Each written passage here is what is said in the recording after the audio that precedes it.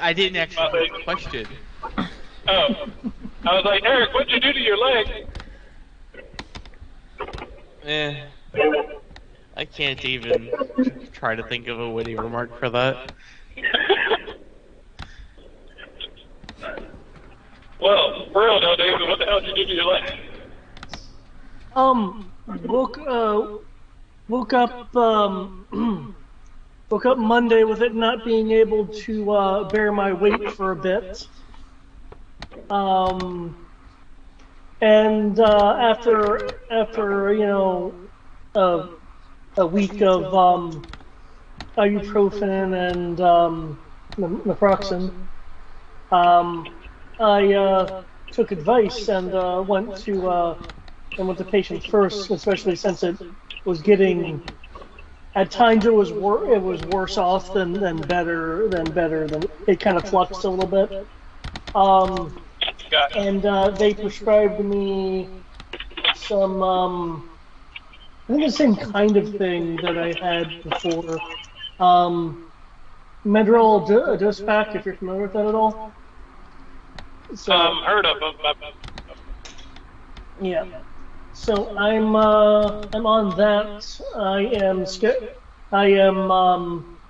I have an excuse from work to not resume until the 3rd. Of course, that'll be dependent on if these help.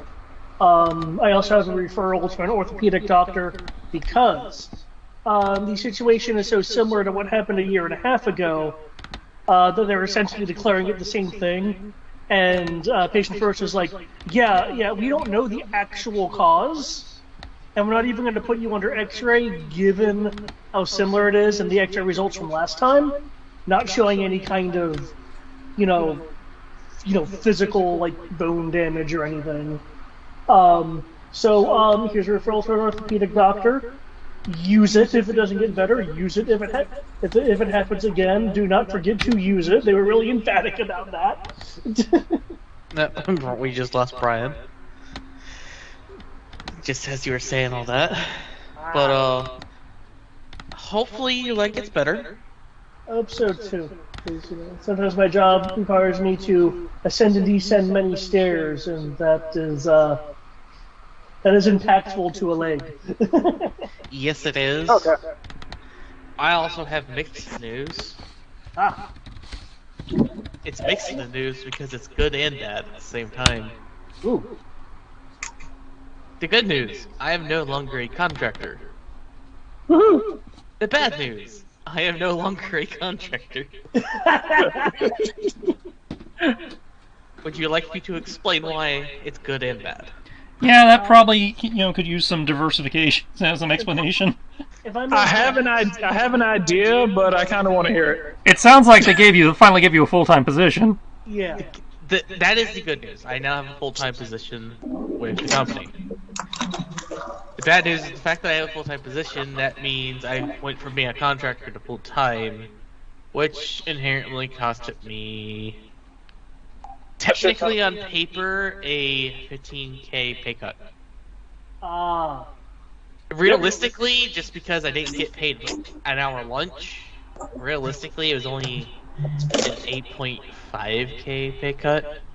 But now I have good insurance and 401K and paid vacation and all that stuff. Nice. So you have benefits and you lost money, which is pretty normal because that's ideally that's what we all kind of shoot for. Well, I agree. Like I said, that's why it's good news and bad news. Yeah. It's not like it's that big of a deal for me, because I went from 65K on paper to 50K on paper. Yeah. And the job I had with Ferguson, I was making 50K before I quit that job. So it's not like I'm going to be hurting for money when I live in a cheaper place. It's like I usually tell the people who I work with. I'm like, look, I was like, depending on your age determines what you really need. I would never recommend, for people who are younger than 30, I normally just tell them, like, look, just don't worry about don't worry about your 401k. or health insurance and stuff like that. I'm like, I mean, you should, but I don't begrudge them for not worrying about it. I mean, the sooner you start it, the sooner you can be done with it. But I was like, I'm not going to begrudge them for doing that, because most people who are between the ages of 18 to 29, I don't know many people in their mid-20s who are looking for health insurance unless they have pre-existing conditions. I just know from experience how expensive hospital visits are. Oh yeah, they're very expensive. Like I said, if you're not, I tell people, I'm like, look, if you're in relatively decent health, don't bother looking for a job with health insurance. I was like, because do you really need it? I'm It's like, nice you for know if what? something happens. Oh, it's great if something happens, but depending on how much you pay for health insurance, you'd almost be better off, just taking that money, putting it to the side, and it could technically pay your hospital bill. Well, the difference is most health insurance at the decent companies isn't going to cost you $240 a month like my current hospital bills do. Yeah, I know that currently I just did my taxes, and I just did my taxes, and I itemized my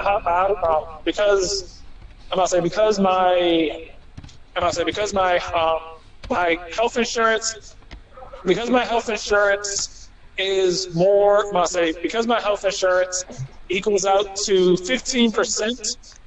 The total of my health insurance plus hospital bills is equal to 15% of my income from PCU.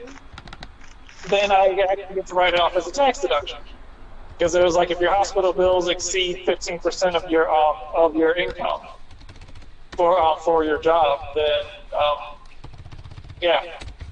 you can write it off. So my health insurance is, I think it was like $4,900 a year that I pay health insurance. I'll say because I pay about $420 a month, roughly.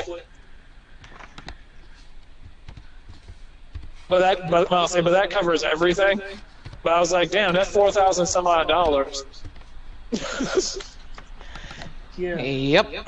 I mean, it technically paid itself off because the dental work that I had to get done was more than that, so I don't mind. I'm about to say having all 4 of my wisdom teeth removed was like $6,000. But they handed me the bill and showed me. They showed me what insurance covered versus what I had to pay. It was like $6,000. It was like $6,000 some odd dollars, and it was like, okay, here's your portion. It was like $53. So I was like, I can't even really complain at that. That's why I was sitting here regretting that I couldn't get converted to full-time sooner than I did. Because I literally had COVID and had to go to the hospital, and owed the hospital at this point in time $2,164. Thankfully, you can wait long enough. Potentially, it'll get deferred,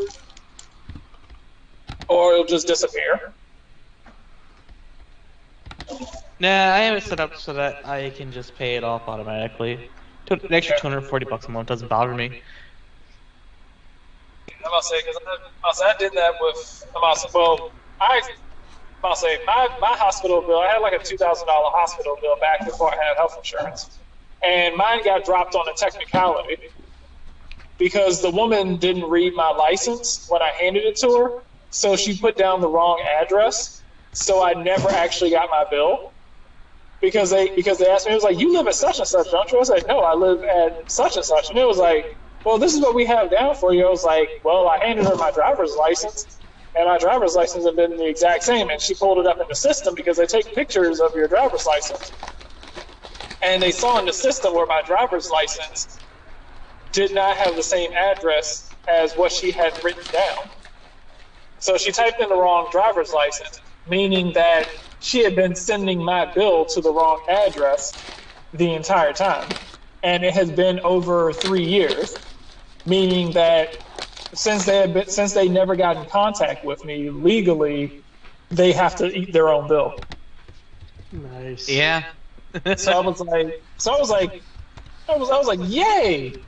Because that was one of the several things that was holding me up when I was looking for a house, was trying to deal with that bullshit from, they was like, oh, hey, you got this medical bill that, you got to take care of. And they were determined to try to make me pay that shit. Of course they are. It's like, no, bitch. I was like, they were determined to try and make me pay that until I did that whole thing where I told you I was going to call 12 on your side.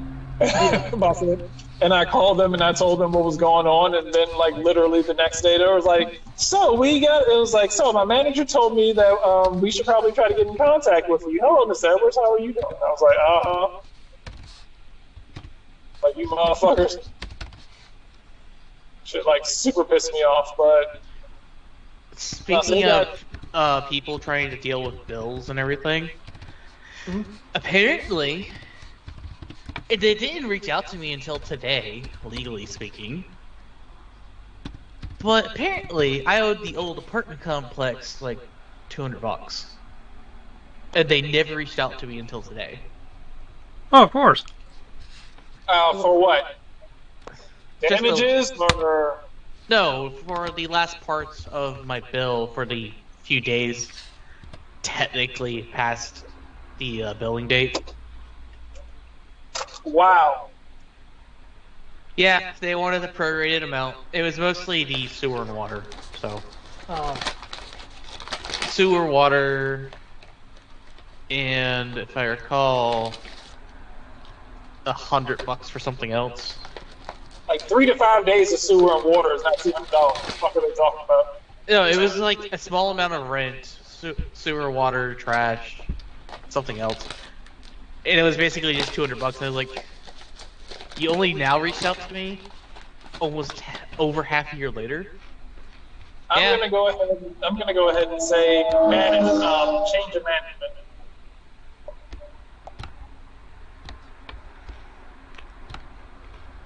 Well, they were nice enough because they realized that they never actually reached out to me in any of our means. That they said, yeah, we're not getting collections for this, we're just reaching out to let you know about this and try to deal with it. Because they realized that they were in the wrong. If they tried to go pull collections on me, I could have just said, no, you only reached out to me 7 months later, and when I checked a month after I moved out, there was no bill. That's on you. I'll say, don't feel bad. I'm like, I remember my first apartment complex, I like defaulted on like 6 months of rent because I lost my job and I was basically living there. I was basically living there for like 6 months without having paid rent because I lost my job. And the only reason why I stayed that long was because management changed and the management, like, people kept buying the property and then selling it the next month to someone else. So it was like, new management, new management. And I guess the fact that I owed so much money just kind of got lost in the shuffle. And it wasn't until like 6-7 years later where I finally get like a letter in the mail from a collection agency. It was like, hey, remember when you were living at Brook Run? Yeah, we're a debt collection agency and we finally found you. You owe us like $6,000 some odd dollars. I was like, huh, I forgot all about that shit. So I was like, I don't have $6,000 some dollars, and it was like, okay, well, how much do you have? I was like, I got like $700, and it was like, well, take it.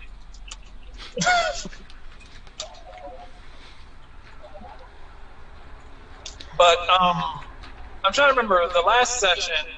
Did I leave early, or was I there for the whole thing? What was the last thing we did? As far as I know, you were here for the whole thing. You guys were exploring the sunken church.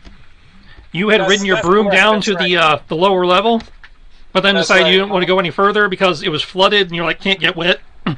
That's right. Sierra's dog thing fell in the water across from me. It's not across from you. It's a few rooms away, but yeah. Okay, yeah, well, I didn't want to risk taking the flying broom underwater. In addition to that, we're currently stuck fighting some monstrosity. And Kodo was stabbed in the back by a crazy guy. Yeah. That he buffed. Yeah. Oh, and there's this weird black demonic thing that looks vaguely familiar on a meta level. I know it's not the same, but it's just it's the same pug, so I have to say it. Yeah, it's the same pog, and I am basing it off that stat block. Yeah. Also, There are some changes. Also, yeah, if I'm going to be going underwater, I prefer not to be going underwater where nobody is anywhere nearby to save me if something happens.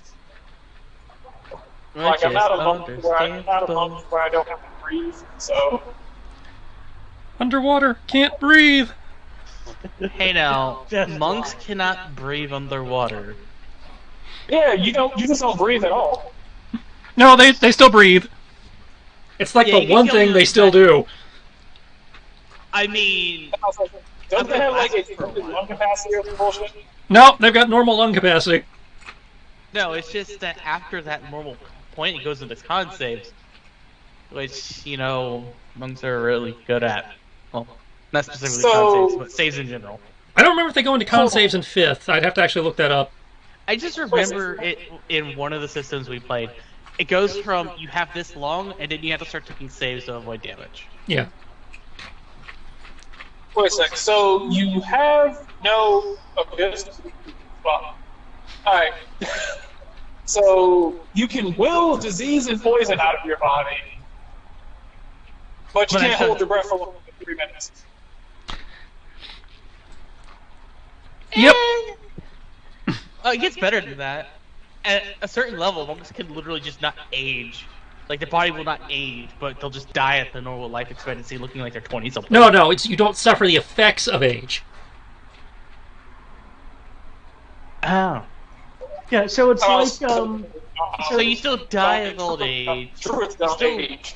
You still look old and decrepit, but you could fight like you're a 20-something-year-old. Yeah. Yeah, it's like that classic martial arts thing where the old master with the long beard that looks frail will kick your ass. Okay, that makes a little bit more sense then. Yeah, you become Sifu. And druids effectively, druids pretty much turn into dryads and just become tree spirits. They don't become tree spirits, they just stop aging. I mean, until eventually they just turn into a tree, I'm assuming. They just stop moving, they live forever, and they're like, fuck it, they just transmutate to a tree. There's nothing in the class for that. If that's how you want to write off your druid character, by all means, but... You know, I like that. I like that.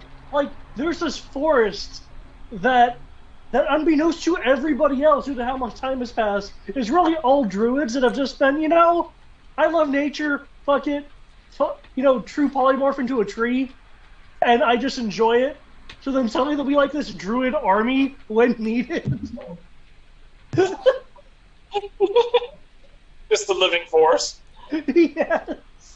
Write it down, we can use them to fight chaos! Yes.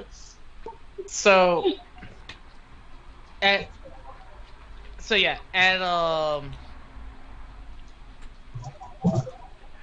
I forgot about this part. Whenever you make a saving throw and fail, I can spend a key point to reroll it. I forgot about that. I haven't done that to you, at least. You said done what? That's because you never fail a saving throw. No, I've failed quite a few, actually. They're normally con saves. Because con is my lowest stat. Actually, no, intelligence is my lowest stat. I feel like I failed most of my saves except for strength and constitution. And the only reason why I passed those is because of the D12. D12 has saved lives. D12 saves me when it comes to strength and con saves. But I'm like, hey, I've got a max. It was like, hey, I got a maxed out dexterity. Hell yeah, let me roll a D20. I have a +6 dexterity. And then I roll and it's like a 4. I'm like, well, fuck you. But yeah, for me, if it's strength, dexterity, or wisdom, I will pass those saves just because it's a D20 +5 plus a D12. Well, currently it's 3d6, but if it's Constitution, it's only a +3. And I've never heard of an intelligence save in 5e. they exist, but they usually seem to exist in like mental fuckery spells that I don't get to use very often because they don't come with the stat blocks I've got. Oh, that sucks. Yeah, they're rare. Like I think there's a special kind of like illusory sword strike. That's an intelligence save, but it's incredibly rare. Oh, there's another thing that happens with monks that involve the whole age thing where I don't suffer the frailty of old age. Mm-hmm. I can't be aged magically, and I no longer need to eat or drink. I still have to breathe, though. But So you just photosynthesize? What the fuck? Yep, he lives off chi. Yep. Of course, the downside to that is we don't get to see Chibi Kriv. The crazy thing is that at 18th level, I can become invisible. I have resistance to everything but force damage during that point, and I can just spend key points to cast astral projection. You see, that I can believe because of how many martial arts masters go into meditation to sense shit from far away. Also, at 20th level, I can just, whenever I roll initiative and I don't have key points, I just regain key points. Yes, that's nice. A couple classes do that. But because I'm multi-classing, I will probably never get to level 20 for a monk. Some classes feel like they're like far more broken than others. Yep. Well, that's because between levels 15 and 20, the designers didn't give a shit anymore. I'm like, now, I can understand. I'm like, at least as a cleric, I know that pretty much the only thing that I become invincible, but in a different way. Is just kind of effectively is like, it doesn't matter how many times you hit me, I can pretty much just heal back everything. It's like if I ever get my turn, I'll just heal back everything. Or I just keep the party alive consistently. Which I never understood why people don't like being clerics. Clerics are fucking amazing. Paladins, I can see why. I'm like, I don't know, like, I think that's like one of the handful of classes I really kind of didn't like.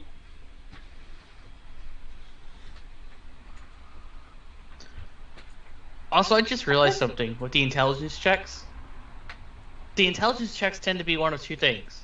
Either cause you to be charmed or frightened. Exactly. And Monk just says, oh, you did that thing? Okay, it's my turn, I'm no longer affected by it. Uh-huh. Oh my god. I just thought of that. It's just like, literally, it's like, I did this unintentionally.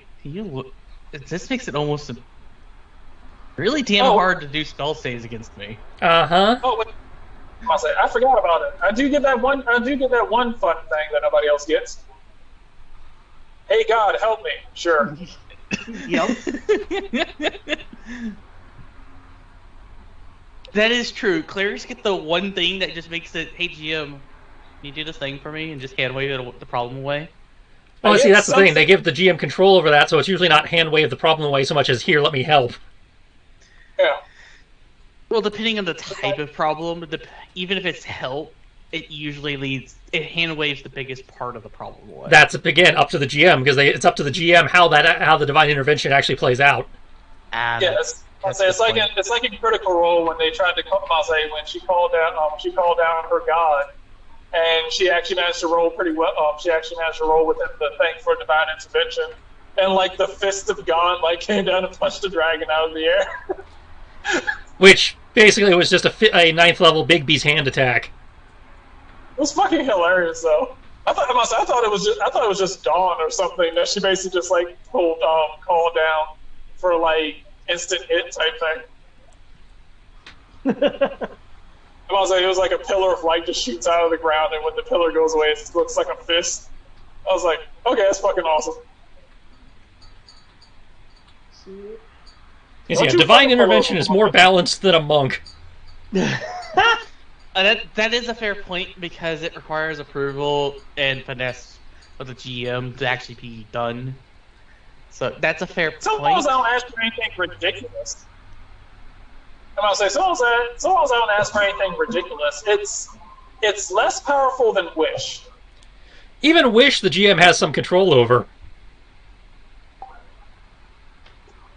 There is one thing though that the GM that's still worse than a monk, and that is a level 20 wizard. If they can somehow survive long enough to get to level 20, they're pretty terrifying. That's entirely dependent on what spells they pick, which the GM has some control over by what spells they put in their path. Yeah, that's true. I mean, they do get 2 spells per level that they can just pull out of their ass, which is great, but again, the GM has some control. They can at least see the wizard coming. And, the wizard can always be shut down by counterspell. There is no counterspell to monk. I can see myself like doing something like, oh man, God, I'm in trouble. It'd be amazing if I could get all my mana back. Actually, there is something for anti-monk, and I know because Eric has grumbled at me about it when I do it. Melee retribution. Oh, wait, what? Retribution? Melee retribution. Things like flame auras and things that say when hit by a melee attack. You're not entirely wrong, but there's that. There's also anti-magic fields because that works on key. I still do not understand that one, and it drives me up a wall every time I hear you say it. Game balance. I did see. Yeah. I did see a build for barbarian that is effectively anti-monk. Mm-hmm. It was something it was some sort of path that's like this. It's similar to like Path of the Juggernaut, but it's like, hey, so long as you have your bonus action, you can pretty much spend your bonus action to ignore to go the rest of the round ignoring whatever's ailing you. Hmm. I was like, oh, hey, I'm stunned. I use my bonus action. No, I'm not. Oh. Yeah, and in terms of key, the short of it is it's described as internalized magic. Like I said, I know why that happens. It still peeves me. How dare I have one weakness? The same weakness as basically everybody. It just is like... Except for the barbarian. And the fighter. Depending on the it just confuses me, because nothing they do, except for that one line, really describes Ki as magic. It just says, Ki is this life force that you can control. That's it. It doesn't describe it as magic. It doesn't describe anything you do as magic, except for that your monk weapons count as melee magical attacks for the effective calculating damage. Oh, that's it. Like if you're using your key to basically turn your fist into magic, then that's like basically using your internalized source of energy to make an outward source of magic. So I can see where key is magic, because key is magic, but it's just all harnessed within. Like I said, I don't 100% disagree with it, but it just annoys me. If it didn't, I would perfectly agree if it didn't let your fist become magical. Yeah, that's actually a fair point. If it didn't make monk weapons magical, that'd be fair. Yeah, it basically turns your fist, your feet, and it turns anything that you're striking with magical. So I'm like, okay, then I really can't. The key is magic, but especially you as a Kensei monk, where you just kind of yell at your sword and it gets better. Yell at my sword. You're a monk. The archetypical like martial art or anime martial artist screams to power up. No. Okay, you're not wrong.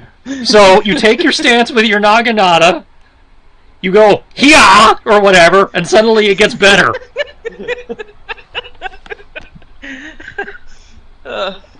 You yell at your weapon to get good, and it gets good. I can't even argue against it.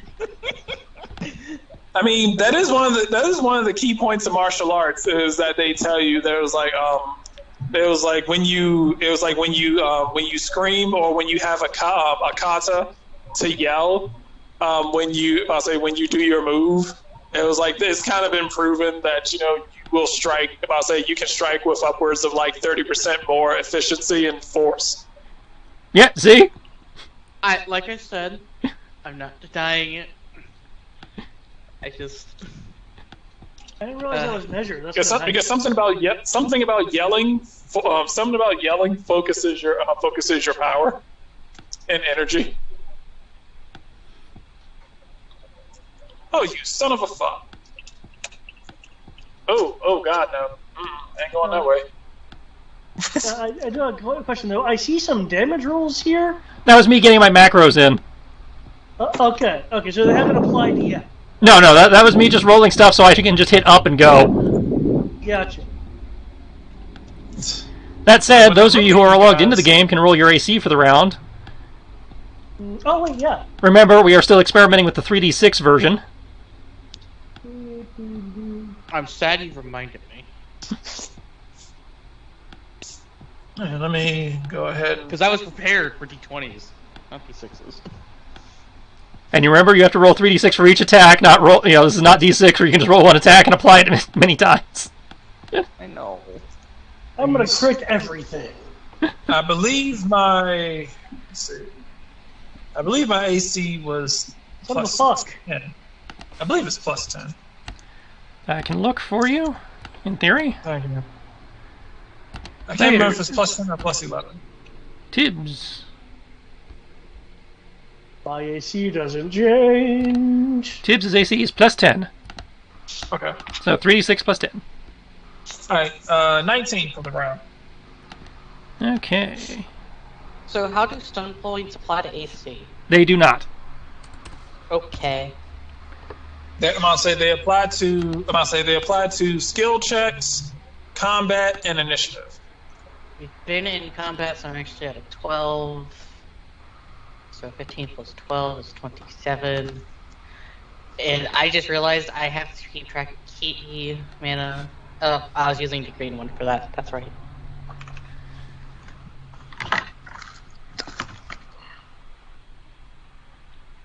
Oh man. I do hope we can get this combat done tonight. Yeah, it'd be nice for you to actually get to really use the stunt points beyond that one little, ooh, I got a skirmish, I think.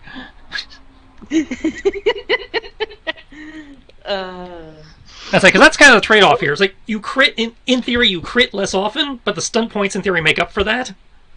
By giving you extra attacks. Extra attacks, extra damage dice, the ability to move people around the battlefield, apply status effects like frightened, potentially.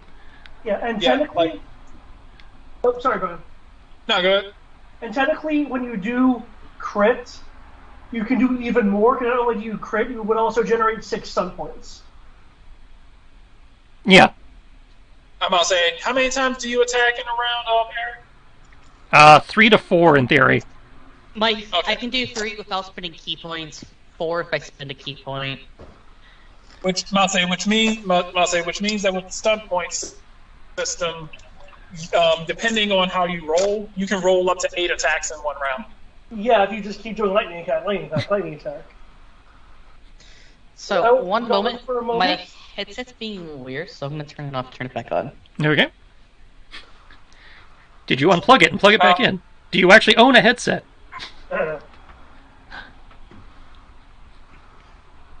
Ironically enough, by turning off the wireless and just leaving it plugged in wired, it fixed the issue immediately. Well, that says there's probably some kind of issue with your transmission at the moment. Not surprised. Could just be basic interference, could be... I don't know. But yeah. So, I see David's AC, got Brian's AC, even though Brian's technically not being attacked at the moment. Just Yeah. just waiting on Kriv. Also, just in case. I put it in there, it's in the green bubble. Oh, you put it in the green bubble, okay. Just in case Yeah. something jumps out at me. You didn't say anything, so I wasn't... Okay, 27. Oh, I did the math and said that I put it there. It's not here? I guess not, yeah. I heard you doing the math, I didn't hear you putting it in the green bubble, because I was used to you using the green bubble for key. I realized that I was using the green bubble because my key is only 14, because I'm a level 14 monk and a level... Crap, like a level 9 sorcerer. Did we ever level up from 23? Yeah, I'm pretty sure we're 24? Yeah, 24. I believe. You keep Well, forgetting the no. levels. Yeah, we're 24 because I'm 7th level fighter, 17th level. Yeah. I figure I'm just going to keep dumping into cleric at this point. Because as Tristan said, we probably have about 3 levels. We'll probably level about 3 more times before the game's over. No, I said you'd be level 3 more times before you're done with my arc. Ah, okay. I'm on it. Right. When my arc concludes, we will decide as a group whether we want to move into finishing David's arc or end it there. Okay. I said you will have concluded the War of the Orbs arc. At that point, we can decide whether we want to do another arc or not. If you keep in mind, it just means that it's going to be like this manga book off somewhere else that no one really buys, but there's a cult following for. Yeah, it's a matter of do we care about the Corman arc enough to finish it? Mind you, that was his decision to vote on it versus just. My original expectation was we were just going to do it, but you guys may be fed up with this game by then, so. I'm perfectly fine with it. The only reason why I would even want like another game at any point in the future would just be because I've come up with a couple of other ideas for characters. That's about. But outside of that, I can also get that just by dying. Yeah. All right. Matthias, I accept death. Please kill me as you die. Kenshi has done his thing, so that brings us to Kriv. Unfortunately, as a cleric, I actually have far too much difficulty dying. Unreasonably. That's a healing domain, which means that it's way too difficult for me to die. Via normal means. Yeah. Like, short of suicide, I really can't die. 26 plus 2d6 plus 1d12 plus... I'm just going to put this in. You know what?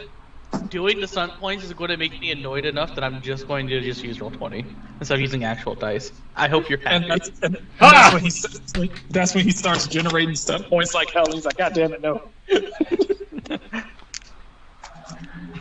Yeah, there's one thing about the stunt point system. It really encourages people to pre-roll so they have time to do all that before their turn.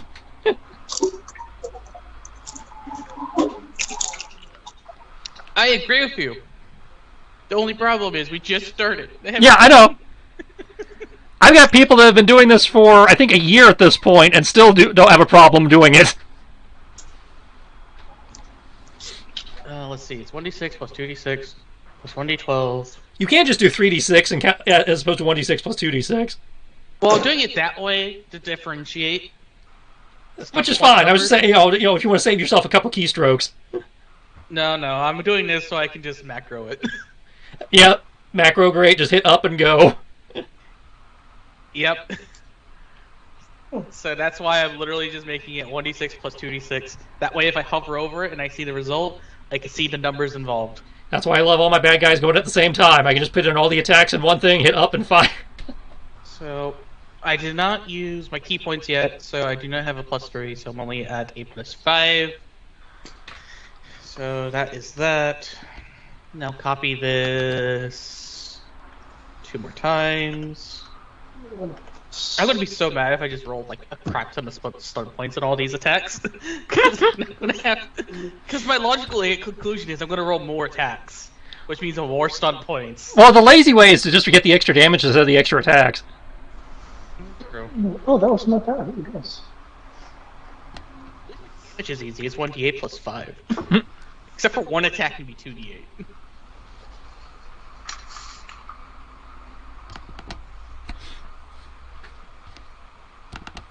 Yeah, because I decide that when I make the attack, so I can always make sure it's on the attack that hits. Have you guys ever had gas pump so slow that it feels like they're about to run out? Yes. Once It or does twice, that yeah. if you prepay. If you prepay, the system will do that to you. No, I'm not. I'm outside. I just put in my card. I'm just pumping until it fills up. Oh, then... I've never had it happen when I just paid with, just swipe the card. I only had that happen when you prepay. Anyways, I hit enter. Let's see what happens. Have you ever had it where your tank is so empty and the pump is so loud it almost sounds like it's sucking the gas out of your car? No. That's kind of where I was. I got the car, and I was like, oh, sweet, I'm going to go take care of this thing. And she was like, oh, hey, but, I'll say, Melissa was like, oh, yeah, by the way. I definitely don't say anything. You need to put gas in the car? I was like, oh, shit.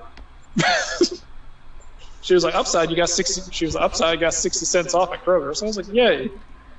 Okay, your first attack does hit. The other two do miss. Because the third attack missed, it does not generate stunt points. As you only generate stunt points on a hit. So you are twirling your Naginata. Two of the attacks phase through the shadowy form. The third attack seems to connect. The first attack seems to connect with something solid, tearing into it as it cries out in a bestial, unearthly howl. Cool. It is looking super rough. Tibbs, you are still floating in the basement. I believe floating upwards was the next goal. Yep. 30 feet of movement will bring you back up to the previous room.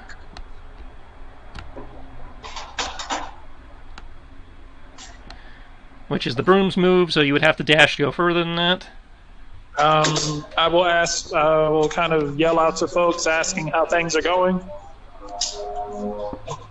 I don't know, folks. How are things going?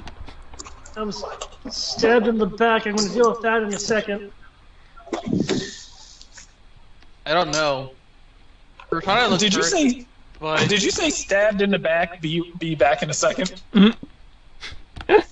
Yes, he did. Feed the shadows!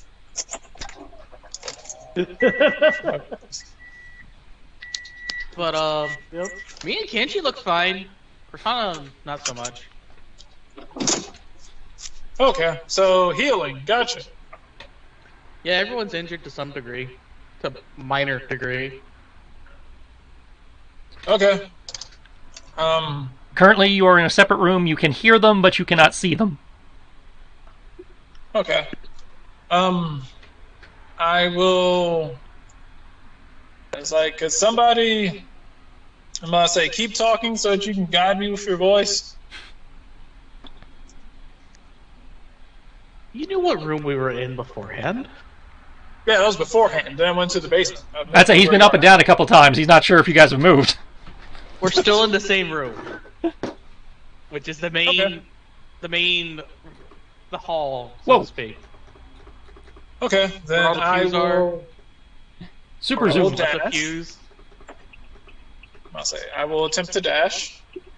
Okay, you can use your action to dash. Okay. I can't remember if I have something that allows me to dash as a bonus action. I can't remember what the. I don't remember. Whatever. It's not like I'm about to say thing's almost dead anyway. Yeah, I'll just use my action to dash.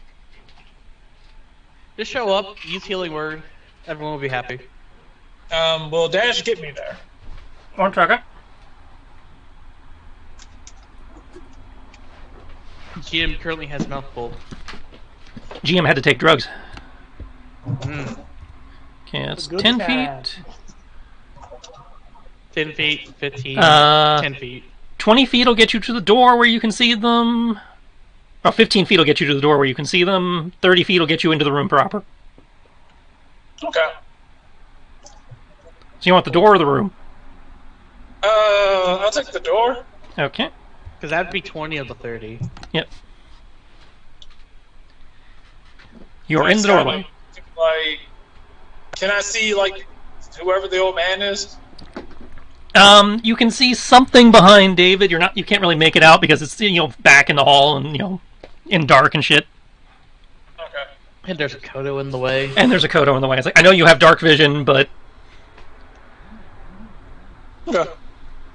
Works for me. I don't expect to see everything in dark vision. yeah, so dark vision's not perfect. It just lets you, because technically you're at disadvantage for perception in the dark. Yeah. Oh, man. No, unless I was a warlock, I can't see in the dark. You just reminded me of something which is kind of funny to think about. The, I am... Oh wait, that's right. Kodo cast his Foxfire shenanigans that we could see. Yeah. Yeah. That's the only reason why I can see. Because I don't have dark vision like you guys. Fortunately, that is not concentration, or else they might have dispersed with Seb in the back. Okay. Yeah, that's true. And while Tibbs rolls that, I'm going to hit the bathroom real fast.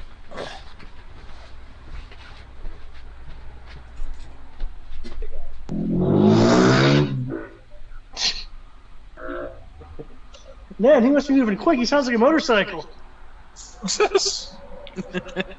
Yeah, someone on a motorcycle just flew right by me at the same time while like jackass back there decided it was like, oh hey, this car looks like it's coming faster than it actually is. Let's just sit here and wait.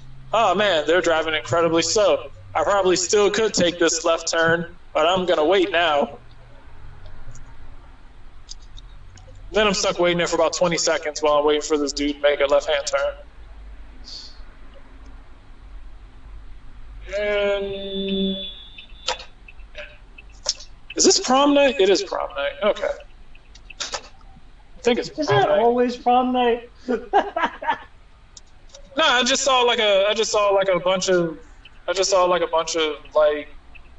bunch of young girls like wearing like long dresses and shit and wander into some sort of building.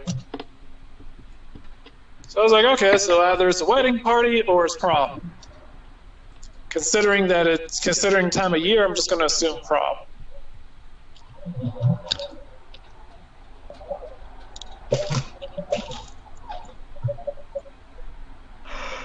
Good. Okay. I want to at least survive 2 more hours I am for you guys. back. No, don't start that shit again. Okay. So I plan on Tibbs, sticking it out for at least another 2 hours. So we can get most Tibbs, of are you the throwing done. bonus action heals or anything? Or are you good?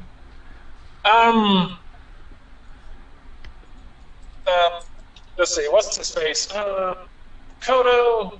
I'll kind of like, which one of you is hurt the most? Cortana is bleeding. Kodo is mildly irritated. Cortana is bleeding. Oh fuck. Okay, can't have that shit. Cortana's at half health. The rest of us look like we have literally the same percentage damage done to each other. So everyone looks equally like fucked up. No, Cortana is bloodied. Everybody else is down maybe 20 points, 30 points. Okay. Like 30 points, it looks like, for at least the 2 of us. Yeah, it's like everybody else is mildly inconvenienced. It's like Okay. we have the scuff mark from a scuffle. Cortana looks like has a broken nose.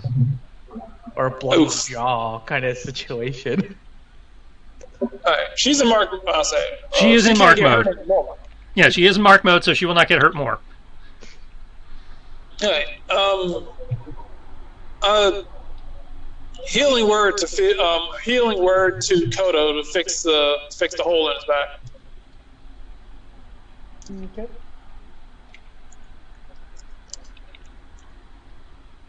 I'll say quick maximum healing word to Kodo.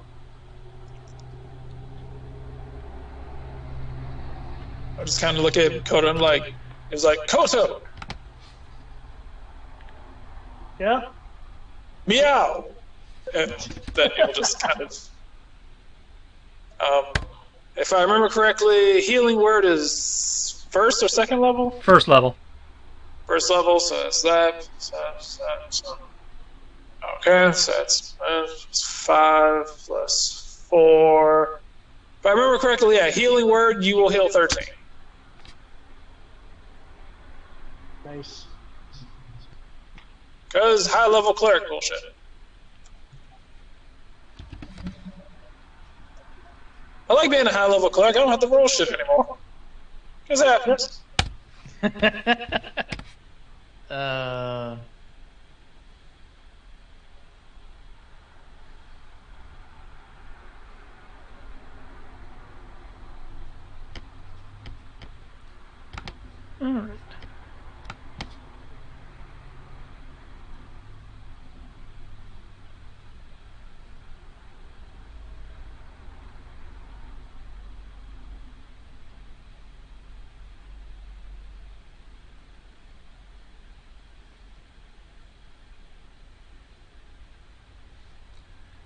That's a big move. After that happens, we kick over to Cortana, who's not here, and then kick over to Kodo. Yay.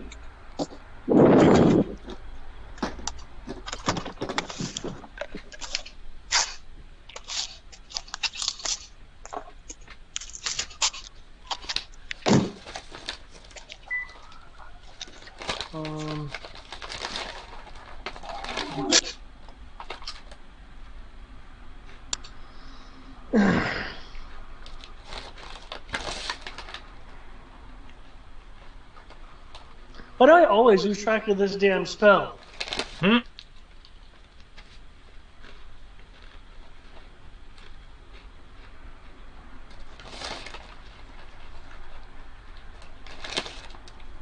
There we go. Yeah, my eyes kept glazing over it. Okay. From when I was talking to the guy earlier, did he appear to be a regular old guy or a Masaroshi secretly buff guy? I'm trying to gauge his frailty level.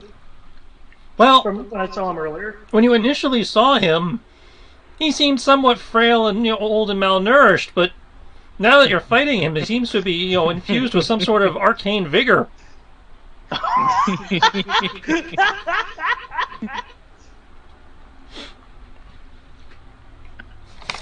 I want to say you shield of faithed him.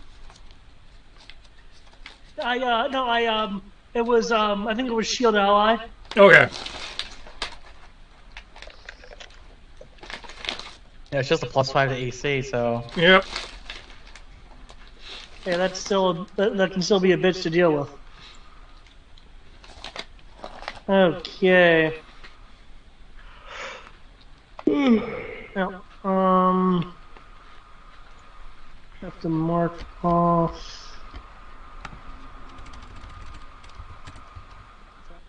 Okay. I will use my action to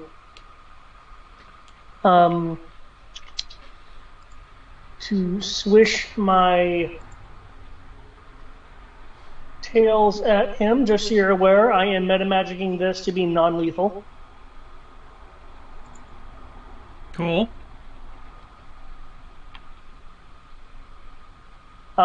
As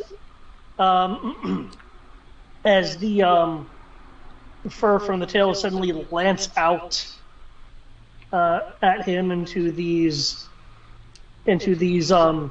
piercing needle-like pinpricks of damage. Okay. Let's see. This was cast at Go. 7th. Okay. That is that much more. Go. Dex save. Well, Not even close. So that is 36 damage. You riddle him full of pinpricks of neon light. You're turning him into a pincushion as most of them blow through when there's a splatter of blood on the wall behind him. But he is still up. Okay. With my bonus action, the Fox of Disaster will move slightly, mainly because I want to be able to actually see the thing to click on it, and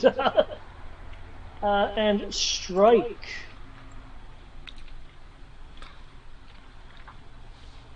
They go to tear into the shadowy form, but cannot find anything physical to make purchase with. Okay.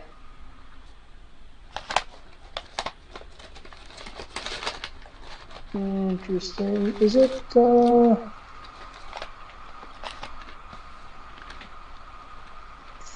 plus 4... Oh, wait. 2 plus 3 plus 4 plus 6.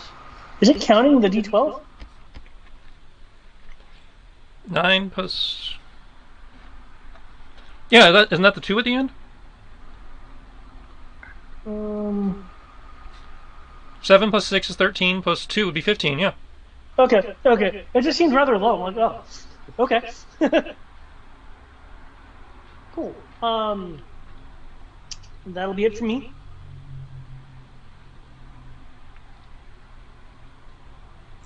Okay. Need everybody to make Constitution save. Oh, my bag. I say that though, but there we go. No more things I have to enter. Why did I not expect this? What I actually have is a is a macro that awaits me to manually put in whatever it is I rolled and then select the I relevant am literally just going to do roll 20 for everything and just accept the punishment of tonight. Holy shit, Kenshi. What'd you roll? Yes.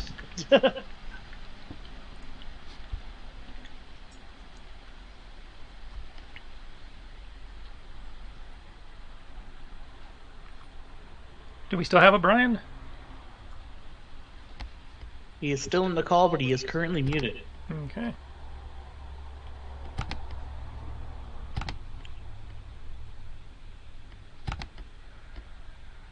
Fortunately, all I have to deal with is an old guy.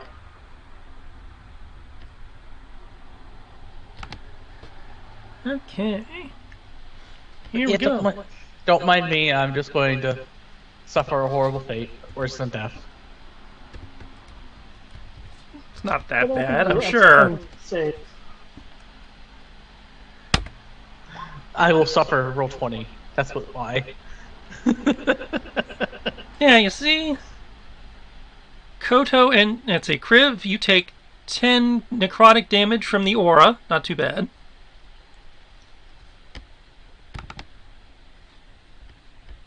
looks like I take 26. No, I take. Hang on.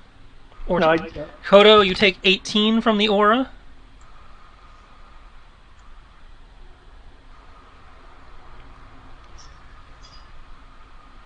So, if I'm reading this correctly, I take a total of 36 damage.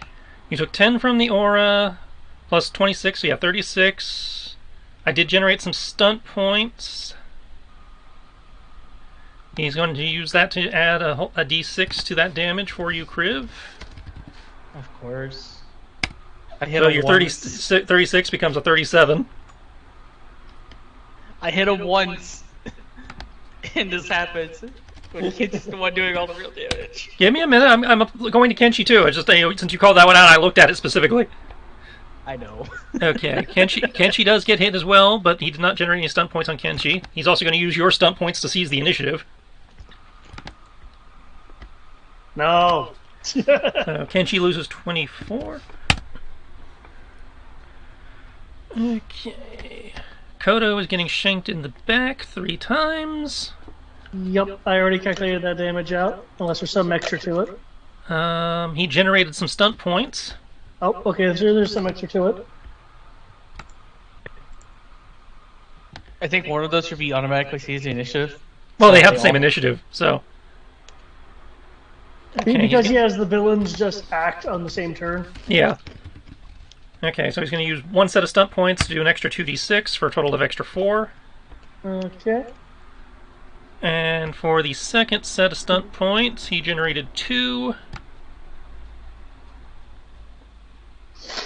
I know what he could do that'd be a bitch, but I'm not gonna say what it is. He could do a lot of things. He could threaten, he could taunt, he could do an extra d6 of damage. He can knock you prone, but that doesn't really benefit him. Oh, he gets to see a former God King on his ass. Who wouldn't want that? He's going to go for an extra d6. Okay. So add an extra 1 on top of that 4. Okay. Just so you know, my thought was to skirmish me behind the wall so I cannot properly aim the Fox of Disaster. That's implying more tactical thought than he's capable of. Okay. Okay, top of the round. Everybody needs to roll new armor class. Yas. It's a little bit better.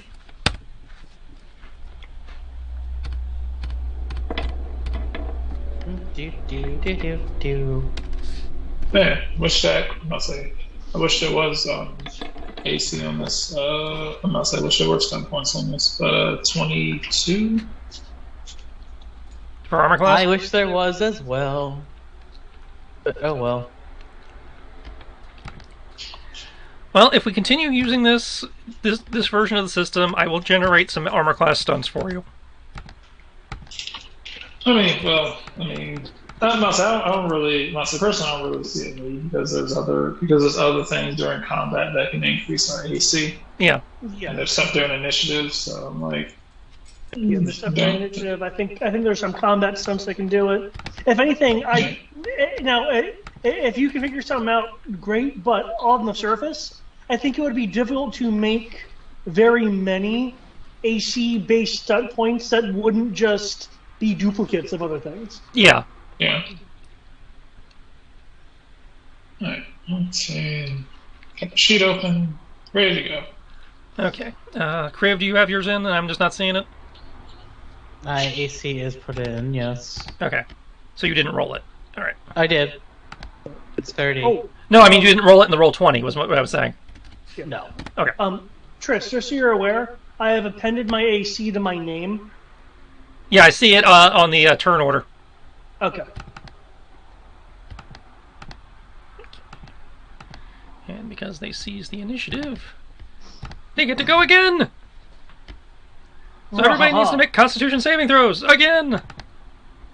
Oh, Wait, who yay. does? Thank you, Roll20. Everybody. That includes you, Kriv. I mean, Tibbs. Tibbs. I see how it is. Maybe I should just go to sleep early. I mean, it does include you, Kriv. I'm not... Okay, I see Kenshi, I see Kodo, I see Kriv. I'm just waiting on Tibbs. Working on it. I'd say, can you guys see the black aura around him? Did I set that? I don't see any type of aura around him, no. Okay. Please, Con, do something. How about now? Yep. Okay. I see it. Dick. It's hard to tell it apart from my lack of vision, but I could see the circle, like the edge of it. Okay, so that is everybody. No, Kodo did make it. Okay. So everybody but Koto takes 12 necrotic. Ugh. Oh, hey, I don't get hit this time. And he's swinging at Kenshi. That does hit, but there's no stunt points. Minus 39 there. Ow. Ooh. Kriv is missed. Kodo is shanked 1 out of 3 for a total of 5. Oh, man. And there's no stunt points on that one, so 5. Brings us to Kenshi, who is not looking happy. Oh yeah, you're below half now. Yep. He is bloodied. Oh, I can see the aura now. Yeah, I turned it on so people could see it. The swirling miasma O'Doom. Okay, no stunt point there. Oh, so it's visible. Okay, I didn't realize it was visible. It's consuming the light from your foxfire, so that's why it's visible, because that area is visibly darker. Okay, cool. Okay. So that's 3 hits. Hey, Tris, is it draining our cone? Yes.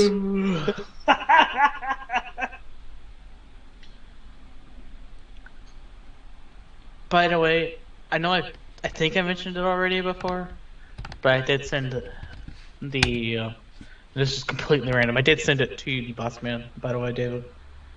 Okay. Okay, it is looking freakishly rough, but it is still there. Barely holding itself together.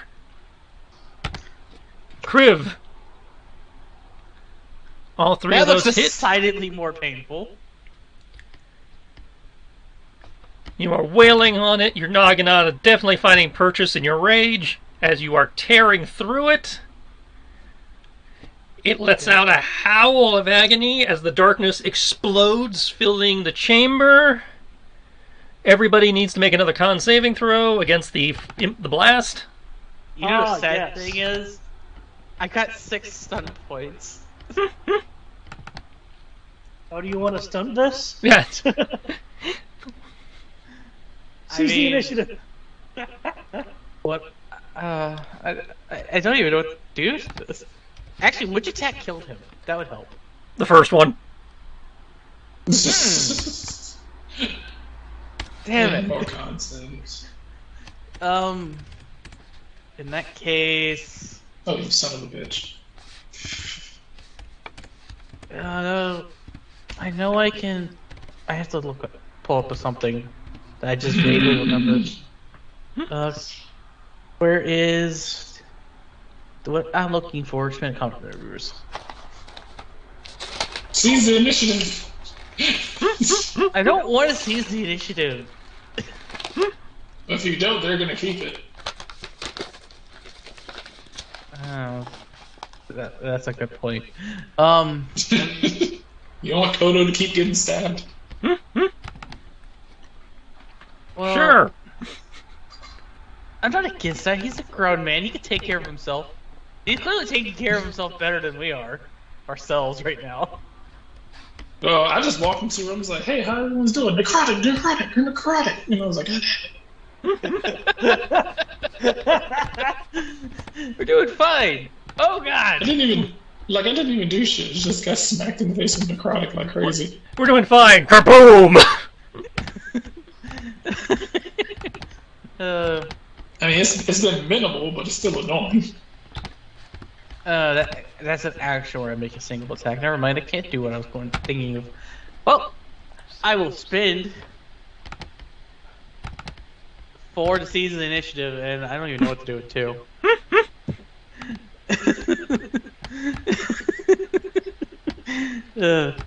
Wait, I have the solution.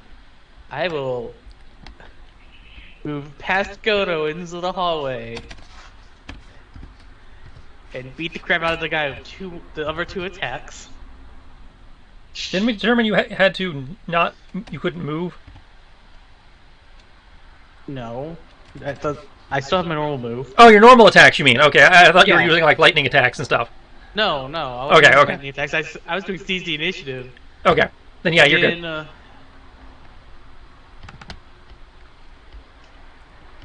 I was thinking disarm? No. Taunt? No.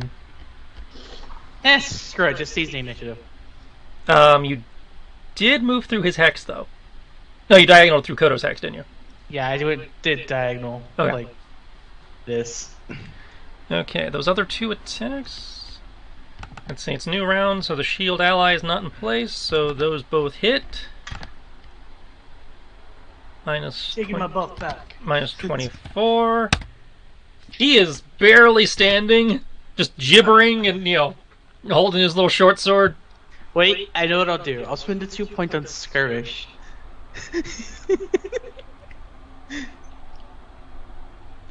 So he gets his health back. No, I'm still attacking you. I'm just using just 2 points, stun points for skirmish, to move 5 feet in any direction. Ah, so you're hitting him and then moving away from him. Yes. Alright. Does skirmish provoke attack of opportunity? Probably not. It doesn't say anything in this one point. But I'd like to see him beat a 30. Well, I mean, he could crit. Yeah, that's true. And you said I didn't even get con save, so there's that for you. Yep. Okay. Go crit. Not a crit.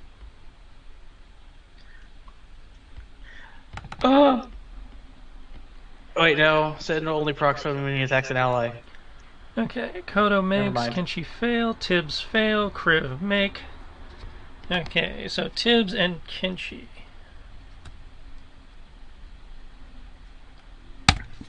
Tibbs, you take 35 necrotic Oh, Jesus.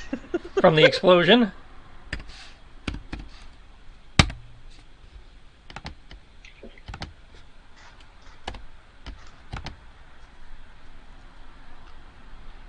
Whoop, fuck.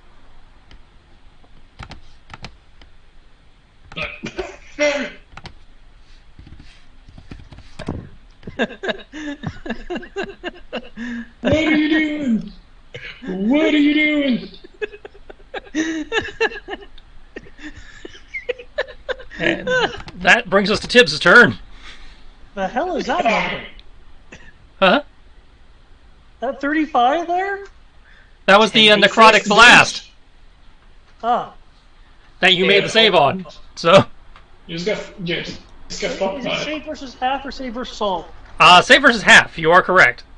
Okay. So it's a con save, so evasion does not apply. So Kodo and Kriv takes 17. No, 18. 18 because you round up. 18, and then I get additional +4 because necrotic. Well, +2 for necrotic, but yeah. Because you still saved. Yeah. Tibbs is gonna be like, what the? Okay. And then the monster was no more. Who's responsible for this? They're dead now. No. I still hear stabbing. Somebody's still here. There's still the frail old guy who's, I'm surprised, still alive. Old guy. He's insane and is stabbing Kodo. But the thing that did all this to us is dead. Oh no. We ain't done with this yet. Old man. I got a word with you. He wasn't the one that's causing all the damage. I'm pretty sure he called him here. Old man. I would like to have a word with you. Your pelts shall feed the bones.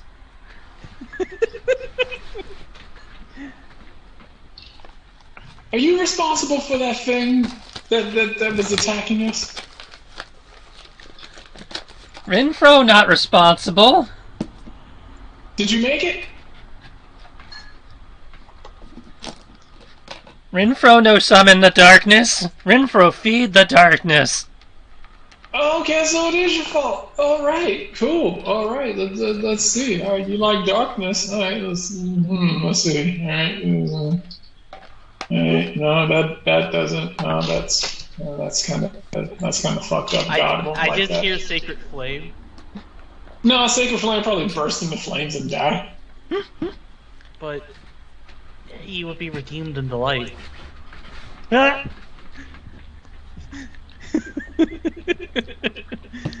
You know what? Fuck it. No, I'm just gonna be like, you know what? I can do it now. I'm just gonna just going to take my gun. Wait, what? I'm gonna kneecap him with the rubber bullet. Oh, okay, right.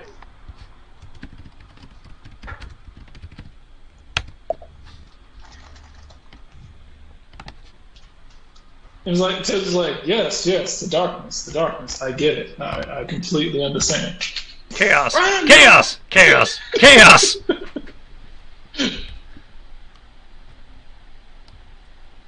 3d6 plus a lot equals 2. Of course.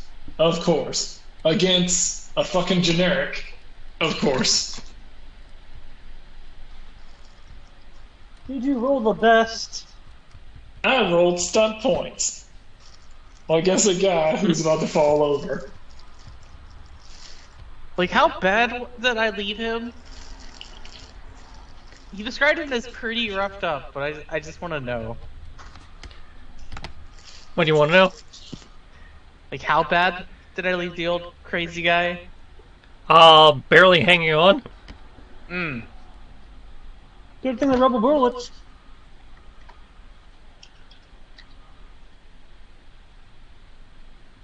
Okay, and damage is...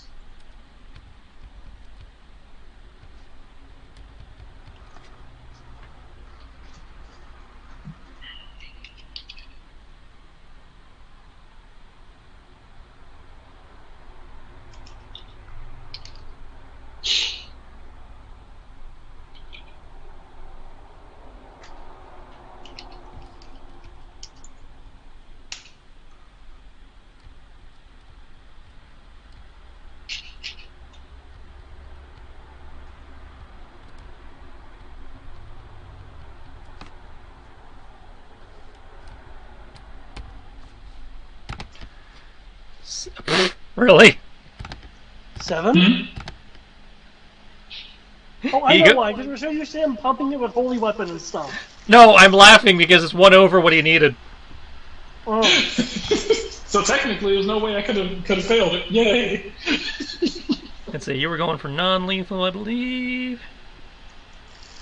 Yeah, rubber bullet to the kneecap. I'm like, ah! And he goes down unconscious.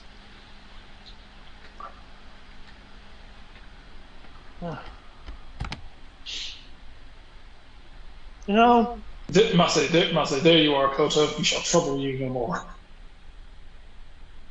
I thought when I shuffled off the evil that was a part of me, that doing good deeds would have its own rewards. I didn't realize being stabbed in the back was one of them.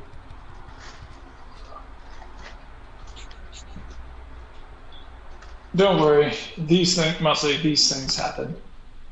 Now, what do we do with this fucker? Well, he said he fed the darkness, so he might have some ideas of what's going on here. If he can somehow fix his sanity problems. Well, we might be able to do that. Though, Tibbs, I could use some nuzzles. No problem. You're gonna have to get in line, Karo. Is everyone here kind of fucked? Kenshi is super bloody. I am bloodied. And Koto looks like he's just been in a tough fight. Koto's actually has more health than everyone here. Oh, really? In terms of percentage, yeah, looks like it. Oh, nice. In terms of reality, I still think I have the highest amount at 122. That sounds right. I can't see how much yours is. My maximum hit points is 219. Mine's 213. And what are you at right now? I'm at 139. No, you actually have more health than... You have the highest health of everyone here. Really? Yes. Wow, that's a change. Toughness helps. I have toughness too, buddy. All of us do. Do we really all have toughness? Yeah, everybody has toughness. Oh, man. Oh, the At least con dice. Yeah, I just don't have con dice. I just don't have any points in Constitution. I took the toughness to offset that. Let's see. That's 6, so that would be.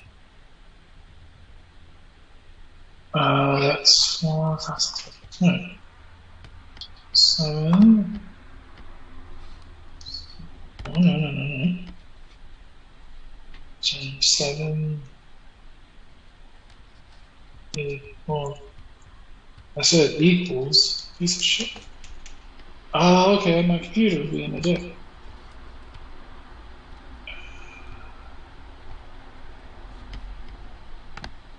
Oh. Oh, okay, it's fucking annoying. My brain's not working because it's late at night. Anyone tell me what 12 times 7 is? 12 times 7?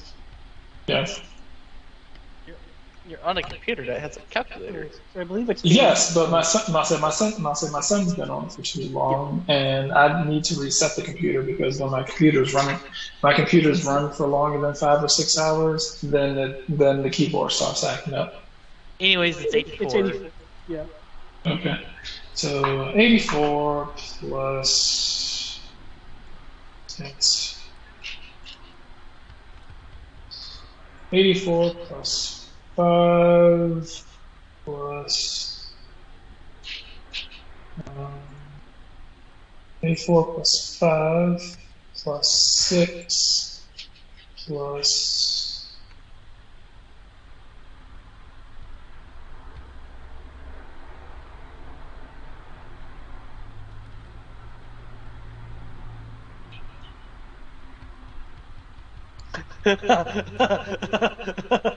That's great.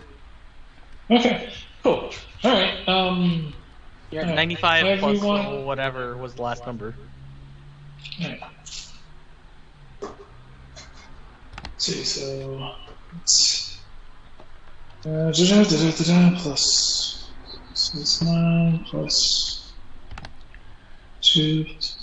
Everyone recover. I'll say if people are willing to wait 60 seconds, everyone here can recover 95. Excellent. What I will do while he is casting that is I'm going to use. If you wish, while you're doing this, you can use. You can use this as a time to gain hit dice. To use hit dice to recover stuff if you feel like it. I don't think it really affects any of you, but. Well, how much healing are you throwing? Yeah. How much healing are you throwing? 95 at everyone. 95, yeah. I say 95 healing to everyone. If you want to use hit dice in the same way that you would use a short rest, you're welcome to. So you can use hit dice to recover mana or health, but I believe that should bring most everyone back up to full. Everyone but Kenshi. Okay. Kenshi, you're still not up to full? Oh, you're really fucked. Okay. Yeah, I'm about 50. He's about 50 down. Okay. I say he's about 75, 80% health. He's doing okay. He's just not perfect. Okay. Which case, I will slap a band-aid on you. I'll say there'll be one wound left. I will slap a band-aid on you.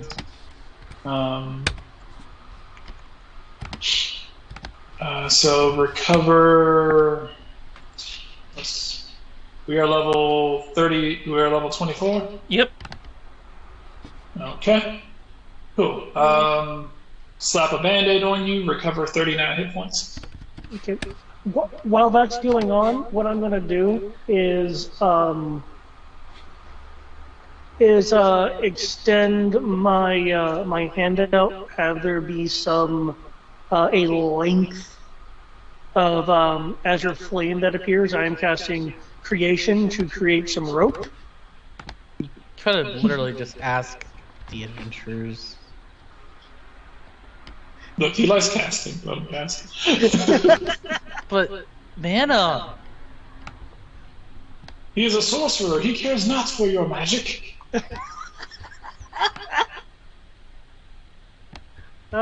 Also, okay. what's the giant black thing that is expanding in size? That's the hole Karen fell through. Oh yeah. We should probably save the dog thing. Who's if I remember correctly, Crib, if I remember correctly, you're nimble with your hands. Yes, I'm also strong and wise and yada yada yada. I am everything. I am everything but intelligent.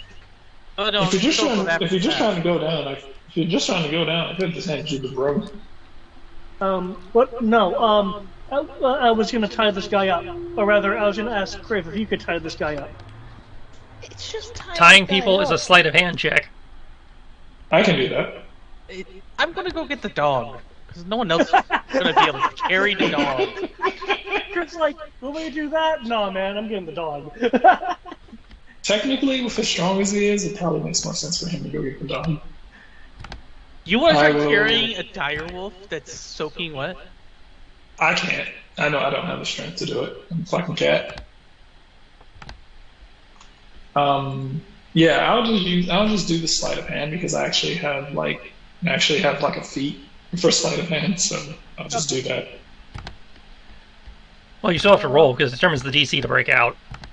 Yeah. Yep. That's what I'm about to do. I am also spending the mana to extend its duration. It should now have a 2-day duration because I believe we would treat rope as like a hemp rope and this be vegetable matter. Yeah. Unless they bought silk rope, but that's still organic. I like how we didn't just use regular rope. I'm still questioning this because literally you have the warlock, a vampire hunter, and a knight. Like, I have a full-on climbing set. Not that I need it for myself anymore, but I still have it. You can't generate stunt points for like stuff like this, I believe. I mean, you know, there's at least none to really be used. I'd say if you can come up with an excuse for stunt points, I might entertain it. But it's not combat. It's not exploration.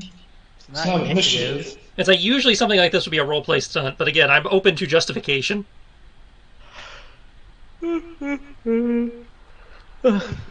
I actually do not have rope on me, and I don't because I can just make it.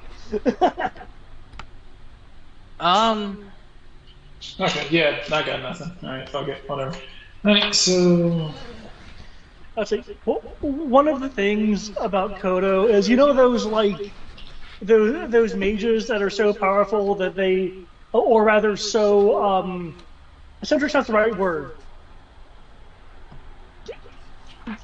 What is the word I'm thinking of? Like, you know, they have their tower and it's like they just kind of make things and don't need much in the way of actual items on them. It's also an issue for him because he's like, why do I need to buy that when I can make it? Quick question: would it be athletics or just a strength check to go get the dog? Well, first you have to drop down the hole. Oh, monk. You want to... I'm not saying... Yes, you can use a reaction to you know, reduce the damage to effectively nothing. Yep, monk, slow fall. Do you take damage landing on water?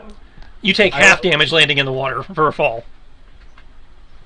Do you want to take the broom? No, he's good. He's a monk. No, it's literally how's he I'm gonna just get hopping back up? down using my movement and momentum to land on the water and roll, and then continue moving on the water. Well, that's what I'm saying. Like, well, let me explain the situation for you. Get back up? You have dropped down through the hole. It is dark as pitch down here. Oh, before I drop down, that is a good point. I will cast dark vision on myself. Okay, that's what, 60 feet? Yeah. Actually, what is the spell's version of dark vision? You need my lantern. I refuse. Help. I'm frightful, damn it! I'm a dragonborn. As you land in the water, this is room 6 feet. 12. We're gonna lose Chris. You're not Oh going no, to darkest lose me. monster! This is how he dies. In the sewer. In the darkness, via your dark vision, you see that the walls and the ceiling of this room are lined in hammered gold sheets. Ooh! But there does not appear to be anything else of interest in the water, aside from a treading direwolf. The door itself, you cannot see at the moment, but sticking your head down just a little bit, you can see that the door is underwater. But also, you see a large pile of bones under the water that, as you stick your head in, seem to start twitching and moving and swirling as they lunge towards you. Really? Told This you. thing? Just roll your AC as it takes its attack of surprise. No, it's the law of surprise, not the attack of surprise, damn it! Can't I just use my old AC because this literally happened immediately after combat? Wait, no, we spent a minute. Never Yeah, mind. Yep. Okay, new AC for you, coming right up. New AC is going to be a 27. Okay. Its first turn of combat. It invokes its Death's Embrace. You are considered grappled.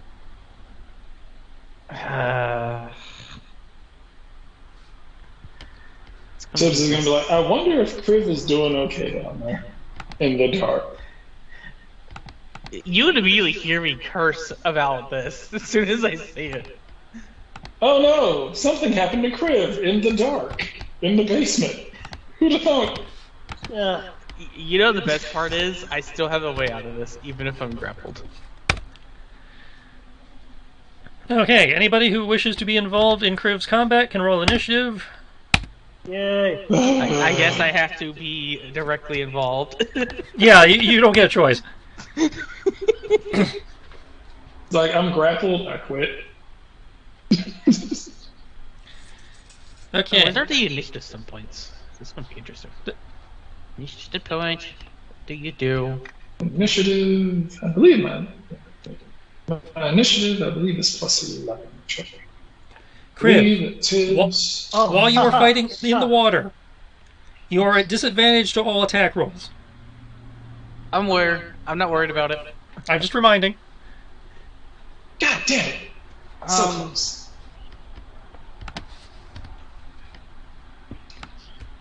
I'm trying to figure out what would be useful. I'll just take evasive action to get +2. You see. Actually, no. I have a better idea. Can I spend 2 points to take a quick action? If it says you can, yeah. Yeah, it says you may take 1 ready action before combat, but... Well, ready action is having an action prepared, but yeah, same idea. I was kind of expecting something like this, so I was hoping that this would count. I cast Dimension Door myself, and I bring the direwolf with me since I landed next to the direwolf. Okay. Don't think he has anything for that, but I will double check.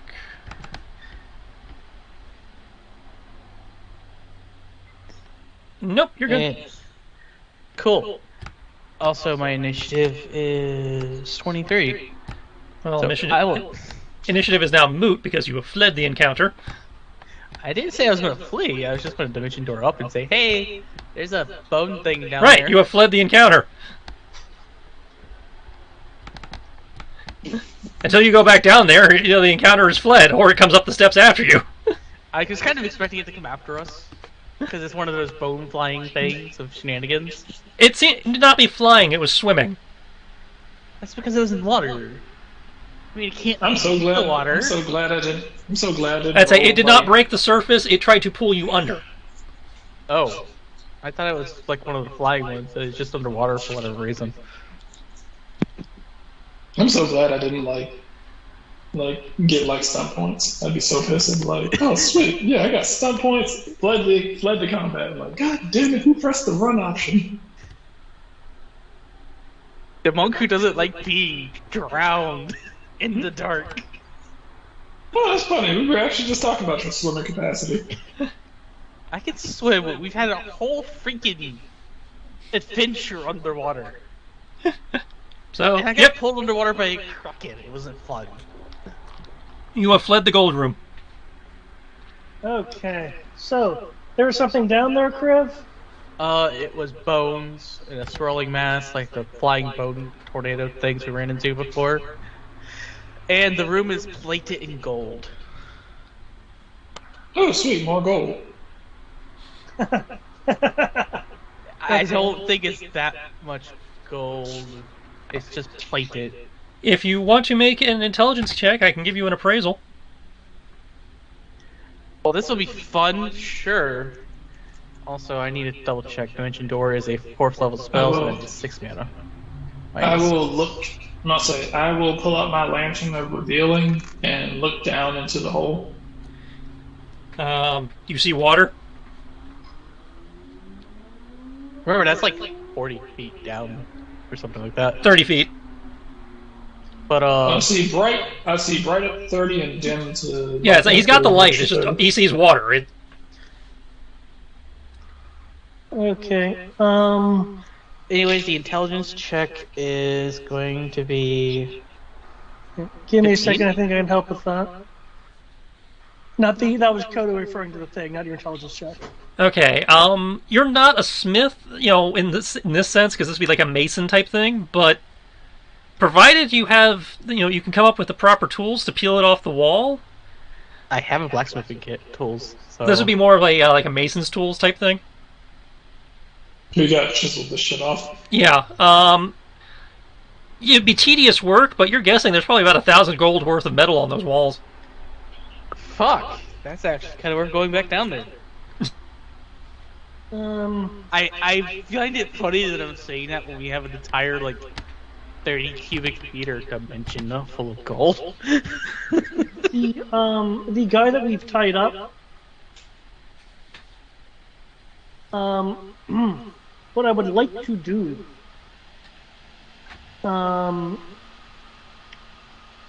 is, well, first ask, okay, how are we going to transport this guy? Can't you just throw him in a pocket dimension? Just leave That him was there my for a while? thought. That was my thought, actually. Just thought I'd ask instead of seeming decadent. I was figuring we leave him here and then come back from on the way out.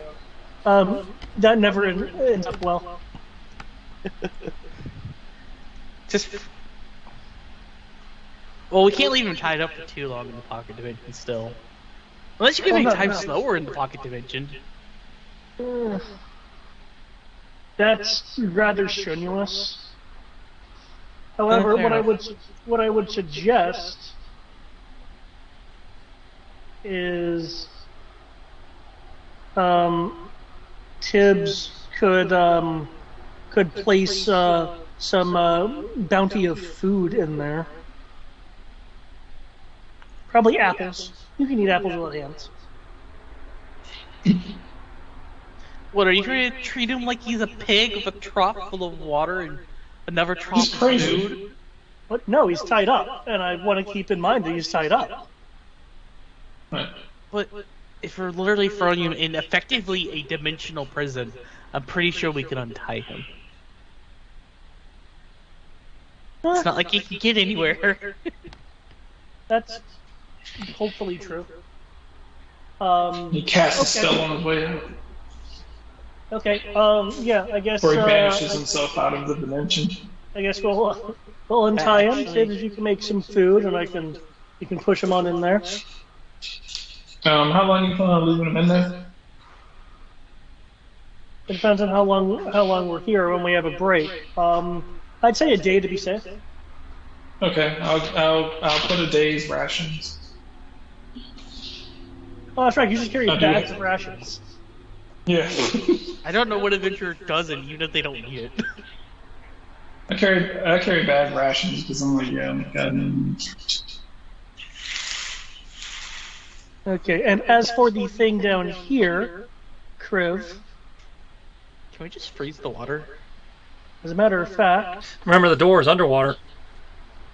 Yeah, but if we just freeze the water, it'll kill the thing, and then we can unfreeze it.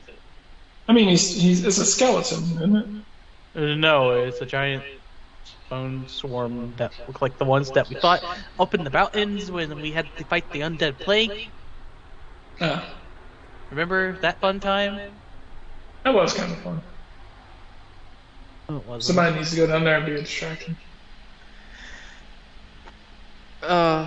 If you guys want me to be a distraction, I can go back down there now that the wolf is safe. Past the wolf's head.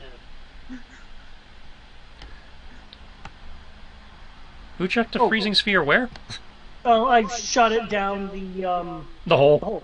Okay. The hole into the water. To freeze the water. Freeze the bone swarm. Supposedly. Oh, I figure if it's still alive, it'll like be able to churn through the ice a bit, but at least it won't be completely submerged. You realize how long it takes me to come out my tails if I go into water?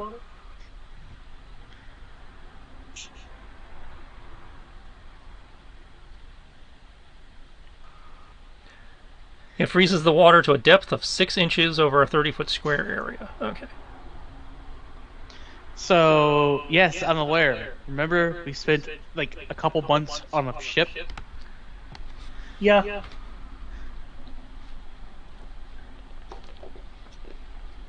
I still can't believe you didn't get grabbed by the Kraken, by the way. You just get shot full of arrows everywhere we go. Don't remind me. I used to not mind needles. At least you get something mundane and not get grabbed by a Kraken or a bone swarm. I would take the Kraken over the arrows. Break them off, pull them out. That hurts. Owie! Are you forgetting the Kraken literally has suction cup sucker things that have rows of teeth that tear flesh out of you? So they're slightly bitey hickeys. You know what? I'm concerned for you now, Kodo.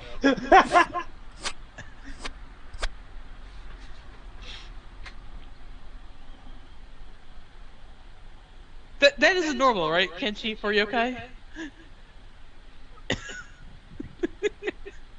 I mean, to each their own. I feel like if that is more a normal thing, it's probably the more predator type yokai, like the bears and the canines. I just wanted to make sure that we're... I mean, it's not my thing. Well, there are bites and then there's bites. What? What? Are you forgetting the thing was literally large enough to pull the ship down? I am trying to creatively interpret the situation.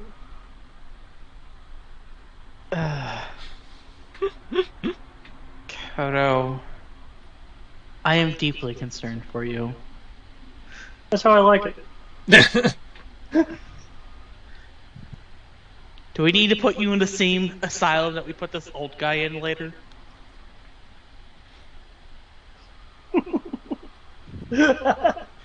No, you know I can get out of that. Not if I put some anti-magic freaking handcuffs on you. That's not funny. Then again, we won't have access to the Peninsula of Gold at that point, so... you're fine. We have to build a city later anyways. Yeah. Oh, Once I the think city's built, though, we'll put you into the sand asylum. I think the water should be frozen by now. The water, the 6 inches of it that freezes with the spell froze on impact. There we go. What I would like to do is... I'm pretty sure 6 inches of ice is not going to survive someone jumping down onto it from 30-some-odd feet. Well, I could. I will... I'm a cat. I think I got all. I'll dismiss the. Actually, no, I don't need to dismiss because they're still within range. I'll have my. I'll have 2 of my fiery foxes go down into the hole to provide light. They'll just be kind of floating in the air. You have lit the hole. And this is free mana. Let me cut. Forgot to remove the dark vision cost. There we go. Okay.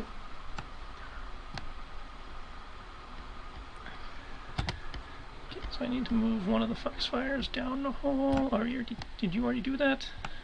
I kind of removed them. I can plop one down if you need me to. No, you left one that I can just put down there.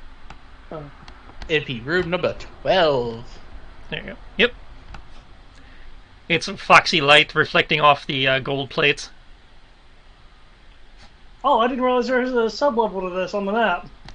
Yeah. There is. There's a whole other level. A completely different map. No.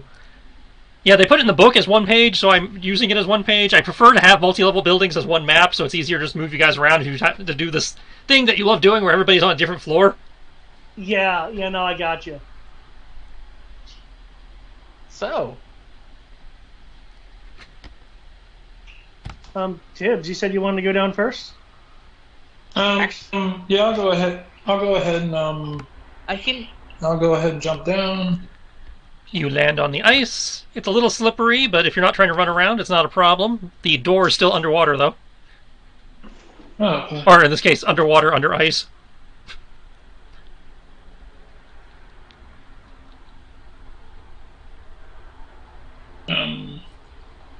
Okay. Tibbs will look back up and he's like, "Well, it's holding." I'll say it's holding me up. I'm pretty sure it'll hold us up. It just won't hold us up if we jump down on it with nothing to slow us down. Tibbs will yip yip, and as the broom will go flying up to you guys. What I'll do is I'll begin to take a step into the hole, and before I fall, but as I am beginning to complete the step, I'm going to just blink down there because you said it's how far of a drop? It's about 30 feet. Okay, yeah, that's within my blink range. Jesus Christ, the God King can't do it. Yes, he He's just like- wants to spend mana everywhere. I only spent it to get a dire wolf away from a dangerous situation. Well, there's a broom. If 2 people want to ride it, it can hold 2 people. I will use it as a. Hey, what's the name of the bars that gymnasts use to do black flips off of? and everything? Parallel bars? Yeah, the parallel. Yeah. I'll use it as a parallel bar to then land on a vertical surface and then continue my movement down to the water, to the ice, smoothly. It's like, fortunately, Acrobatics. fortunately, I have blink stuff. Yeah. You can.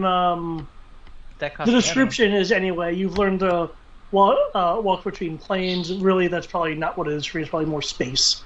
Traversing either effortlessly to appear where you're least expected. You can cast a Misty Step spell at will. Okay, so you've gone down. Crave is going down. I just wanted to make sure that the mark mode at Direwolf is safe. Yep. You are standing on Uh, 6 inches of ice. Kimchi, do you want to use the broom, or are you gonna do some fancy thing to go down there? Well, I'm not worried about fall damage myself, but the real question is, do you want me down there or stay up here? What's up there? Well, there's some rooms you guys didn't check yet, and the exit's up here in case we're worried about people coming in behind us. That's That actually is not a fair. bad idea. That's not a bad idea, yeah. All right, we'll stay down here in the really scary thing.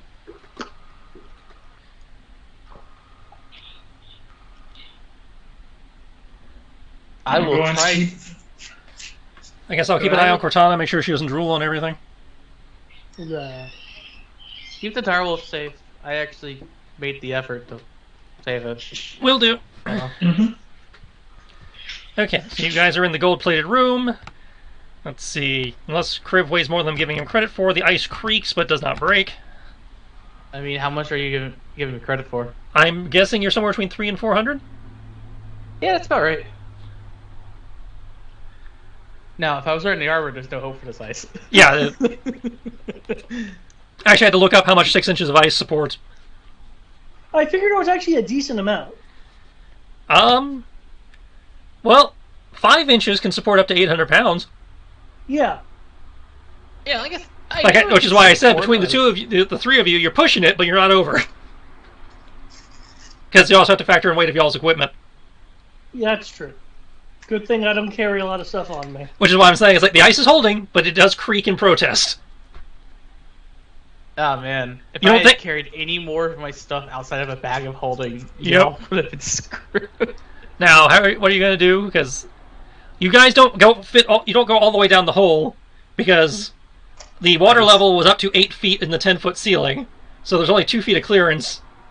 So you guys are kind of Well- standing on the ice pack with yourselves partly up the hole, with the exception of Tibbs because he's tiny. The door is underwater, Yeah. is under the ice. Tibbs is exploring the areas of the room that he can see. Which is everything with from about his- 2 feet up, which again, you're just seeing the gold plating on the wall. So Okay. I would like to try to make a search roll to perceive under the ice, because I'm pretty sure because of the way that the ice was frozen, that it would be relatively clear. I will give you a perception check due to the ice and the way the ice works and the the distortion effect and everything. It'll be at disadvantage. Because I want to see if that thing is still in here, and if it's not in here, I'm just gonna say, "Hey, Kodo, sorry you chose to be under here. Stomp my foot, crack the ice so that we can continue." Well, perception at disadvantage.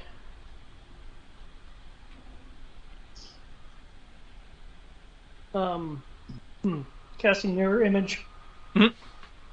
Let's see. I rolled a 6-4-3 and then a 6-5-3. So 6-4-3 would be less. And what is my bonus for perception? It is just a +5. So that would be 18.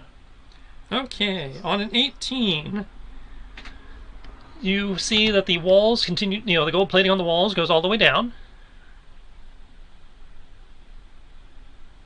You can see like the tattered remains of wall coverings and stuff that give the impression that this room was once something of, something resembling importance.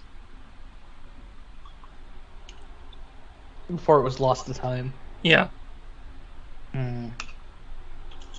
Feel bad for doing this to an old church, but you do not see any more bones in here. They seem to have moved on. That's only mildly concerning. Hey Kinshi, just a heads up. The bone storm is gone. Scream bloody murder if anything shows up, and I'll teleport back up there to help you. Will do. By the way, Kodo, I do apologize. You are being wet today. What? I will, as soon as I say that, immediately crack the ice. Ah! Did they list hit points for the ice? I don't see anything about hit points for it. Is all of it gonna break, or just the area that they're standing on? Given the nature of this, I would assume it would just be the small area that we're next to. Okay. Make me a strength check. I think I know what you're doing. Okay. Cool. I am so happy about this roll. I don't know how to use stun points for this, but I made roll 6 stun points. I'd probably put this under exploration or roleplay. Is there anything I can do with that? Let's look at roleplay first.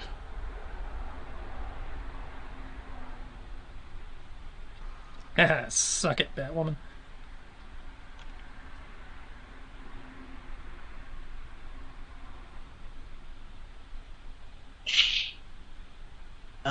Don't see anything in roleplay that would really affect this. But Well, roleplay would be more, I'm doing it in a way to achieve an effect, like if you're trying to mess with a party member or something. which I'm not trying to do besides making the comment as a joke. As I know when we played Dragon Age, I used the flirt one a lot for that. Yeah. But that's initiative, exploration. I will spend 1 for advantageous positioning. That's a good idea in case there's something like that we just couldn't notice. Well, that's just I make a discovery from an advantageous position up to 2 years away. I feel like I would use 1 for that. I would use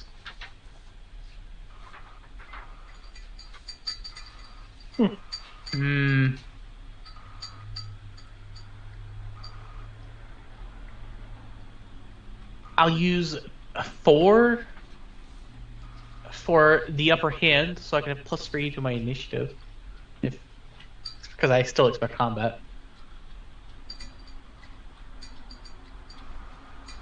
And that would be it. And you said it's just a strength check, not anything else. Yeah, just a flat strength check. So 6 + 4 + 4 + my 5 in strength plus a d12 because I'm proficient. Wait, no, that's safe. Yeah, he's talking about a regular check. So a 19.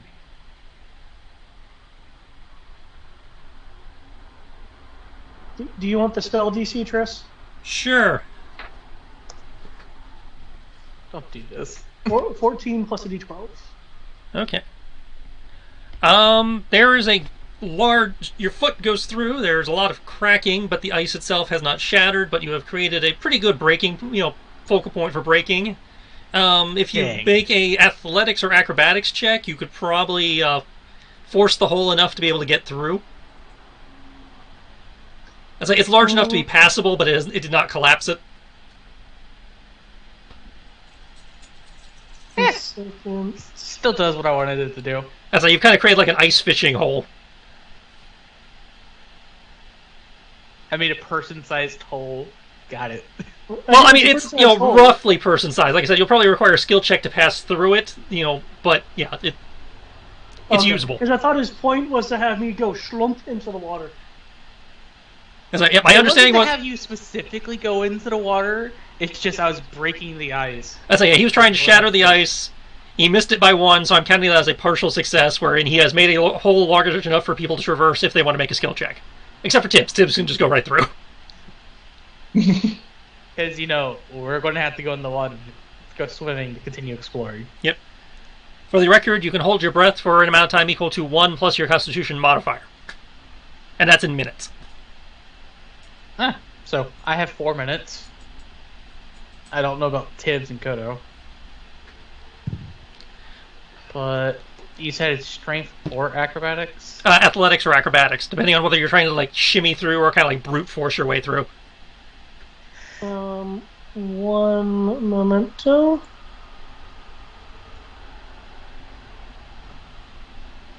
What I would like to do, if I may, Triss. Mm-hmm. The athletics will probably have a higher DC because you're trying to actually force the ice apart a little bit more. Whereas acrobatics is just pure shimmy. Okay, could actually,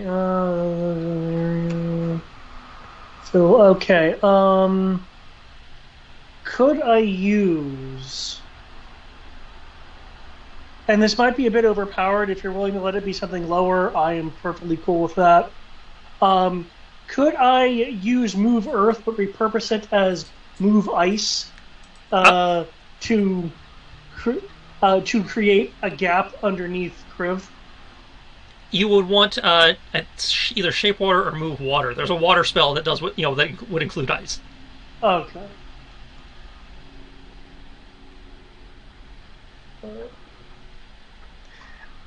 I wasn't even trying to directly make you fall in the ice. I'm saying I'm going to have to.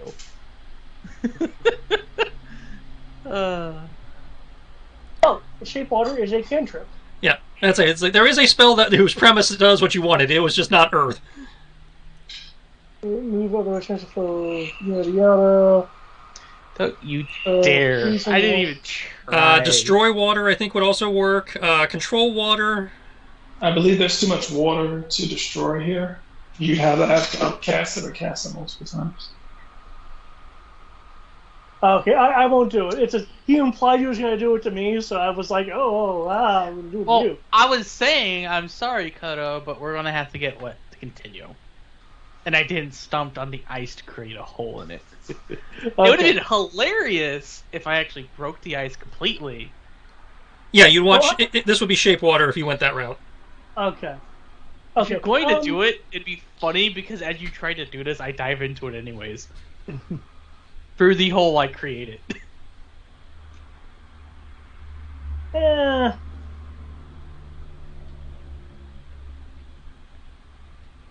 Nah, since you mentioned you weren't intentionally trying to do it to me, I thought you were just messing with me like you sometimes do. Well, I would have, like I said, I phrased it in a way that could be taken in both directions depending on the result of the dice. Then yeah, I'll do it then.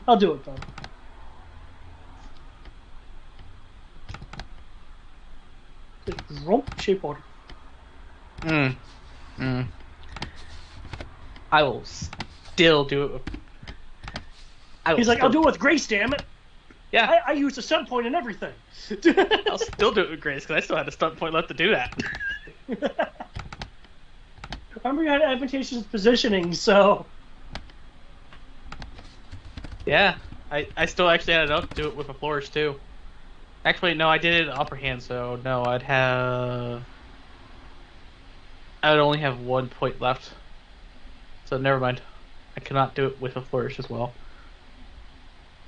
But I did it with the upper hand. Yes. Good for you. With an upper hand in advantageous positioning. I expect something to happen. You plummet into the water. It is chill.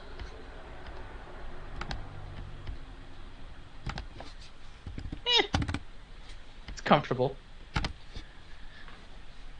And you are now floating. I will check the room to the north first. You're going to check which room? Number 11. Okay, so you're swimming that way. Yep. Backtracking to room number 11. Would it really be backtracking? You're in room 12, so yeah. I know in terms of numbers it's backtracking, but we went from... Yeah, you're not doing anything wrong. I'm just, in terms of the book, I have to scroll back a little bit. But not a ridiculous amount. It just happened to be on the previous page. Beneath the water. I need a perception check, obviously. As I didn't say it was bad. It's just I have to backtrack a little bit. It's not. Is that because you guys didn't take the stairs? You skipped a few rooms. Oh shit! There were stairs. Yeah, Cortana found stairs. I forgot about that. You know what? I really love how it's clear we are on the higher end of high fantasy, but yet we can still do silly shit and still be threatened by things. I was like, okay, Direwolf is safe. I want to fight. Jump back down.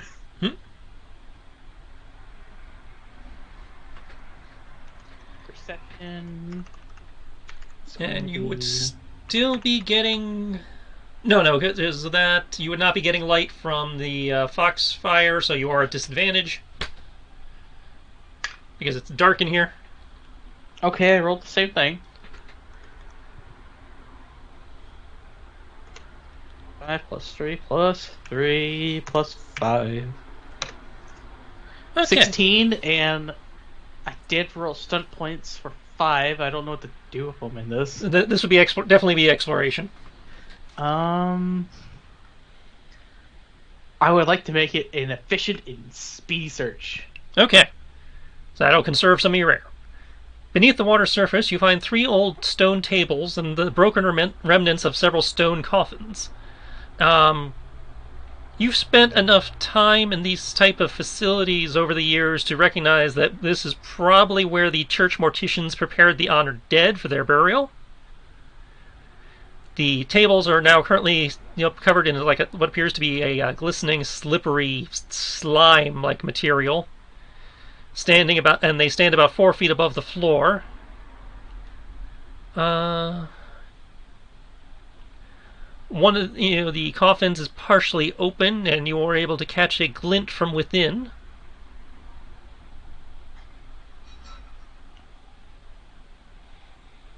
A metallic glint. Part of me wants to check, the other part of me is I don't want to desecrate the dead.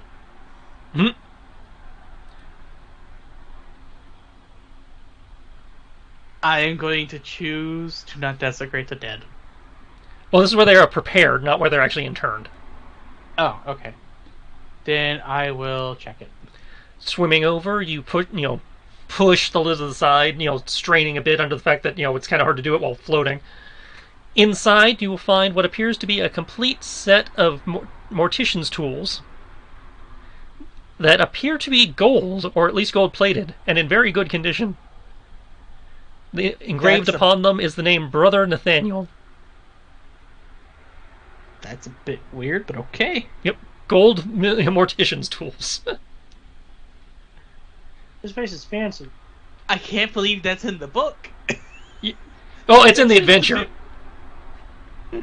That's what I mean. That's just so weird.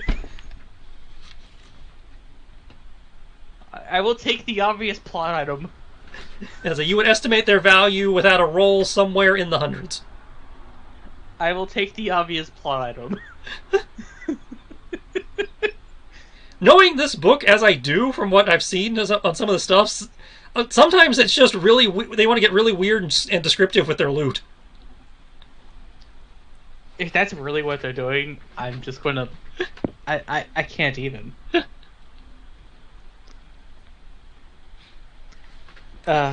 See gold-plated walls.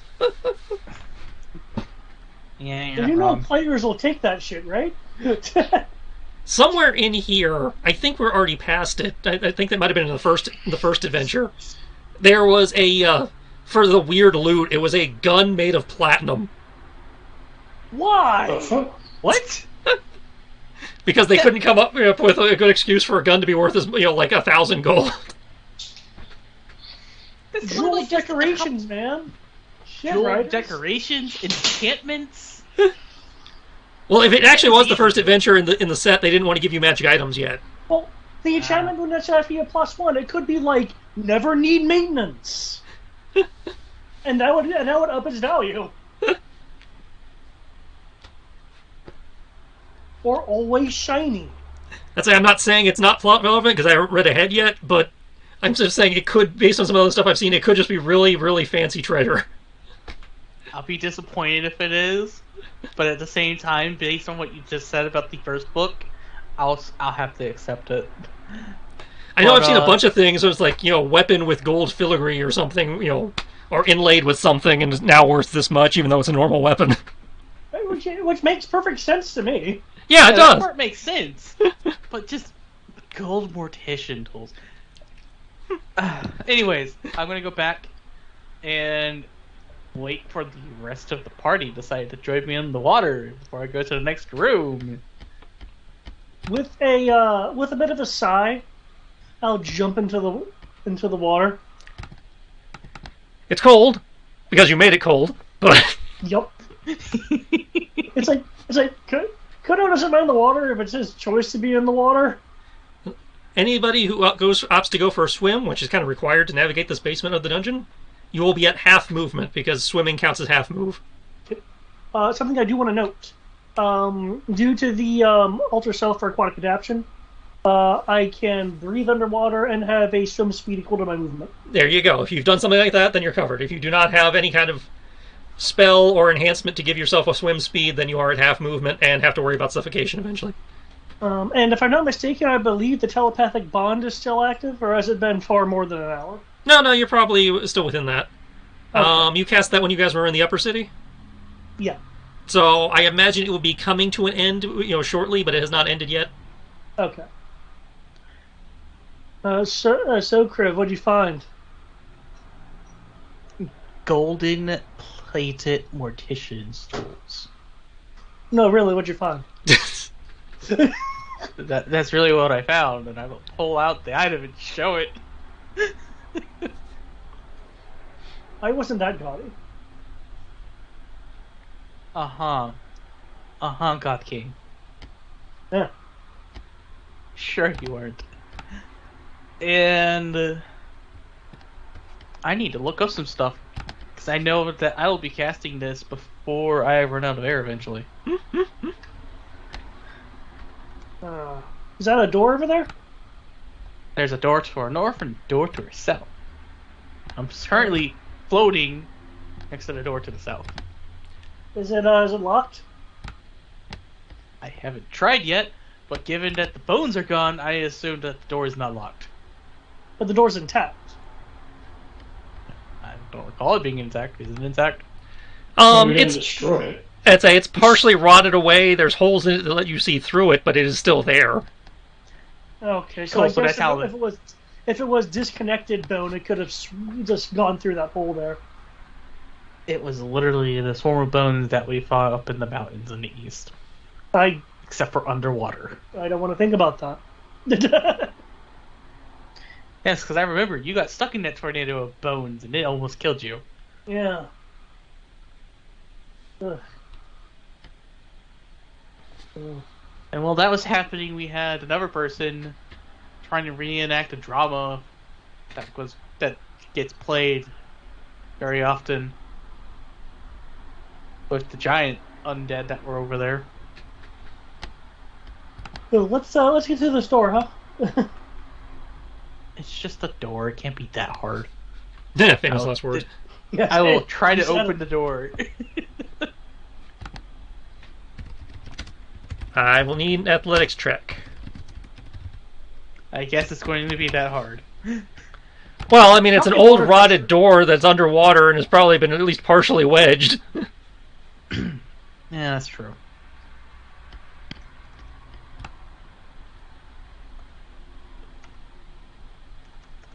Athletics.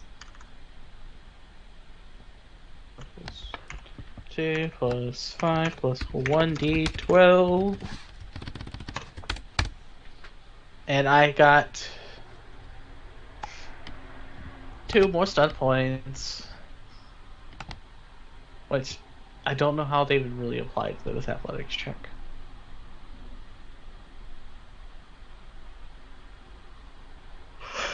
With a flourish. That's 4. Only got 2.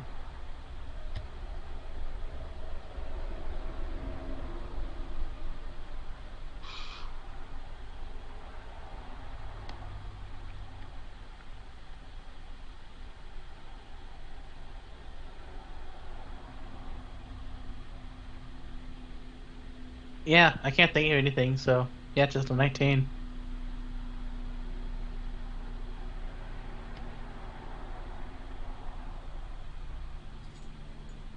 What the hell? How long does this go? Wait, were you still going through the book trying to figure out everything? I thought you were just waiting for the result. You've seen books that have like long ass descriptions on rooms, just let's go down.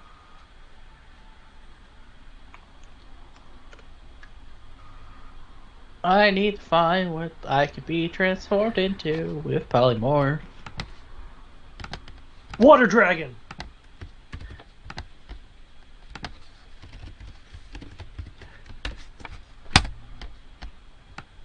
You know what they need to do? They need to make a Power Rangers or Sentai for like Western dragons. I'm not talking about Tyrannog. It technically doesn't say I can't do that.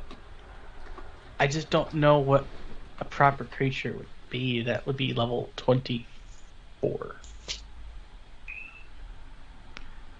Wait, we're level 24. Doesn't that mean I could technically turn myself into a Rush Dragon now?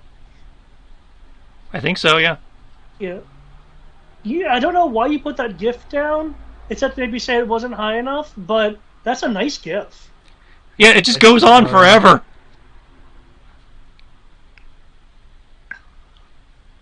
But I remember that. That's a good GIF. Holy shit. wait for it. Ha! The door opens.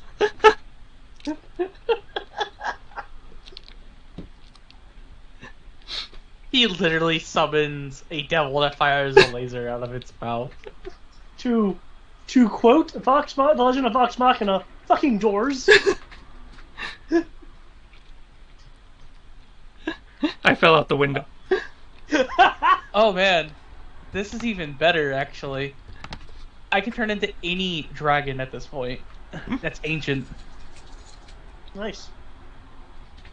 I can also turn into a kraken.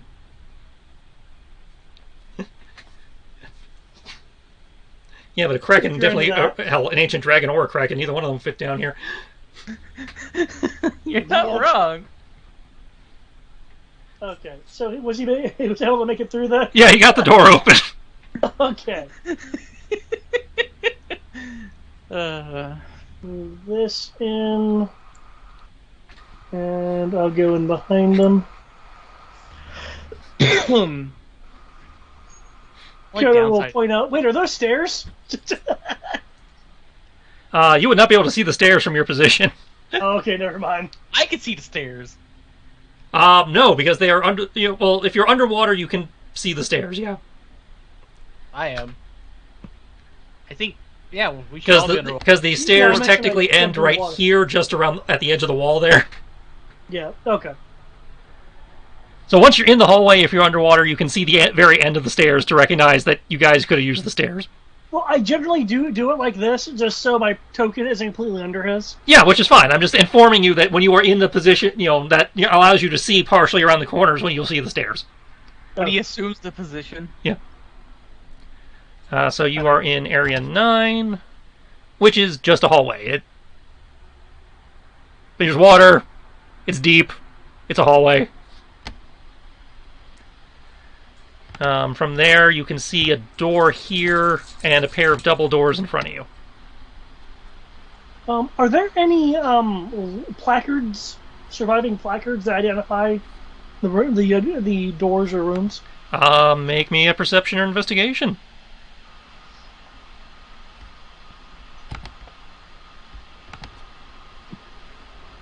Is there one that would be more proper than the other? Not in this instance.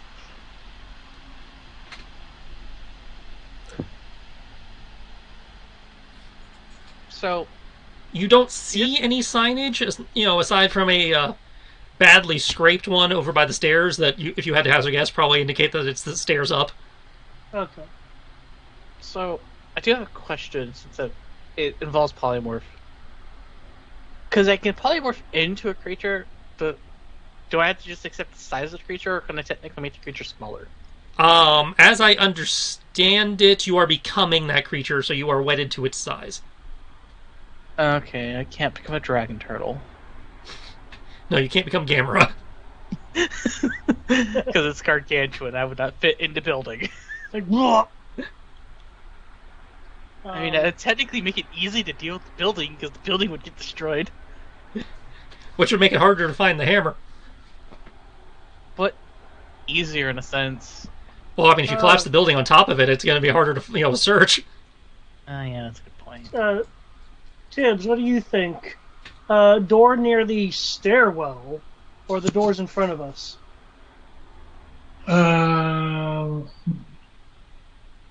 Personally, I feel must say stairwells. Is what led down here. If I remember correctly. There's a door across from it. Yeah, so the stairs go up to the level you were just on, but there is a door literally across from the base of the stairs. Kenshi said he was going to explore, correct? He said he was going to keep an eye out up top, yeah. Okay. I remember him mentioning there were rooms that we didn't check. Yes, there were several rooms you guys did not check over there. Did that mean that he was going to protect those rooms from getting robbed by other people, or is he planning on doing it himself? He's basically on watch. That's it. He's not going to explicitly search the rooms for you. Okay. In which case, I suppose I'll go ahead and take a. I'll go over towards 9. Okay, you are at half movement because you're in the water, but you can start swimming towards 9. That makes no sense.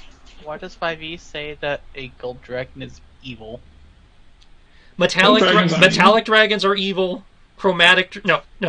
I'm sorry, it's the other way around. Metallics are good, chromatics are evil. It shouldn't be. That's a gold. It's probably just wrong. But... I'd say, I'm looking them up in my monster manual here, and it says they're lawful good.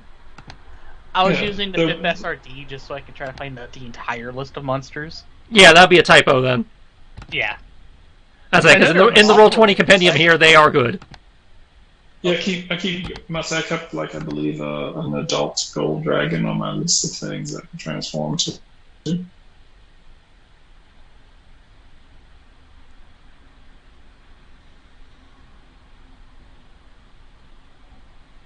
Alright. I thought wormlings were small.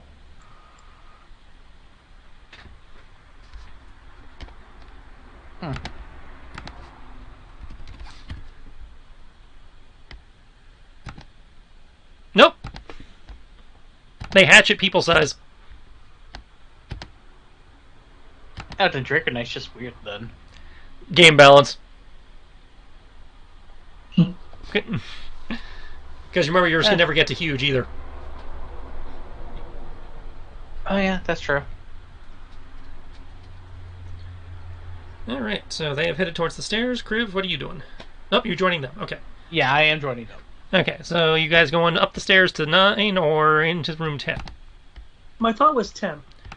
Yeah, I was thinking 10, but keeping an eye on the stairs. Okay, this door is pretty battered and holy as well. It will require an athletics check to open.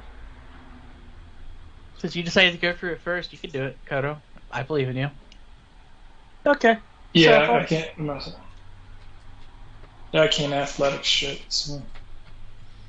That's like, judging from the wood rot and everything, it's probably not going to be too bad. You're probably fighting the water more than you are the door.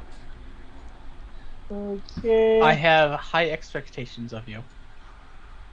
Well, despite what people think, Kodo is actually quite strong. Yeah, that's a 21. Oh, Kodo, I know you're not weak. Kodo bodies the door to try and expectations of you. shove it, and the rotted wood just breaks off from the hinges and starts falling over. Inside this room, you find that it is littered with broken crocks and rusted bits of metal. It appears to be some form of supply closet. The important question is, are the rusted bits golden? Do you want to search the room? I'll make a after you gesture. Walk in. I'll send guard in the hallway, or Nope. tread guard in the hallway.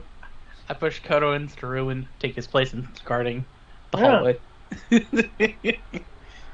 I checked the last two rooms. It's your turn.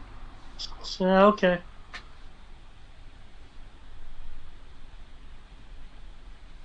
I will investigate the room. Okay. Most of what you turn up is broken ceramic and the like, but one thing that does stand out is a glitter in the darkness. Clearing the debris away from it, you find a holy symbol made of gold. There are other materials, writers. It could be crystal. Say it's made out of quartz. It could have been made out of mithril. Yeah. An adamantine holy symbol. I actually wouldn't believe it be adamantine. That's just too useful in armor. I'd say, judging from the cut and everything, you would guess it probably dates back to the end of your reign. I will uncomfortably move away from it. And I'd say, it does not, you can't tell the deity, it's worn away with time, but you get the feeling that this would be worth a pretty penny to a museum or a collector. Yeah, someone else can pick that up. There's a holy symbol over here made out of gold, just like everything else in this place. I'd say, I thought we already went past the Golden City, but there we go. I'd say it's the only way I could denote age in a way that would be framed in Kodo's, reference. Oh yeah, no, he's just not comfortable with it. Why are you uncomfortable about a holy symbol made out of gold suddenly, Kodo? It's really old. What did it come from when you were in charge? It's really old. So, back when you were a God King, got it. Again, it's just really old. Why would you be afraid of it otherwise? Come on, spill the beans. Listen, maybe I just don't like its shape, okay? It's a holy symbol. What would there be to be afraid of it? The thing is, and you might not know this, but advanced geometric shapes really messes with the predator's eyes. It messes with their mind trying to interpret it. Dragon! Come on! Yeah, so somebody was listening to Kenshi's lectures on vampire hunting.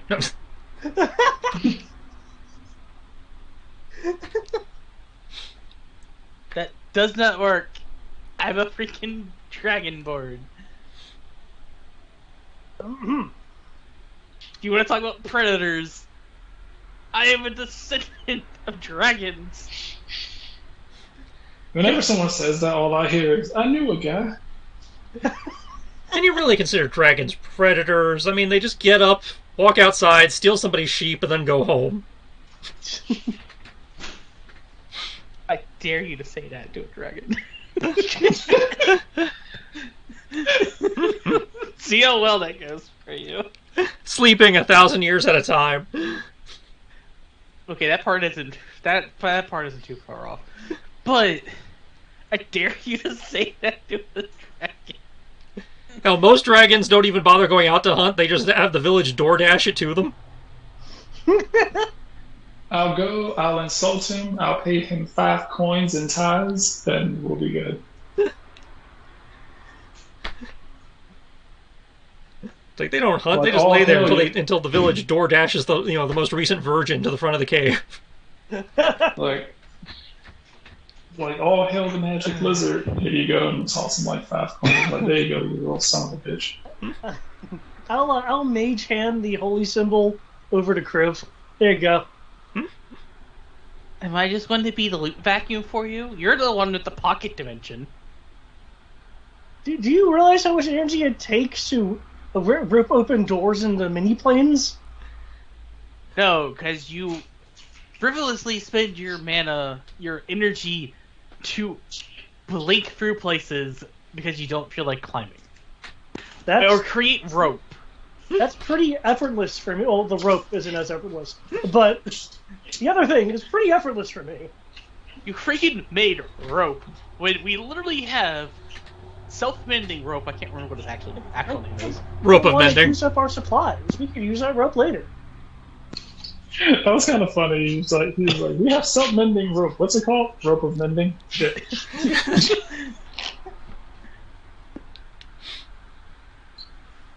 We have plenty of rope. Yeah, we got this rope that does amazing shit. What's it called? The rope of amazing shit. We've got a rod that can't be moved. What do you call it again? I didn't D&D know. just I had, thought like- it was called something else, not just rope of mending. Fine. I mean, in D&D, it is. I'll say it is. I'm giving you a it hard is time. usually- Preserve your energy, because for all we know, something's going to happen again. I don't know. I have pockets. Ha! I made you touch it. I'm mage handing it into my pocket. You're still touching it. Because it's in your pocket, on your person. I'll say usually in D&D, it just kind of seems to be the noun of adjective. It just popped into my head. The sword of virgin slaying. Oh my god. Why, David? Just why?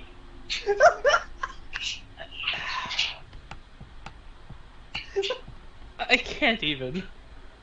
Why would anyone make that? Why would Why you wouldn't make you? this?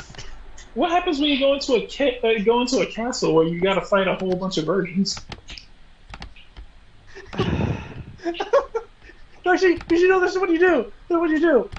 Okay, you're a royal, and it's like it's time for the arranged marriage, and it's like she is not pure. I mean, you could just say no. You don't have to murder the bitch. I can't even, David.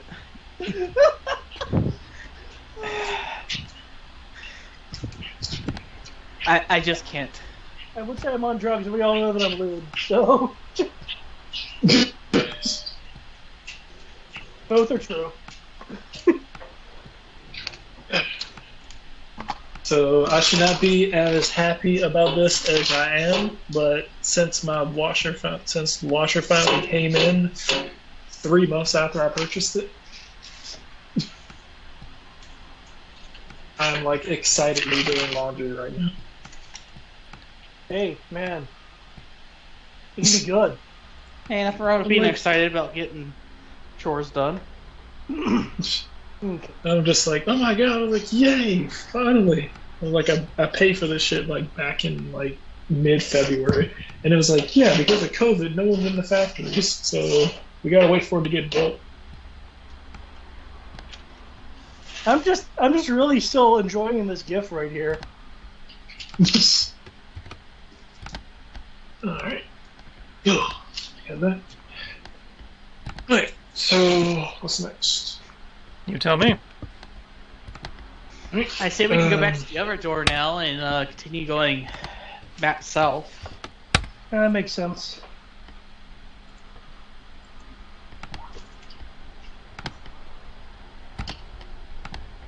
Okay. Make your way over to that door. Oh, I am oops. currently not at the computer to do it. Someone can move me. Cool. I'll move you.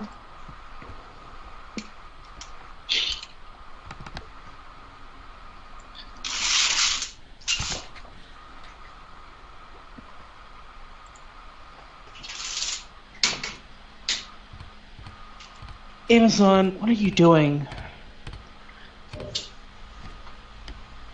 They sent my chair. Which, this part makes no sense. They sent my chair from Richmond to Suffolk to be delivered in Newport News. Well, you gotta go where the distribution centers are. But there's one in Richmond. Yeah, but maybe they couldn't handle the order like that. Whatever.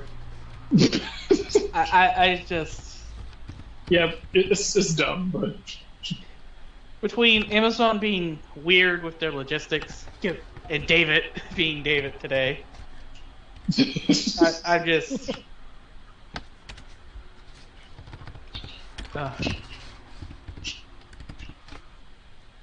David is having a good time. Yes, he is.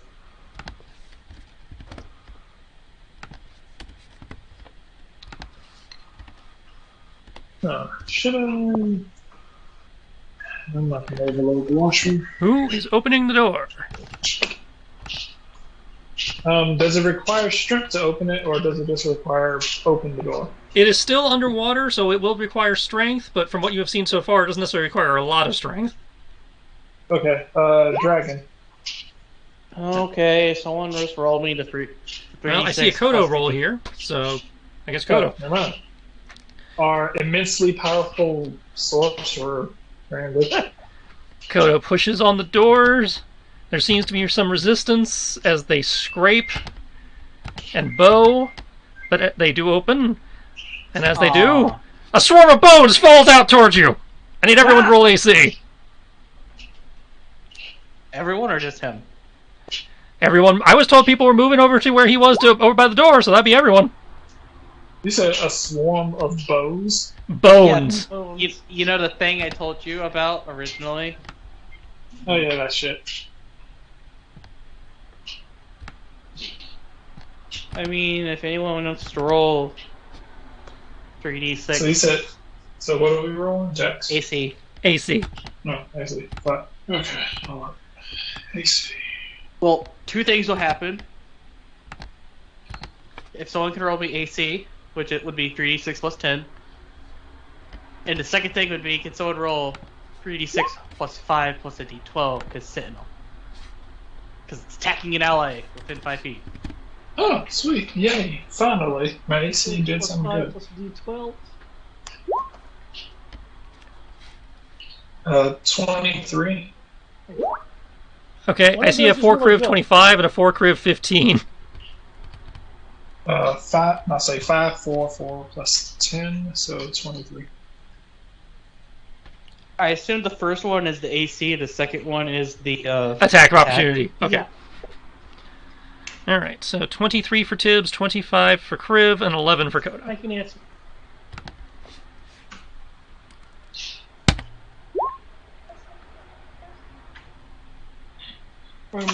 No. Tracy, catch that? No. She'd like you to meet her at the stairs. Alright, 1 second. Y'all can see who hit and who didn't. Well, I currently can't, but I assume that means it hit Kodo and maybe Tibbs. It probably hit me. It's in chat already, but I just not the computer to see it.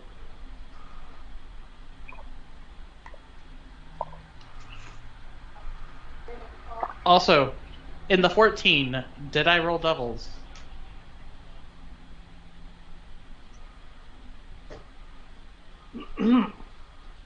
6, 1, 2.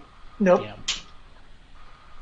I was kind of hoping for the double because then I could, because you know what I would have done? I would have just done, if I got enough, I would have just done the take the hit one. Oof. Okay, so looks like the only one who got hit is Kodo, though I just barely missed Tibbs.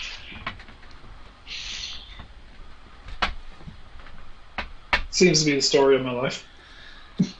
Tibbs either just barely gets hit or barely gets missed. Okay. That's generally the case for you, yes, because you're a cat. So, yeah, Kodo takes 28. Everybody else is fine. Yep, Now we yep. roll initiative.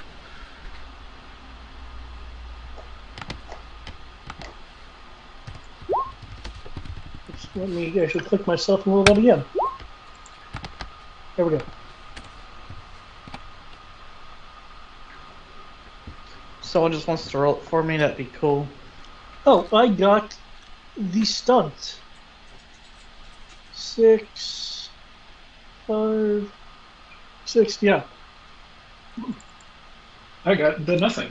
So 19.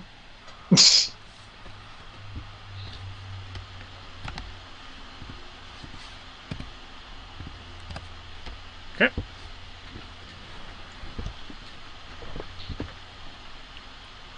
What, still waiting on Cribs, yes? Or whoever's rolling for Cribs? No, wait. Have I been rolling this wrong? I think I have. I need to check this. I believe. It'd be 3d6 plus your initiative. Yeah, but I think one of my feats allowed me to finally start adding proficiency to it. I need to. I don't think that's a feat. I think that's a gunslinger feature. Yeah, I think it's a yeah. I think it's one of the things that came with Gunslinger. I think it started allowing me to add my proficiency die, so I'm trying to remember. I believe it was Quick Draw. I need to get to my computer and check it. Oh, I forgot. I had mirror image, didn't I? Yep. Yes, you did. You should probably roll that. Okay. 8 beats 6. Hold on. Okay. Yeah. Okay. But yeah, because that's to go above, or that's to go. Yeah. Okay. Okay, Tibbs has the initiative in theory. I'm going to use Vanish and Quick Action. The ready to action is going to be. Wait, I want initiative at 19? What the fuck? I'll say the ready to action is going to be a aid to the first person to make an action.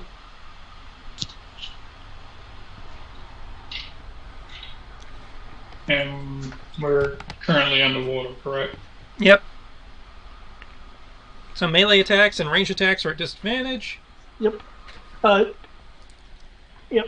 Do note, depending on what you're doing, with my ready to action aim, an aid rather, that it'll probably negate the first action in terms of assuming it's something that I can aid. And what does aid do? Give you advantage. No, Which sorry, would I do have aid. I forgot. He's giving you advantage, which will negate the disadvantage. Oh, For wait, the okay, first no, action that you take. Yep. No, it's phrased as Yeah. first action, so if you have extra attacks, it would apply. That's true. Huh, okay, in which case, I will do the shooting. I I understand. do have my that proficiency. magic That's right. works, I do. But you're shooting a firearm underwater. Oh, fuck.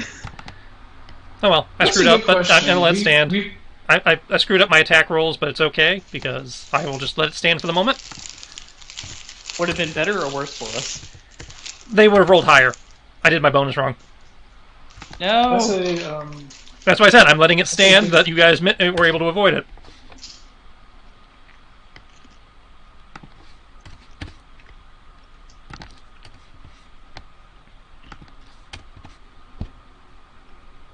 okay.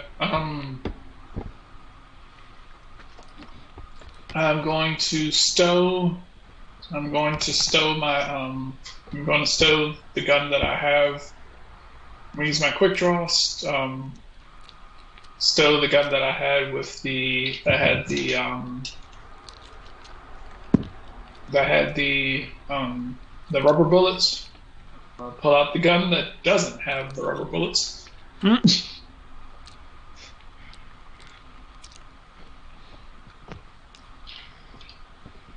'cause I can do that. That is my, and I can do that. And I can stow a firearm and draw another one as a single object interaction.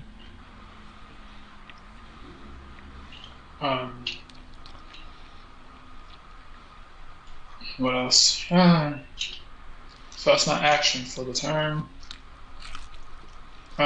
Object interaction is the action, or is it the whole thing? If you took it out of your bag of holding, it's your action. Okay, so that's my say. Then switching those two out is my switching those out is my whole thing. So, all right. I think you will technically still have a bonus action. What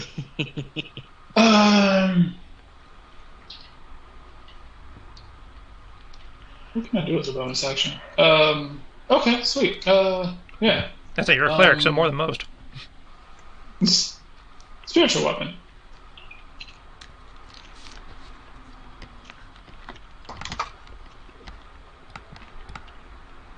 Alright, spiritual weapon. So already second level, can't cast it higher than that. So You can upcast spiritual weapon. I thought you couldn't cast it higher when it's a bonus action. No, you can a second spell. As I say, your second spell cannot exceed second level. Oh, okay. Now, if it's the only spell you've cast in the turn, you can cast it at whatever level you have access to. Let's go 5th level. These things usually tend to fuck us up. I will remind you, 5th level won't do you much good. Spiritual weapon goes up every 2 levels. So we get a damage bonus at 4, 6, and 8. Then fuck it, 4 then. Yeah, I ran into that with Evan last night. Alright, thank you. Alright, cool. So I will do, yeah, I'll just go ahead and do 4th. Okay. So 6 mana. I will take a swing. Swing for the fences.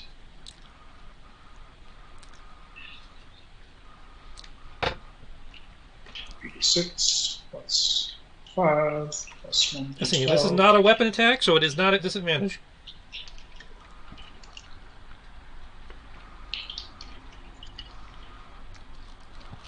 Swing, bada. And it's not at, I must say, does it count as flanked? Spiritual weapon can't flank. Okay.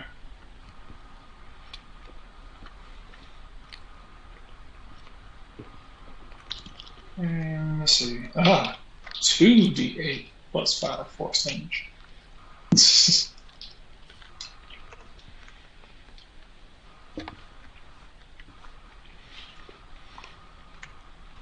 Actually, let me see. Is this the bullshit? Is this the bullshit? Can I do the bullshit with this?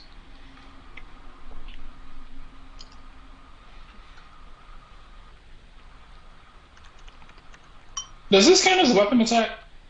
No, this is a spell attack. Alright.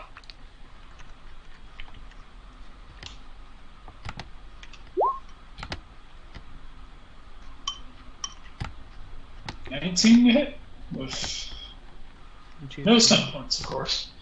Of course.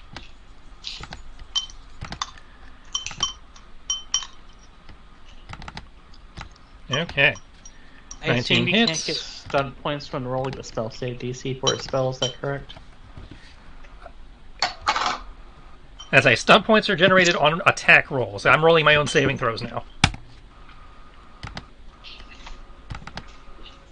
Okay, that's fine. I was just wanting to double check the whether or not when I rolled a spell save DC, whether or not if I roll doubles. No. Does it matter? That does not generate stuns. If you were doing a spell that had an attack roll, it would generate magic stuns, but just for rolling a save, no. Cool. Okay, that's it for Tibbs. That brings us to Kodo.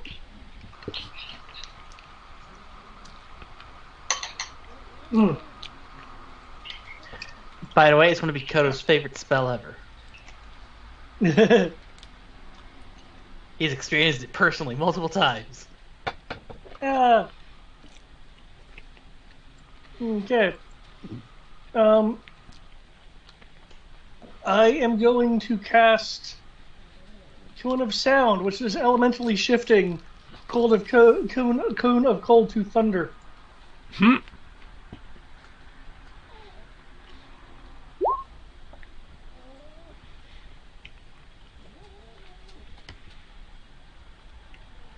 think that's going to be a Constitution save, I believe.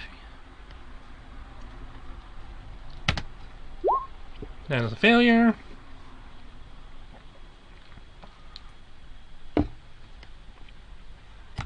So, 75.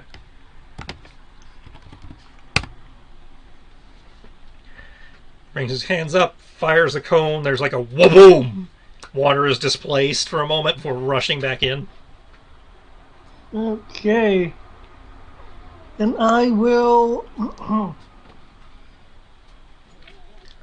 and I will reach over to Krov, and as a bonus cast as a quicken cast Hoarfrost on him. I am sad you did this because I wasn't actually planning on doing physical attacks in the first round of combat. Well, Hoarfrost sticks around for a while, so you're good. Yeah, it lasts for a minute. And is this? This is a saving throw as well. This will do just 3d8.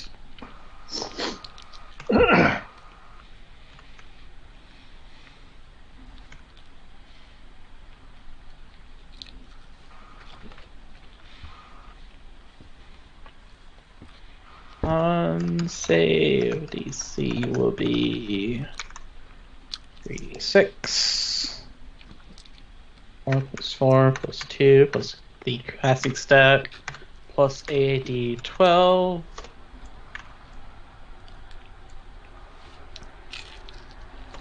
There you go. I am quickening lightning bolt and casting shatter at level 2.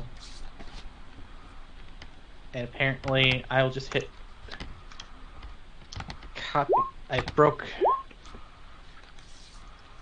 my damage for this good old lightning bolt, so here it is in proper format.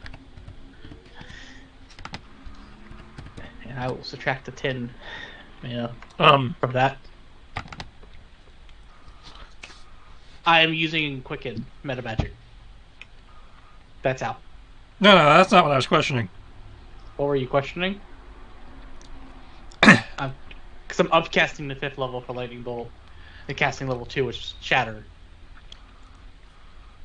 I'm looking up what happens if you throw lightning bolt into the water. To my understanding, it does nothing. That's why I was casting it. If it does something, I would know this. So please tell me. That's why I'm looking.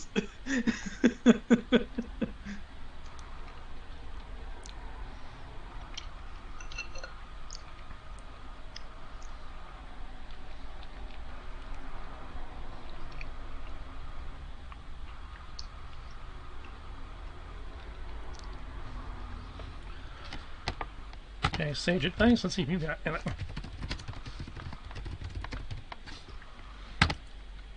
Obviously, somebody thought of this because it was the first thing that came up on Google. I don't think it's actually in the write-up. It's one of those things if a GM goes, this makes more sense. It really just depends on how they want to treat magical lightning. Yeah. Unless you're in GURPS. But then GURPS, I believe, mentions it. Okay. Blech. It does not say they behave differently. General consensus is they do not behave differently. So, how I'm going to rule it is they are at disadvantage to dodging it underwater, but other than that, normal. Nice. And I don't electrocute myself. Yay! Damage has been dealt. So that's 42 and another 18. Yep. Nice. Also, I just want to double check because Shatter does weird things. Mm-hmm. They failed anyways, but They're at disadvantage on the saving throw, yeah. okay. I just wanted to double check that since it's technically inorganic material. Mm-hmm. So I didn't know if bone would really count or not. It will use its turn to move into y'all's hex. You are now all considered grappled. On a side note, I put the point on the door behind it, so the door is a non-magical object that isn't being worn or carried. Also takes damage. Yep. The doors are destroyed. The doors are gone. Just wanted to make sure that that's known. ACs?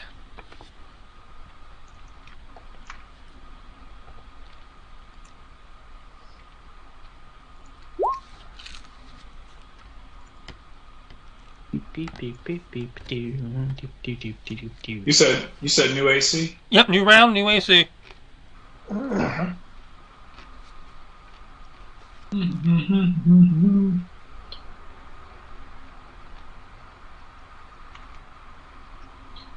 hey, my AC hasn't changed. Of course. I can't roll much better than that, but 26 AC? 26? Jesus. I got 25. Yeah, 6, 5, 5, 10.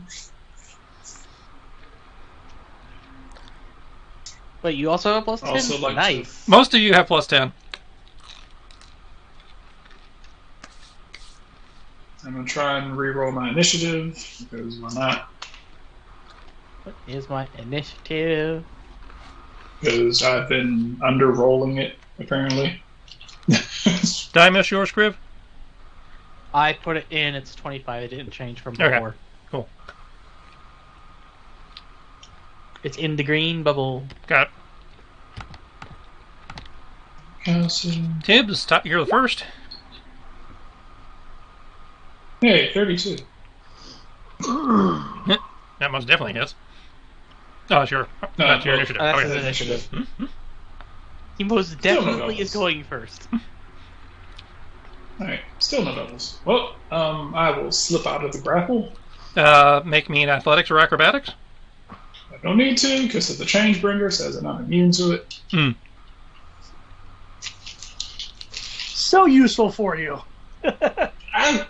I never thought that. I was like, oh man, this is great. I didn't think it would be just like, okay. Apparently, it's just like, no, you're not grappled for some reason. I was like, hey, whatever.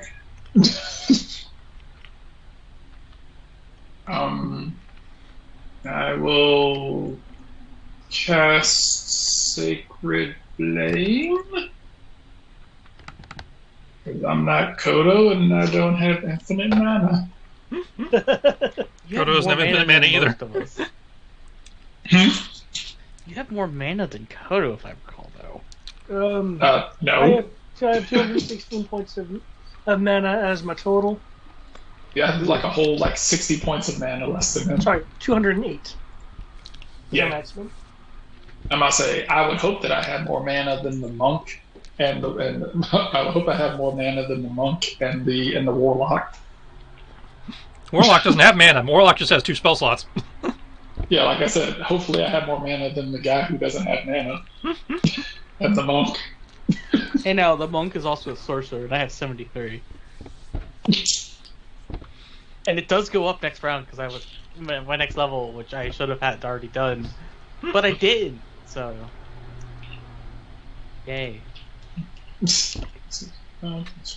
12. Red flame. And then that would, let's say, so let's say that is, you see, so let's see, Sacred Flame does how much?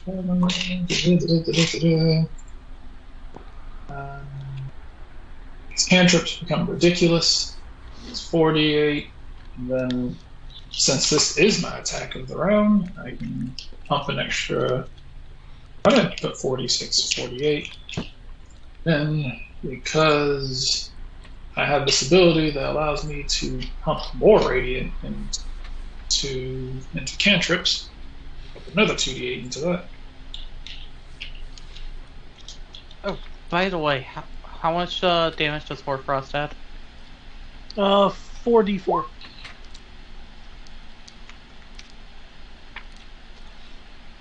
Thank you. I'm sorry, Brian. It uses his legendary action to become immune to all damage, especially radiant.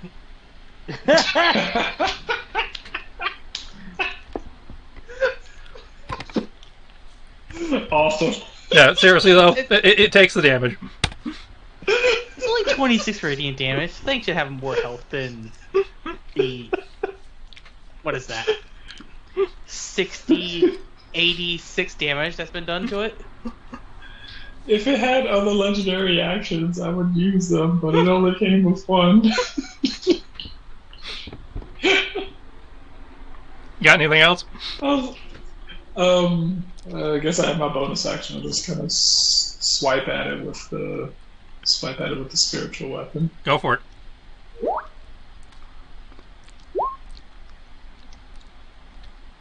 Oof. Hey, I got a stun point. Assuming 16 hits. 16 misses. It is not Okay, able to get a solid good. connection in the swirling tornado of bone. Good. I'd actually feel a little upset if it did hit.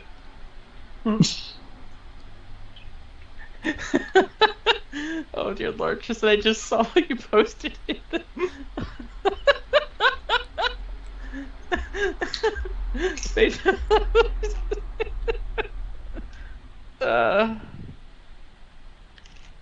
That's just too funny.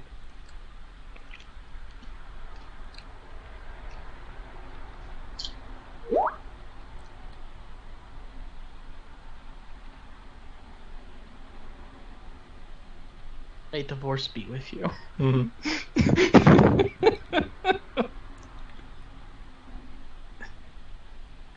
Why did you have to find something so good? You'll give me a lot of time between turns. Did some get posted? Did I miss some? It was in a different chat. No, I put it in the Okay. in the Star Wars chat for it so he could see it too. Okay. Ah.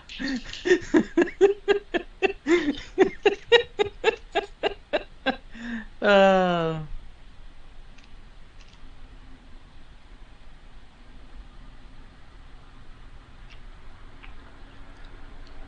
Yeah, Brian can see it too. I wanted to make sure everybody saw that. Okay. Brings us to Koto. Yes. Here's what I will do. The shattered door fragments that are to the south of us. Lot. The ones that got blown up by the thunder, the shatter blast. Yeah. Yep. I will I will figuratively grab one of them and catapult it at the bone critter. Okay. I will also be using I'll also be using the I think it's called the empowerment of magic to give him disadvantage on the save. And because I use a meta magic, I'm going to use the astral shard I am wearing to link to back here for free. Sorry, back here. I want to be outside of its reach. Back here. There we go. And use my bonus action. You're still grappled. The teleporting doesn't get me out of that? Oh, I missed the teleport. Sorry. Yeah. Yeah, he's doing a free teleport. Whenever I use a meta magic, I can blink to a different place within 30 feet. Okay.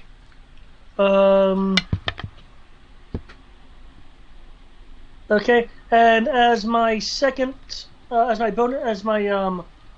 action, I'll use some meta magic to make this a bonus action. I will cast Spin.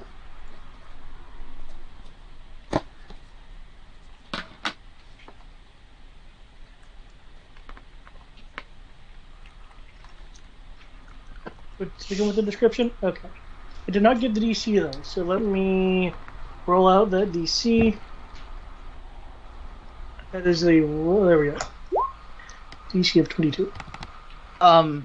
You realize that it's holding me and Tibbs, right? So you're going to spend the two of us as well. I'm not being held. I mean, I would assume he can see that I'm. He got out of it. Well, you're not, but I am. Yep. Kodo has trained you in the ways of magic and has seen how powerful you are. He believes you can handle it. Well, it made the save. Oh. It made 22? It rolled Oh, 23. It beat it by 1. Oh, wow. Kodo is impressed by these bones. Actually, I just thought of something even funnier if you did it. Because my body can technically be a weapon, you could have just commanded me to spin in place and just use me like a Beyblade. Let it rip!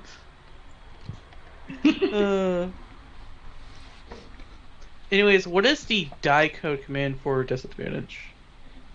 When we're doing the 3d6, I just have it roll 2 different sets.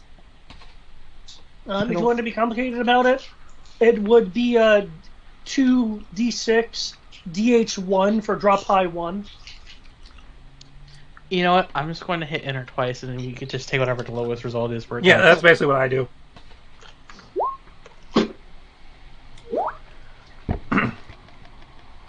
I like how in the second set, which is inherently lower, I do more damage. Mm-hmm.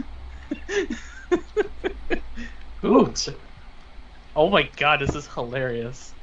I at least generate 4 stunt points between 2 different attacks. But also, I rolled 3 1s. What does that mean? 3 1s is a crit failure. That's a critical failure. Yay, somebody did it besides me. So, how do you want to botch this? I'm not really sure how I can botch punching something. May I make a recommendation? Sure. One of the bones in the swarm clips you as you attempt to make the punch, causing some damage. Yeah, that works. And it makes sense. Okay. Also, my first thought when it was a crit fail was the gamer's thing of, you critically failed the domination. That means I get to control your character. You said you were punching? Yeah, I'm just doing unarmed attacks, which are magical, bludgeoning. You're having a hard time, doing these attacks while floating in the water because you're not proficient in blitzball. So you can't get good angles or momentum really without pushing off the walls and stuff. This, in turn, means you lunge forward with your second attack, the blow glancing off one of the clusters of bone, which causes it to spiral and twist, slamming you in the chest, knocking the air from your lungs. You do not take damage, but your breath counter has been reset to 0. Yay, I guess I have to start making con saves. You can either start making con saves, or on your turn surface long enough to get air, because you still have that 2 foot air pocket. Oh, that's right, we're no longer stuck on the ice, that's right. But, I'd say all of these rooms are only, they're 10-foot rooms, and they're only in 8 feet of water, so you have that air pocket. But it means you will have to sacrifice movement next turn to do that. Wait, hold up. It's only 8 feet of water? Yeah. I'm like 7 foot something. I fell over tiptoes. I'm not in the water. Actually, wait, as a dragonborn, don't you have a bit of a snout? Couldn't you just tip your head back? That's my point. It's like, I'm actually just standing. I'm basically doing, like, water resistance training in the water. You're so damn tall. But, I did roll 3 stun points for the first attack. Yeah. I'd say the bones are trying to hold you under, so you are going to have to try and break the grapple to get into a position where you can get air. Understandable. Because you have not broken the grapple. Completely understandable. But, hey. I am going to do a lightning attack. You can just take the first attack roll. Okay. Which I will double roll for you for lowest. Yep. Because, Watch how I just got partially better.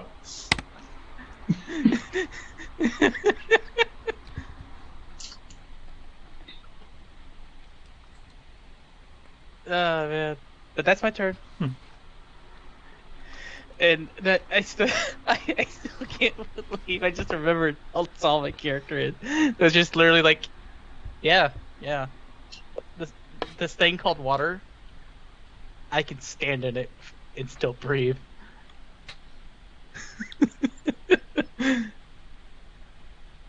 I like it because technically it could just cast Water Walk on you, and you would automatically get yanked towards the surface along with this thing.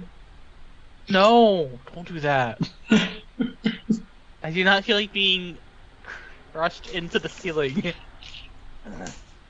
Yeah, technically at the speed that you would go up to the top of the water, you go rocketing out of the water.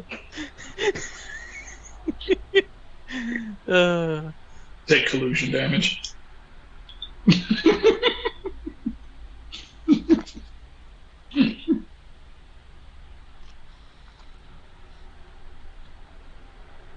I'm still waiting for the day we have to fight a blitzball player.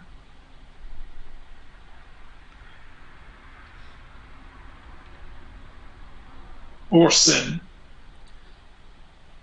I think they have stats for Sin, actually. Yeah, see, I got stats for Sin somewhere.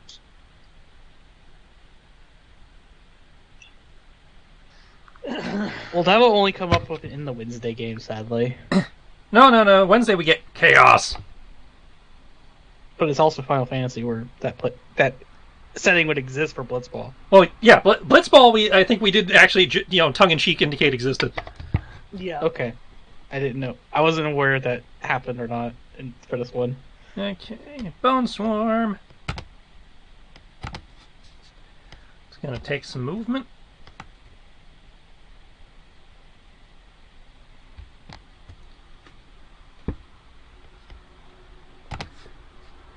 Attack! Not who I was expecting Really? to hit. But it beat me by 1? Damn it. And generate 5 stun points. Oh, that's gonna hurt. As he seizes the initiative. Damn straight! Oh, wait, it can reach me? It moved, it moved. so yep. Hold up, it's attacking someone within 5 feet of me? Technically. Man, that's 26. Man, that's 26. It's going to seize the initiative and suck Kodo back in. Okay. Using skirmish. It failed to hit you. Wait, no, it hit you pretty hard. It catches one of my mirrors. There you go, because reaction sentinel. Okay, 19, 14. Alright. Wait, Also, that's a crit reaction fail, so sentinel no, it on- doesn't. Hmm? Actually, no, that's not lower. It's the lowest is an 18. Yeah. 18 So still I hits. don't crit fail. And I still get 2 stun points.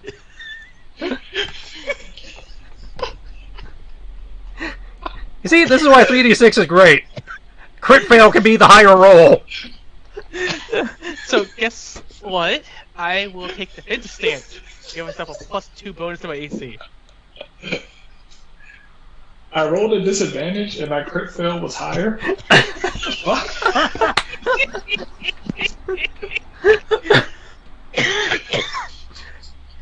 I probably should, GM something about that to say, because logically the crit fail should automatically be lower, but I'm allowing it for lulz. So, I'm going to spend the 2 stun points for defensive stance. Wait a second, David. Negative Thaco.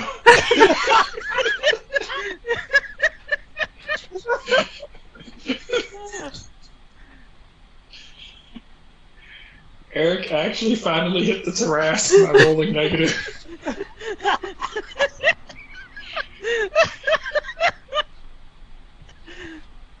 If anyone's going to do it, it was going to be the monk. Who needs math when I have abs? Oh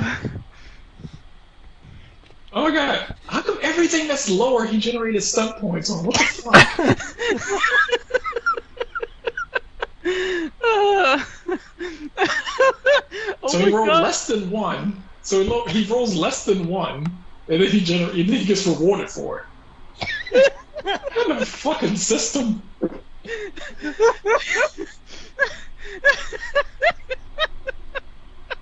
I can't even figure this shit out. You can take roll 20 for this. Fucking math. And because the disadvantage kept me from crit failing and gave me 2 stun points, I didn't get hit by the bones. That's great. You can shuffle 5 feet, I guess. No, I took defensive stance and increased my AC. Yep. Oh, okay. I mean, you got another. Well, the increase would apply to the next attack, not the one I rolled here. I must say that 20 also has 1 stun point attached to it. So you still would have gotten hit this round, but you get to apply that to your next one.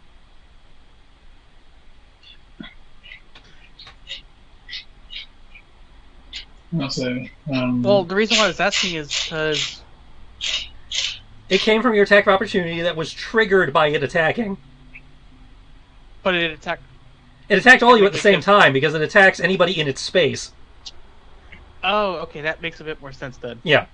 Okay, because I thought it was going in the order of what you placed, so it would attack Tibbs. No, it is going. It is attacking all of you simultaneously because its attack roll is you being in the space and getting caught in the swirl. Okay. So yeah, that your AC bonus will apply to this upcoming attack. Cool. Which reminds me, people need to roll their new ACs. I'll just include it in the AC itself. Yeah, that's what you do. 6, 6, 5. So it's going to be 15. 12. 12 is 24 plus 5. Oh, this is gonna hurt. AC at 14. Ooh. Well, you already took 34 damage, which also tracked for you. Wait, 34 damage for what? Before I didn't its get first hit. attack. No, you did. Oh, No, no, I you did. had AC at 26. Yeah. He rolled a 20. Well, you're gonna get hit this time, that's for sure. He could also crit fail, but then he could also, roll less than a crit fail too. I mean,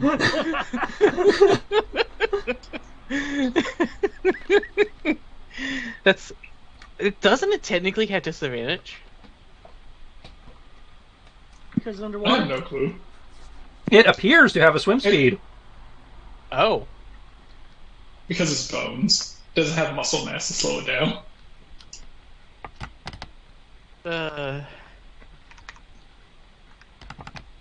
It's like a leaf on the stream. Bones can swim. It's good to know. 29. I'm seeing that right? Yes, it is a 29. Okay. Again, this one seems to be behaving similar to, but in some ways different from ones you have fought previously. Like, it seems to be, so far from what you have observed, it seems to be confined to the water.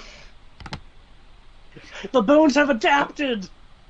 They put frog DNA in it. Wow, even with a 14, it still rolled a 19. Okay, I got stunt points on Koto and Tibbs. Actually, never mind. There was no way he could miss because he has a flat plus 14 to hit me anyway. It does hit me. No, he could have failed if he rolled straight once. Because it would have been a crit fail.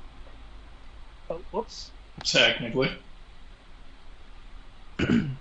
Okay, let's get that extra 1d6 on Tibbs. So that brings us up taking so 49. Yep, 49 damage. Oof. And we'll do the same thing to Koto, because why not? 38 damage to Koto. 56. Actually, I was wrong. It would actually be 31, not 29. Oh, this is concentration. I need to roll concentration checks. Yep. Thankfully, I'm not concentrating on anything. 18 plus 6. Half of 38. Okay, yeah. Okay. No more mirror Yes, images? There we go. I already rolled for my mirror images. I got hit this time. And Tibbs, that brings us to you. Okay. Cool. Do you happen to have freedom of movement cast? What? Do you happen to have freedom of movement as a prepared spell? No, I don't have freedom. I mean, I could cast freedom of movement, but I'm That not. was a question for Tibbs. Oh, okay. Freedom of Cleric. movement? No, I do not. Dang. That would have been real useful right about now. Would have been, yeah. Oh, well. That's why I like War Cleric. I just get that for free. Always prepared. No, I usually just summon entities to my side in order to be able to give me stuff. He doesn't need freedom of movement. He's immune to being grappled. Why can't I have that as a monk? Dang it. I'm surprised you don't. So am I, but I'm not going to give it to you as a monk because fuck monks. They get enough. Well, trust me, I don't have it as a cleric. I have it as a campaign item. Yeah. There probably is an archetype of monk somewhere that does have that. Roller. That might go under the Drunken Master. If I'm shooting at him, that's a disadvantage, correct? Anything in the water is at a disadvantage unless you have some form of swim speed or it says it doesn't care. Magic, on the other hand, doesn't care because it's magic. Yeah, ranged weapons are automatically at disadvantage and automatically miss beyond their beyond their first range band. Melee weapons, are at disadvantage unless you have a swim speed, or using a thrusting weapon such as dagger, javelin, short sword, spear, or trident. So if I use the Naginata... The Naginata is not a thrusting weapon. That's true. They say spear or trident. Okay, let's see. I'm gonna shoot at him twice with the guns.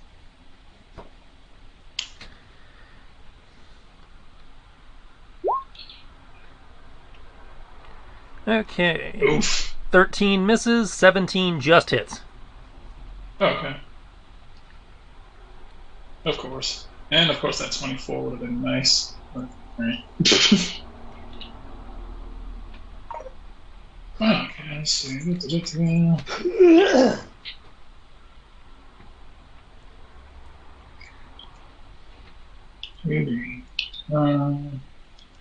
6. Right, I have my. I believe I have.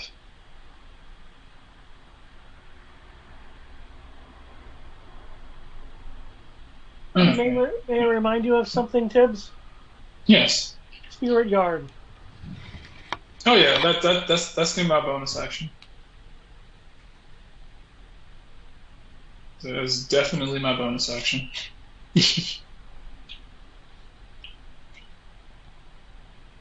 I believe that's. Yeah, I don't have the other stuff stacked on. I don't really need to. So shooting. Yep. Okay.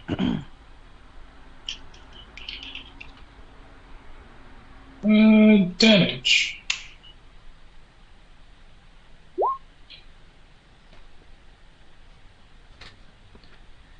Uses legendary action to become a reflect bounder. Now has Pot of Greed. What does Pot of Greed do?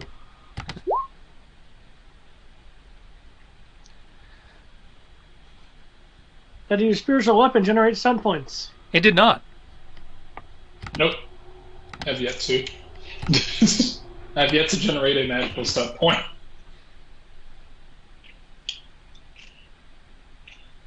Okay. Koto. Yes, I am so glad it's me. He's a Muppet.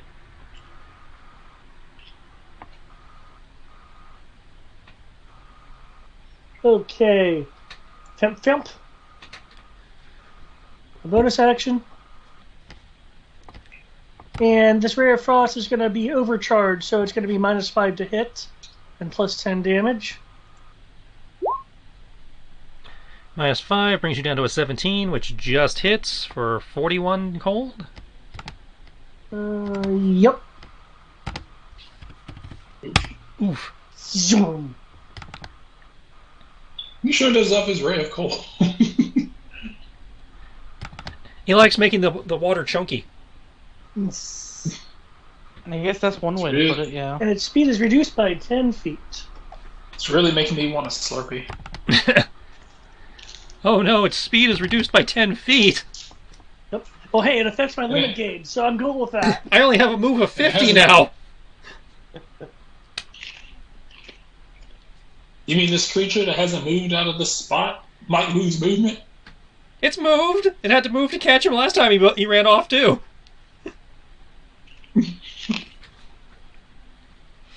I didn't see it move on the map. That's why I was like, oh. Yeah, it did in fact move. It changed 2 whole squares. Ah.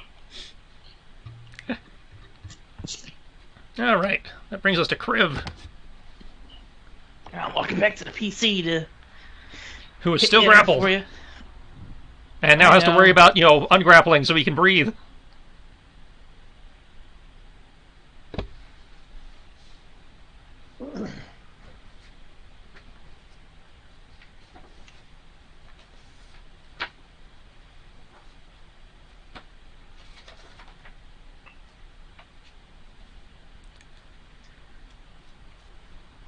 I'm just double checking something real quick. Okay, for the record, when a creature is out of breath, it can survive for a number of rounds equal to its Constitution modifier. Oh, it doesn't even let me make con saves? Lame. But you just die once that reaches 0? At the start of its next turn, it drops to 0 hit points and is considered dying. Ah. That is really fucking lame for 5e. So you have minutes, then you have rounds, then you have fucked. It also cannot regain hit points or stabilize until it can breathe again. Oh, shit. So it's basically you're guaranteed death. Unless they can get you air somehow. Now, that does mean you don't have to, break the grapple and run for the surface if you think you can kill it before you run out of con modifier. I only have a con modifier of 3. Can you... How bad does the pile... The sea of bones look? More pummeled than not. Okay. It's kind of hard to judge,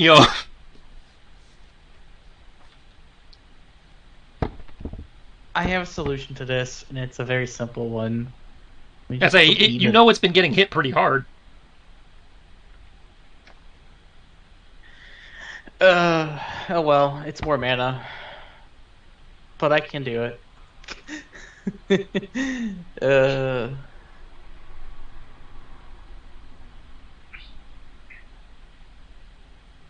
it doesn't have to say I have to stay above water for the entire round. No, it just says you have to get back to air to reset your...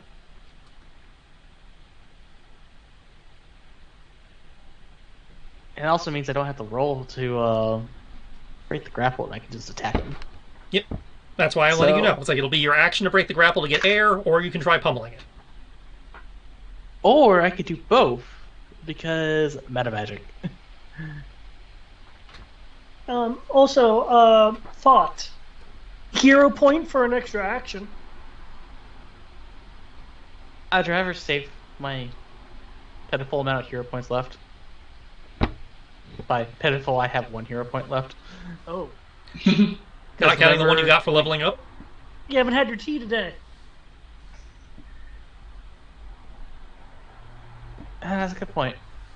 I have been doing that. So, no, I would have like 3 hero points. Let me rephrase that. And those 3 hero points, I'm saving for when I need them to keep myself from dying. Mm. But, I have done my job. You are making an informed decision. that I am, and mana is more easily replaced as a monk than hero points are. Bonus action.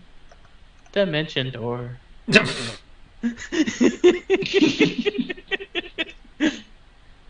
Yeah, they don't cap that on sorcerer, do they? No, they don't. Okay. Especially when it's spell points. Well, I know, like for red mage, I can only do that up to a certain. I can only do that to spells up to a certain level. No. Yeah, no. It's just I have to spend the sorcery points for it, and it's 2 sorcery points per use of Quicken.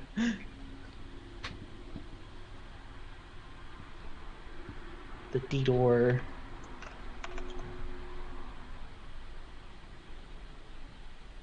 I'm going to hit enter, and then I'm going to hit enter again. Actually, hold up. Yeah, Okay.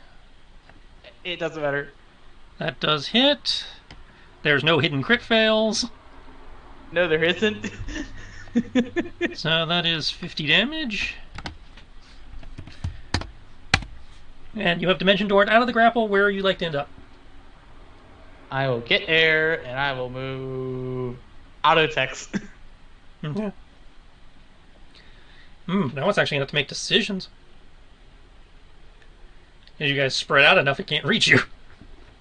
Actually, I will go an extra 5 feet back first, just to make sure. Okay. New ACs, folks? I can go 500 feet. Did I do ACs? Yep, new ACs. I rolled for shit last time, so I'm just gonna leave it up to roll 20. AC is the one thing I don't let roll 20 do. But I can't get much worse than a 14. unless I completely say that. fail it. That's a famous last words. Well, I rolled 1, 1, 2, and 10. So unless this rolls 3 1s. You could get a critical failure of 30. Well, no, this Or I is can do AC. that. There we go. Awesome. AC is different from his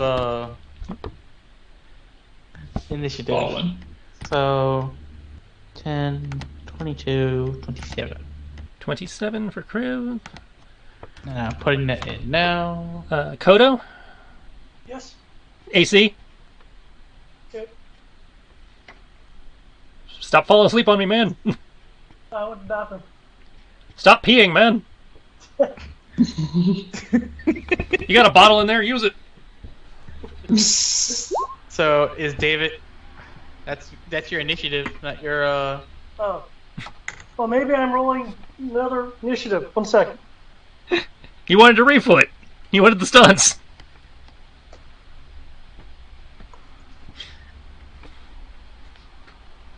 Actually, that's a good point. I will refoot my initiative just for shits and giggles. Yes, I say stunt points encourage refoots. Because initiative is a stunt point allowable thing. Yep. There are initiative stunts. What are the initiative stunts? Because I just got an interesting roll. Okay. Well, he picks that. Let's see, these two have been the ones doing the most damage, so I think it's going to stick with them. Oop. Wait, does it seize the initiative? It seized the initiative a while back. Yeah.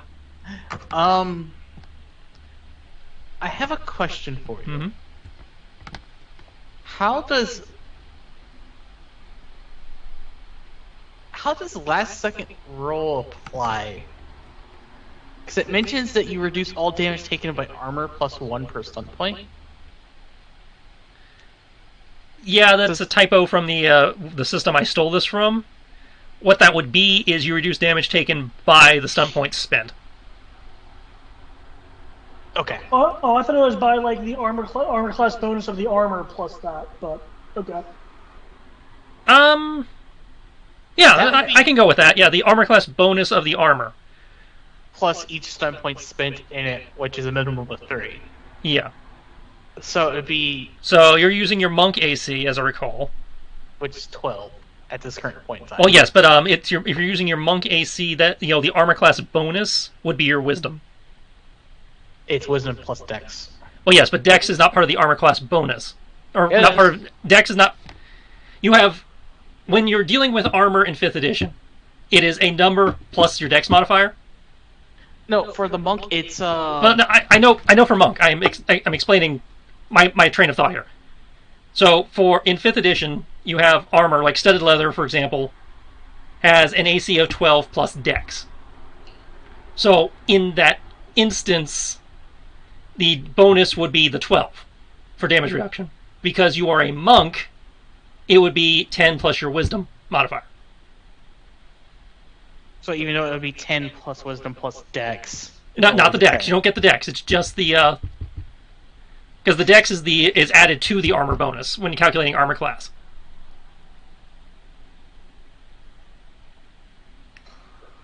No, for monk it's wisdom plus dex. That's for calculating your armor class. Yes, I'm talking about the armor bonus itself.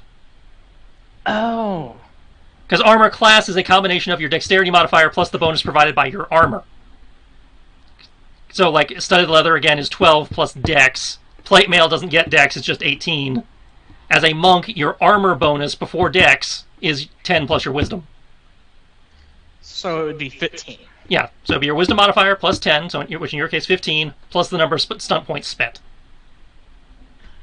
Okay, that makes a little bit more sense. I was confused, like, wait, doesn't that mean I would just have, like, 5? When the way it was Yeah. first... That was my first thought, but I was like, no, wait, they include 10 in everything. So yeah, it'd be the... Okay, so in that case... That's neat. And... I can't do the one I actually wanted to do because I dimension doored away by 10 feet. So...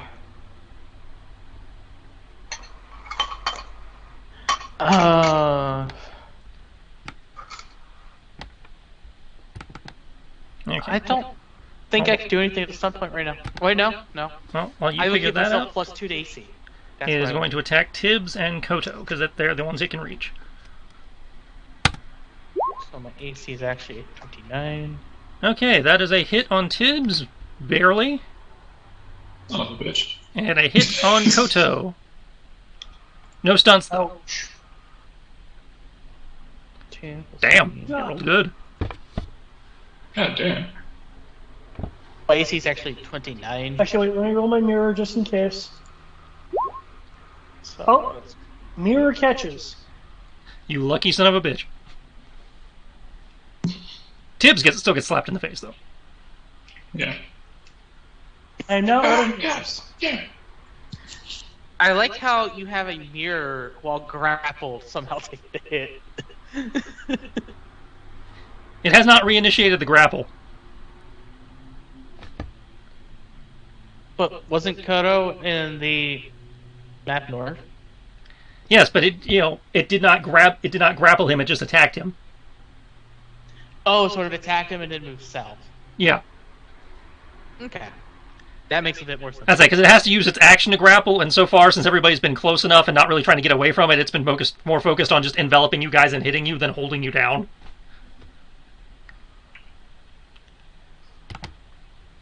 Alright, Tibbs? Okay. I'm gonna be like, Do you have any concentrations going? nope. Okay. Oh, thank you for the reminder. Oh, no, I avoided it. So Yeah, you did.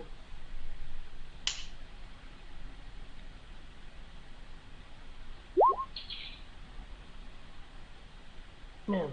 Are you fucking kidding me? Okay, 13 whiffs. Oh my fucking god. Wait. You do get a single stunt point, though. You only apply stunt points if it actually hits. Oh. Jesus Christ, what the hell? Well, You still got your bonus. Oh, yeah, okay. that's true. 1, 2, 3, 4. 1, 2.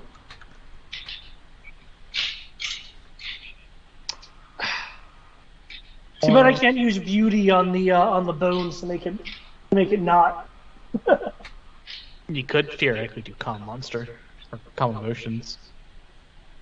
I don't think that would work though. Tibbs is gonna be like, fuck it. Wait, what did you do? You don't have a teleport to Misty my step. understanding. I do have Misty Step. You have Misty Step. Yes.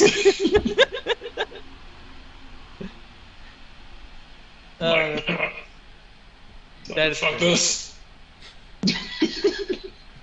How to run this corner. Kodo! It was just me, not Kodo. Oh, I didn't shuffle, you're right.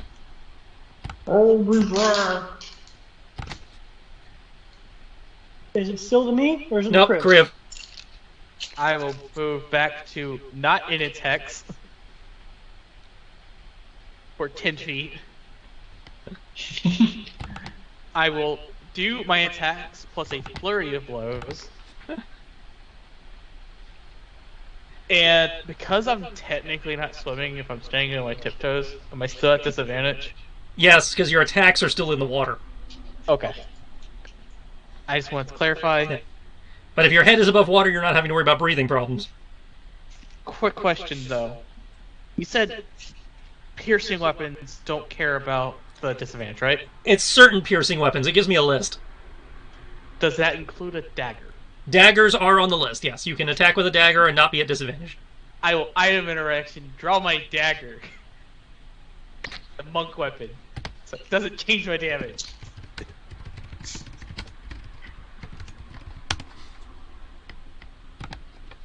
Wait, no, but Horfrost wouldn't be on it, correct? No, it would only been on the weapon you're using at the time. So that would have only been on my unarmed attacks. I'll just hit it twice.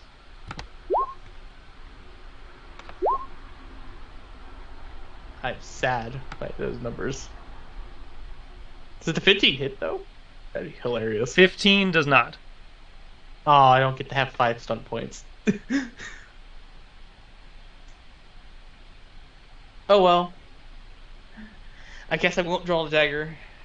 And I will take that lovely amount of damage. Does 16 hit? 16 does not hit either. Oh, that's only 28 and 15. Oh well. Actually, no, it has to be the lowest. So it would be 21. 20 and 21 would be the 2 attacks. So it'd be 28 damage and 21 damage. Thank you, disadvantage, for allowing me to do more damage.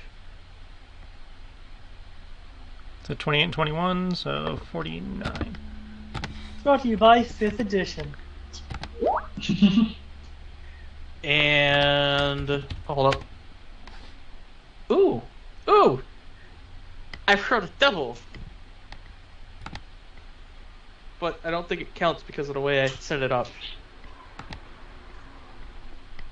If you look at the 21, do I get how many sub points would I get for that? I just did it that way to make it The 21 try to make it attack? easier.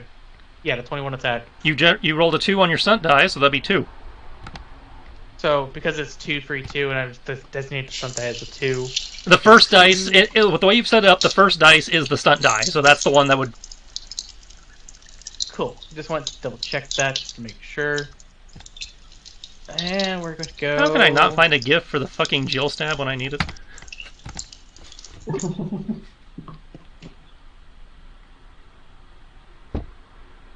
can find a gift for a door, but not a knife. Yep. I will spend those 2 stunt die to move an extra 10 feet for 30. And go back to where I was. Oh wait, hold up. How big is the pog?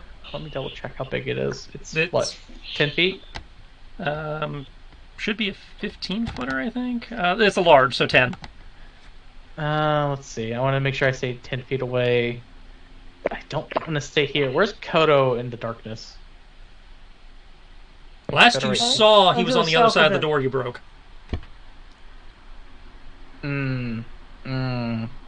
It's okay, I have a thought.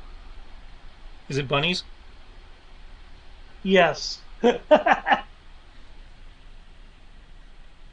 will continue my movement to right here in this doorway, where I can still see everything. Okay. That may affect my plan, but we'll see how it goes. I figured I'd try to give you advantage at least. Oh, Well, advantage only applies to melee. Yeah, I've been casting range stuff. I know you have been, but you have scimitars if you decide to use them. Swords, but yeah, I know what you mean. Okay, cool.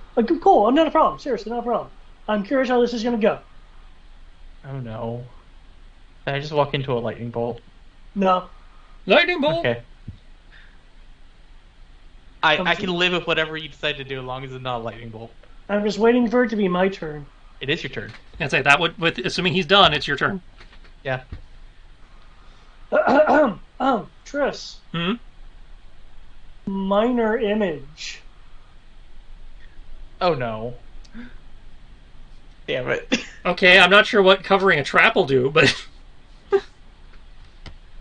Well, it can perceive, yeah, in theory.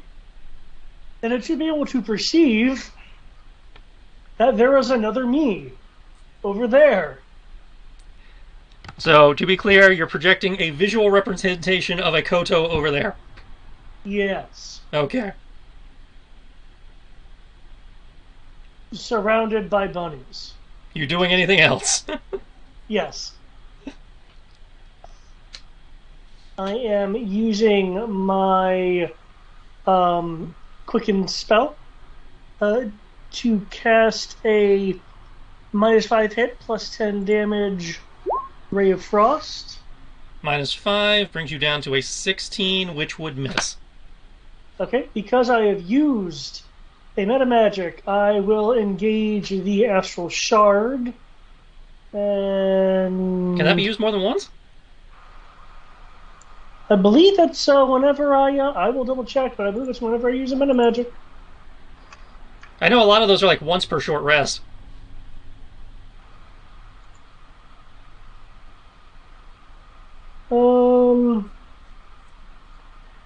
When you use a metamatic option on a spell, which when you use a metamatic option on a spell while you are holding or wearing the shard, immediately after casting the spell, you can teleport to an unoccupied space you can see within 30 feet of you.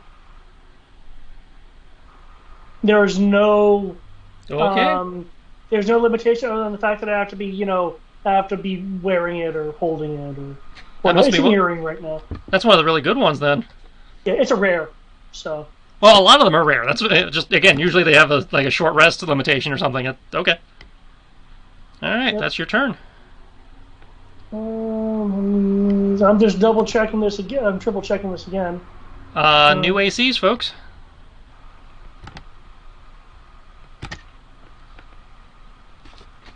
Now it's got decisions to make. And I can use it as a spellcasting focus. That I knew.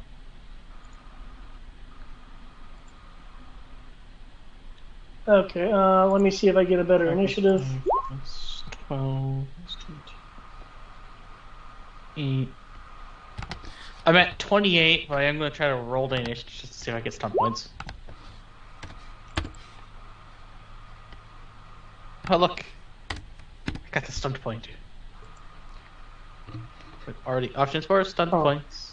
Need an option? Need a initiative for? I mean, AC for Tibbs. There we go. He's typing. Cool. Let's see.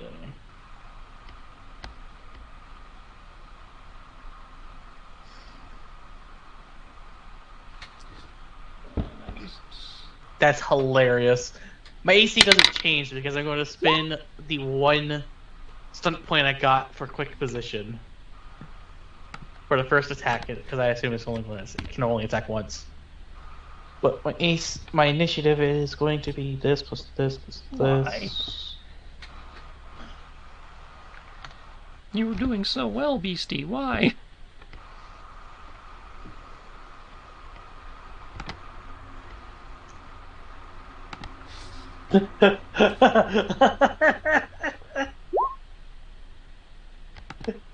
Can't be affected by 6th level spells or lower.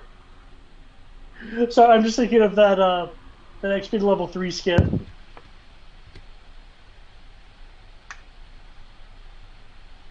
I felt that skit so much. So did I. I'm feeling it right now.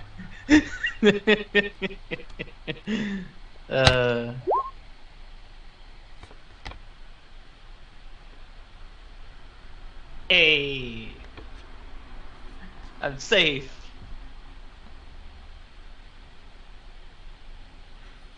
It's like, why did random die pick the one I knew it wasn't gonna hit? Okay. Tibbs.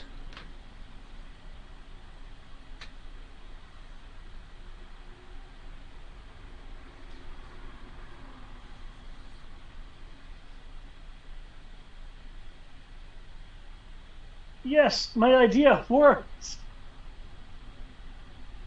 Kodo, Yeah. remind me to slap you later for letting me be stuck in this. Also, you didn't take the 36 damage because you weren't there, Tibbs. You still Yeah, have it's like health. you didn't take damage. You should still be at. I just didn't delete it from my macro. Yeah. Also, if you're trying to talk, we can't hear you. Well, I mean, he's set to mute, so. Sorry, I didn't realize that. Okay, yeah, I was like, what the hell? I was like, how the hell did I get damage? You didn't. I just didn't click. I just didn't delete it from the macro because I didn't want to have to rekey it if you do get back into range. I was like, So yeah, you did not take 36 damage, and it is your turn. Okay. It's like I'm gonna peer back around the corner, like, Friv, where is it?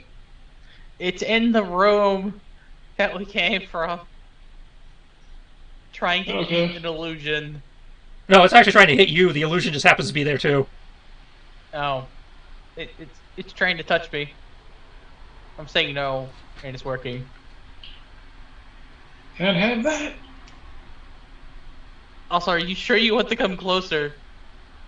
You Yes. are literally bleeding everywhere in the water. That is not safe. Yeah, wait till next turn when I actually get to start using, my street sharks. Huh? All that blood in the water. I know, right? Tibbs is just going to become a street taco for the street sharks. Wait a second, I forget. Okay, that explains why. It doesn't fully explain why I've been missing, but apparently I forgot. I've been keying in my to hit wrong. Round 6, I get street sharks. Round 8, I get to summon laser dolphins. Oh shit. Laser dolphins? Eh. I thought you would have went with Sharknado. And then round 10, Darwin shows up. Ah! Then we definitely got to Why hang around Darwin? just so we can kill I it. have to know this. Because it pisses off Brian. Darwin the dolphin pisses off Brian. And I will stick around just so we can murder this thing. So Just I need a story for this one, but I also want to go to I'm sleep. behind. Are you sure you want to do that? Damn it! I was watching Sequest, to which is attempt this. Star Trek but underwater. One of the main characters is a dolphin that lives inside the submarine. Oh, that thing. Yeah. And it annoys Brian for some reason. Okay, It's not just 14, one, it's two. 14 and 13 both miss. I blame the water, Brian. It's okay. It's the water. It's better than your trajectory. I mean, he's using I mean, guns it's- underwater. You expect a certain level of fail. By the this is like massive amounts of fail though. Hmm. Jesus Christ. Okay, guns apparently. Oh, you sharpshooter. That's why. Huh? -5. You're sharpshootering. Even then, that still won't make a significant difference. And I was like, there's Well, no point you in guys have taking seen that a damage. 17 is what you need to hit, so it would have made the difference here. yeah, I've been hitting on a 7 and 18, so And you guys, My the lowest you D12s guys have hit on is a my D12s 17. have been complete garbage on all these rolls. like, Well, you still got your literally, if you bonus just action for did the sharpshooter, yard. You would keep hitting consistently. I say you still got your yarn at bonus. Yeah, Yeah, move it and attack with it as a bonus action. I'm just going to move and use my yarn. I admit, I was really hoping you guys would get to the crypt before Eric goes to bed. I thought I'd be able to too. Wouldn't hit with shit though. You're so close. Sorry. I just want my sleep, damn it. You're fine. Like I said, I hoped we had gotten there because stuff. But Oh, you hit like a motherfucker, and you generate me summons. Fuck you, Yarn. Come on, big damage, big damage. Yeah, my 2d8. 2d8 plus 5. Well, I mean, you can add 2d6 to that. Oh no, you only have 4 stun points. You can deal 1d6. Yeah. You can seize the initiative. Yes, seize the initiative. Well, these are spell stunts, so I don't know. If Yeah, he's right. It's a spell spell. stunts. Yeah, I have 4. It's more powder than bone.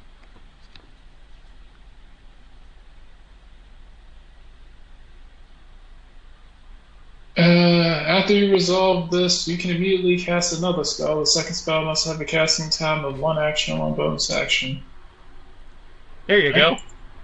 Fuck it! Sacred Flame! That's a dex save on my part, right? Yes.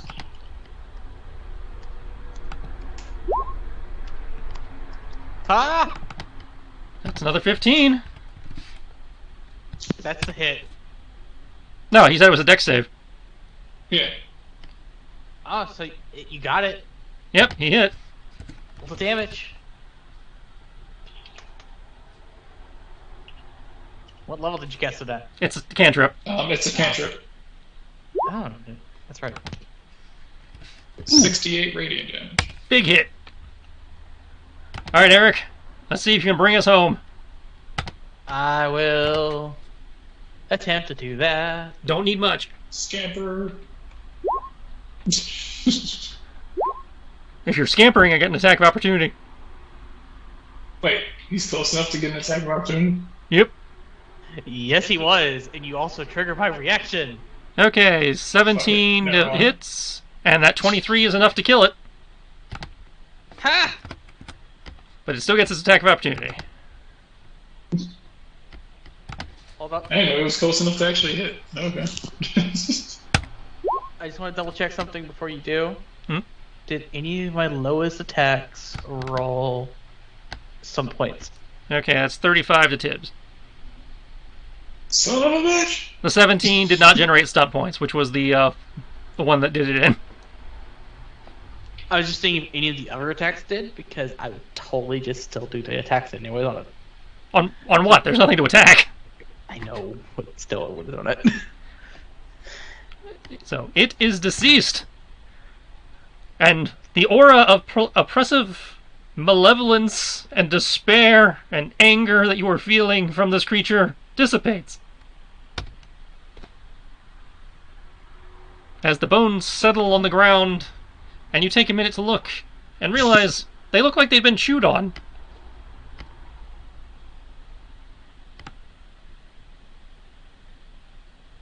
Yeah, that's weird. Did this happen because the direwolf decided to chew on the bones? No, it's old chewing, and I believe you have enough passive investigation to go that realize that the teeth imprints do not match the wolf. They ate each other. I'm afraid that for room 14, a street shark is going to bite me. Cannibals.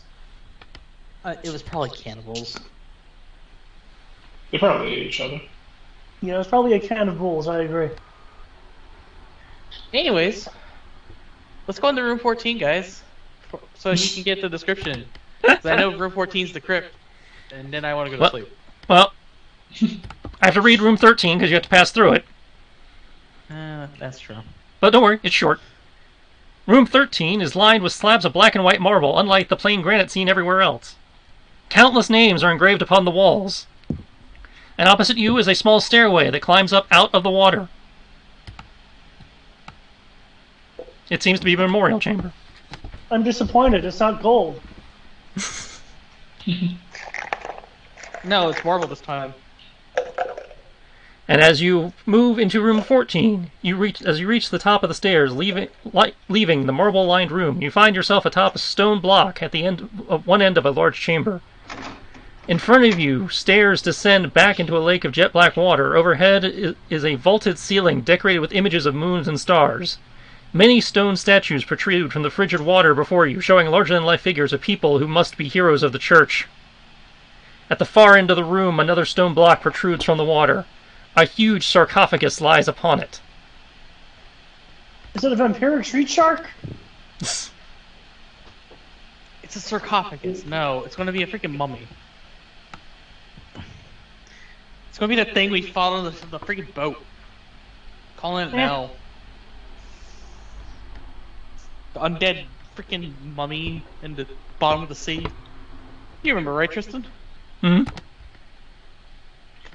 It's totally going to be that, isn't it? Should we open it? We are not desecrating the dead. Now remember, you were told to come in here and find something, so it might be in there. Well, I'm not going to desecrate the dead. I'll open it. I need an athletics check. Like, he's like, I'm not going to desecrate the dead. And he's like, I'll do it. Okay, you slide open the sarcophagus. As you approach, you see the carved into the lid. Here lies Kolasa, friend of Corvus, slayer of beasts, craftsman and true servant of the gods. As you slide open the stone lid, you will see a pile of bones laying out flat. More bones than one would expect from a knight. Laying atop said bones is a pair of stone gauntlets and a hammer.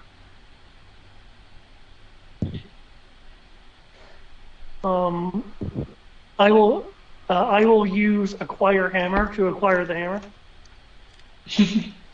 As you reach out for the hammer, the bones stir to life, swirling and reshaping, as you hear a booming voice, "Who dares disturb my slumber?" Told you. Holy fuck, that thing's huge. Told you. Do I need to move?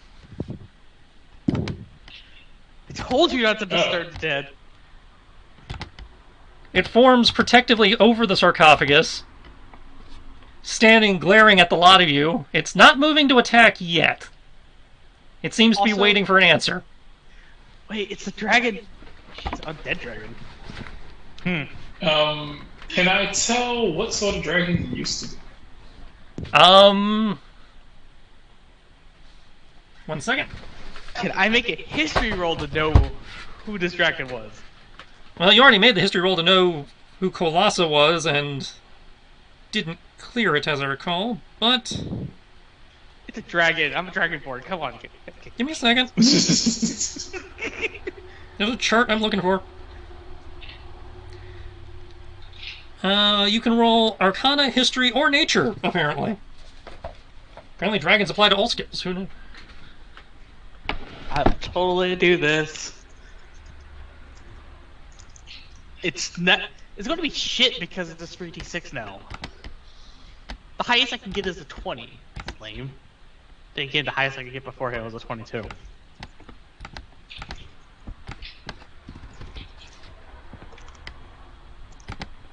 Hey! I got a 20. You said history? Arcana, History, or Religion. Pick your Let's poison. see. What am I good at? I am actually liking the D12 with the 3D6. It makes for some interesting numbers. Yeah, like does. like high crit fails.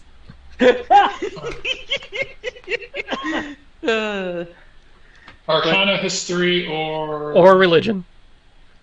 I will do religion because I'm far better at that. Now, in fact, I get. So they're all intelligence based, so I only have a 2.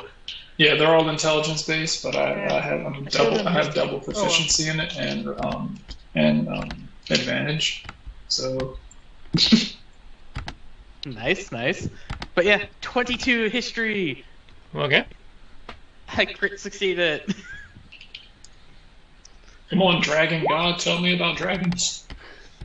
The best part about this whole thing is the only time I've ever succeeded in a history roll is when it involved a freaking dragon. Yeah. Okay, it is kind of hard to tell given the bone structure and everything. But Bless you. Thank you. Given what you know about his deeds and the shape and everything, you're inclined to say it's either a gold or a platinum. But platinum doesn't exist, so it would be gold.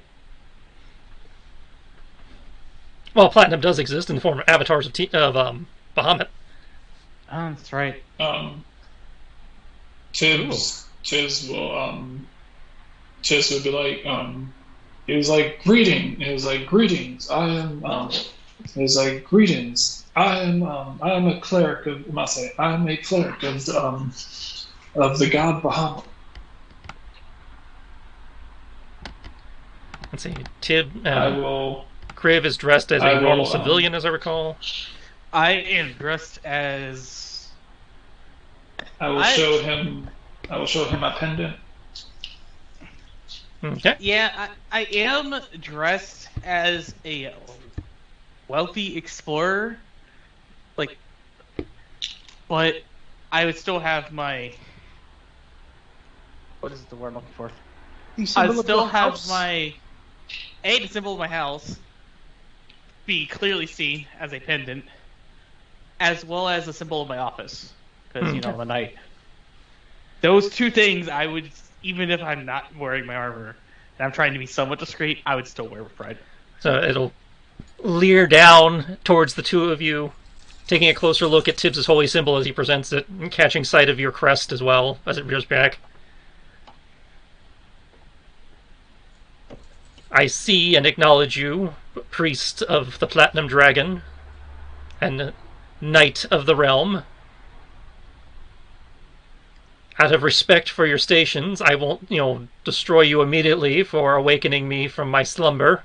And looks around. Desecrating this church. Must that was not we came here and we were attacked by undead. Malevolent undead, mind you.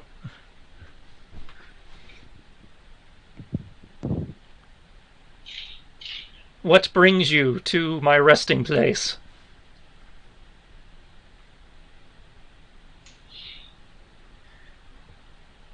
I know we were explained it in plot, but for the life of me, I can't remember the proper explanation to say.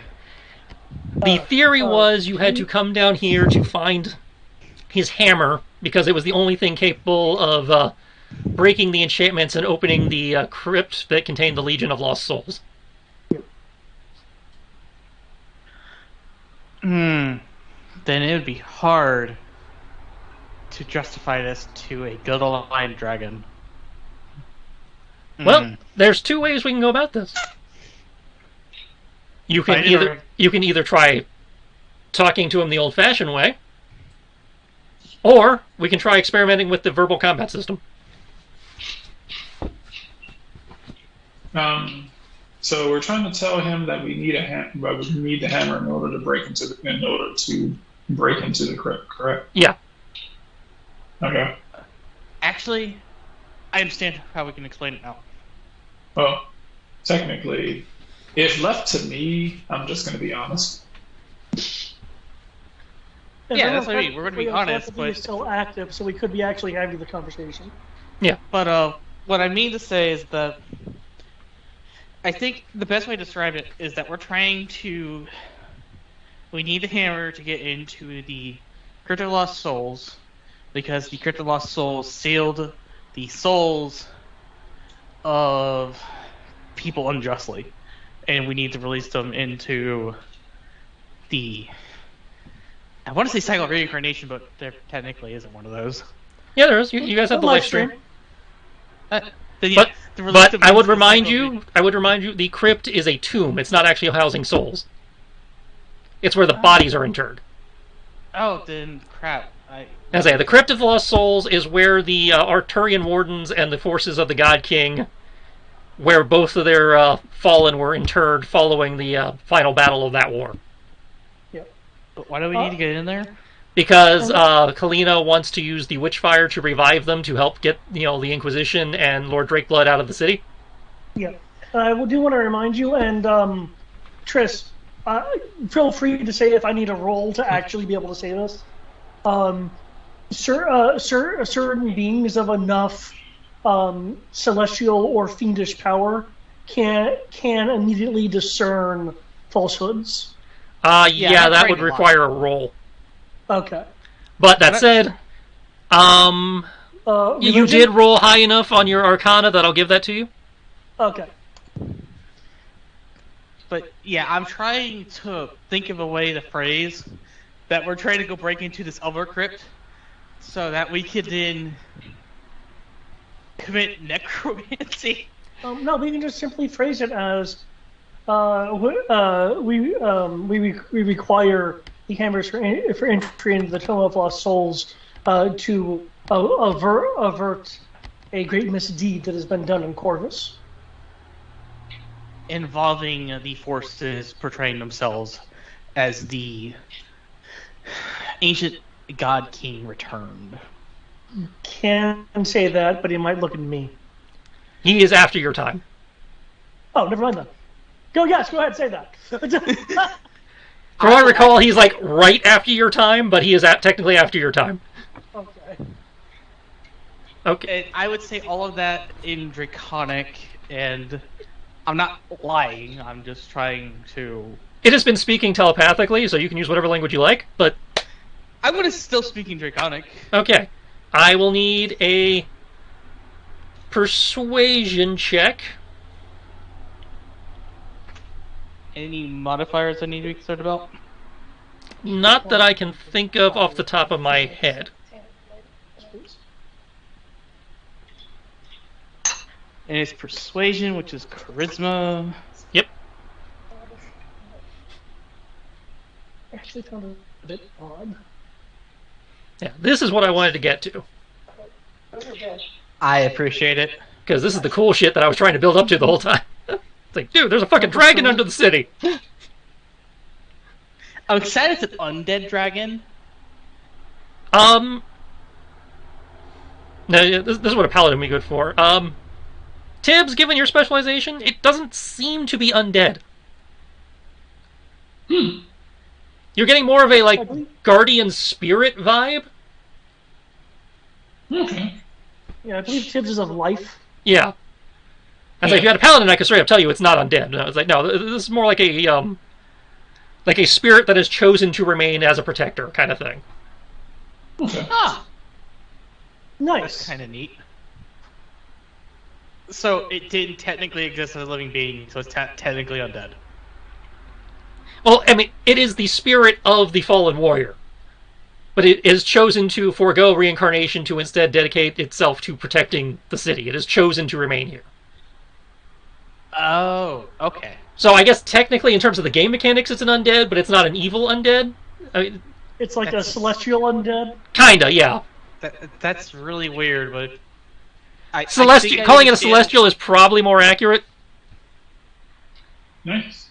It's chosen to stay here by power of will versus necromancy and dark magic. Equation. Because it feels its job is not complete.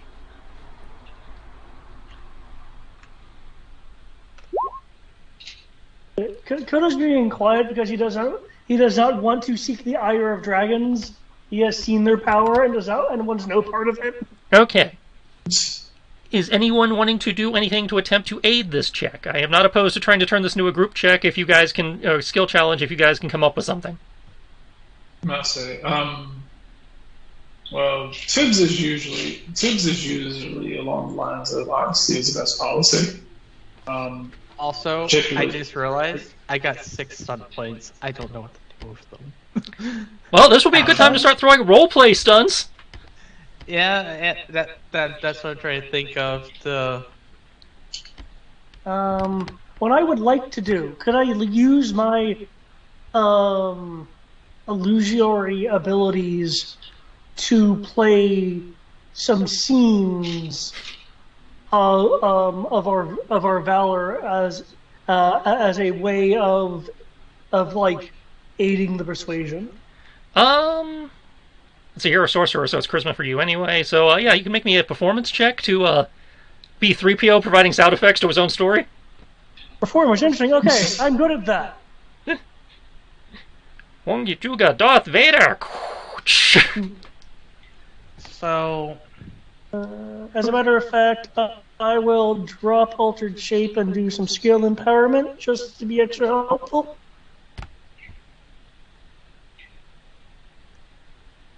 I would do Tower of Will to give myself a +1. I would then do Von Mott to try to impress upon the fact that we are trying to effectively save the city from the tyranny of a supposedly the God King. Of the supposed, we're trying to save the Republic from the supposed tyranny of the tyranny of a supposed God King and its Inquisition. Okay. To try to impress upon it more that what we're doing is just and in the benefit of the Republic. Okay. I feel bad about using skill empowerment. Damn, I didn't do that.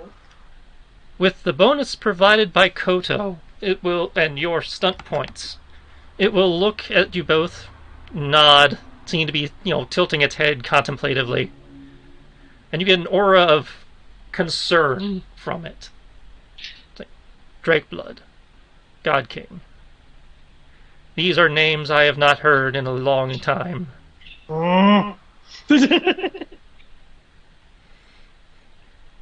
Their return is worrisome, and I understand why you might wish to have my power. That said, you have been misinformed. The hammer is not what you need. The hammer was but the instrument.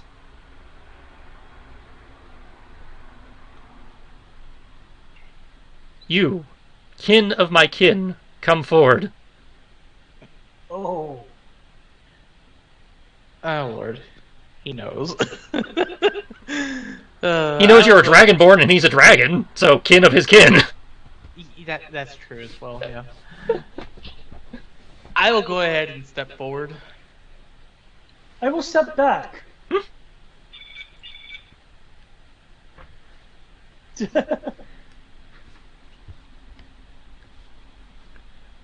I entrust upon you the true secrets of my power. Take the gauntlets from my grave. Use them to protect the kingdom and fight with honor.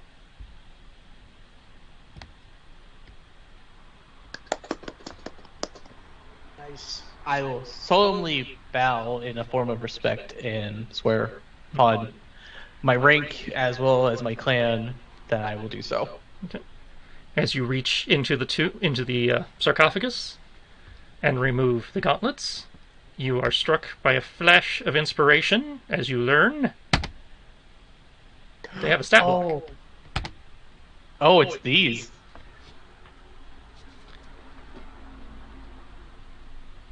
Yes. And they are shit, look at and they you go. start at the awakened tier. You know, in my head, I was joking that, you now get +10 to beat down doors. But okay. It was quite literal in this case. It's strength 24, double damage versus doors, and you can cast the enlarge spell on yourself, so when you're wearing your armor, you become a mecha. So all I'm hearing then is Pesca, Lone. I have given you your bloody mecha. Yay!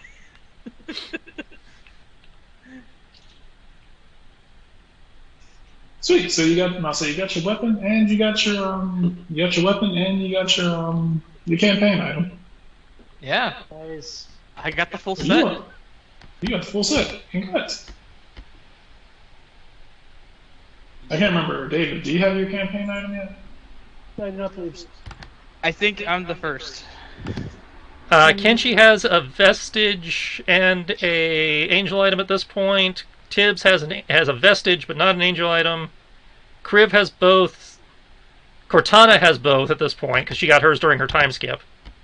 Ah. That's what she got when you guys got the ability to break 20 in one stat. Ah, that makes sense. Wait, when did you get both of yours? I know you got the angel item, but I didn't know when you got the vestige. He started with the angel item, and his sword became a vestige during one of the story events. Ah. Because it used to belong to his master, it actually woke up and became a vestige. Okay, that makes sense then. Also, oh dear lord, I have a strength of 24 now? Yep, as long as you are wearing these gauntlets, your strength is 24. That is terrifying. That puts me up to 27. And you, well, no, what do you mean? It brings you up to 27. No, I mean a +7.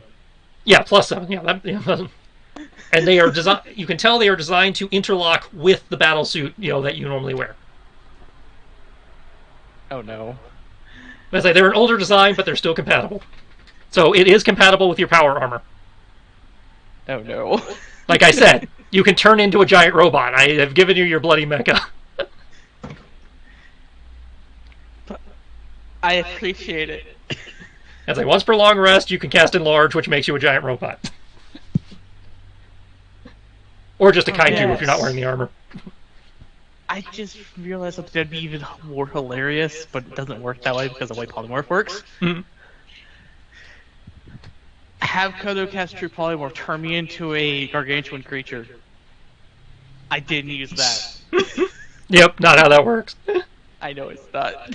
But that would still be hilarious. It's like, I know where the other angel items and vestiges are, in theory, but, this is the one that came up here. and made the most sense.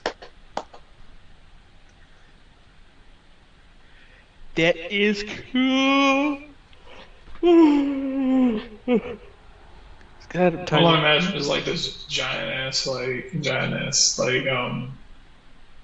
dude just like with big ass knuckles and like some sort of like giant staff that grew to go with it. Fucking Megazord. Oh man. Oh man. If only I could make the angel item enlarge with it. As I recall in the 5th edition, enlarge items go enlarge with you. Oh my god, I became a Gundam. And I think it gives you, when you're enlarged, I think it's like 1d6 extra damage or something. Don't quote me on that, but I think you get a damage boost for being enlarged. You do, but I don't remember whether it's a D4 or a D6. If I recall, it's D6s. So yes, like I said, you get to become your giant robot that you've been asking for since day one. I only asked for that in Star Wars. No, when I mentioned that the Republic had giant robots, you were like, I want a giant robot. That's right. There you In are. the You original are the character giant creation, I wanted a giant robot. Yep. And then he said, those exist, but they're not for you yet. Yeah. I was like, okay. And just left it at that. This is my compromise. And now you are the giant robot. I have become the giant robot. It was within you all along. Via the power of dragons, you are now a giant robot. You see, this is why I don't like messing with dragons. Although if you talk to me about it, I totally will mess with dragons. I don't mess with dragons because I don't want to become a giant robot. Now, this is only the awakened stage. There is a higher tier that you can eventually unlock. Man. If only I could find a way to make heavy armor proficiency happen right now. If only there was a way. And this seems like a good stopping point to me, so I will call it here. As he holds the gauntlet Triforce of Power over his head. Sounds good.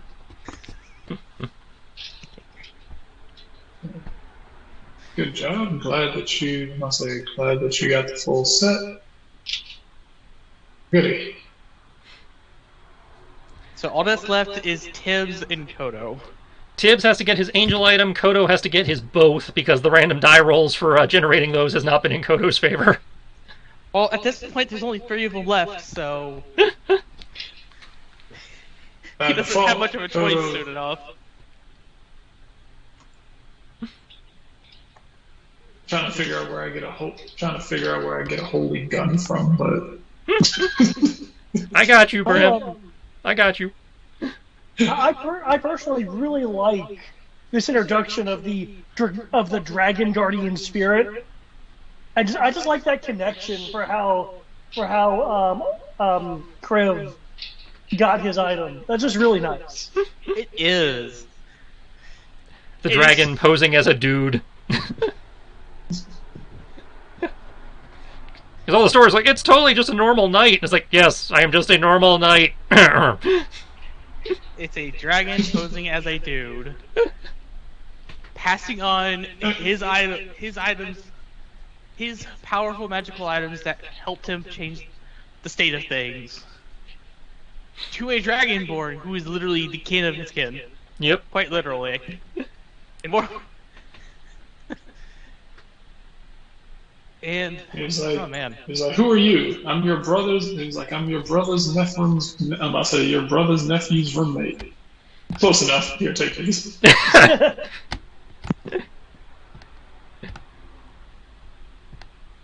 And there's still more rooms to poke around if you guys feel like it later. Well, I don't think you're feel gonna find just anything better than this. I don't know, you might find like a golden bidet or something.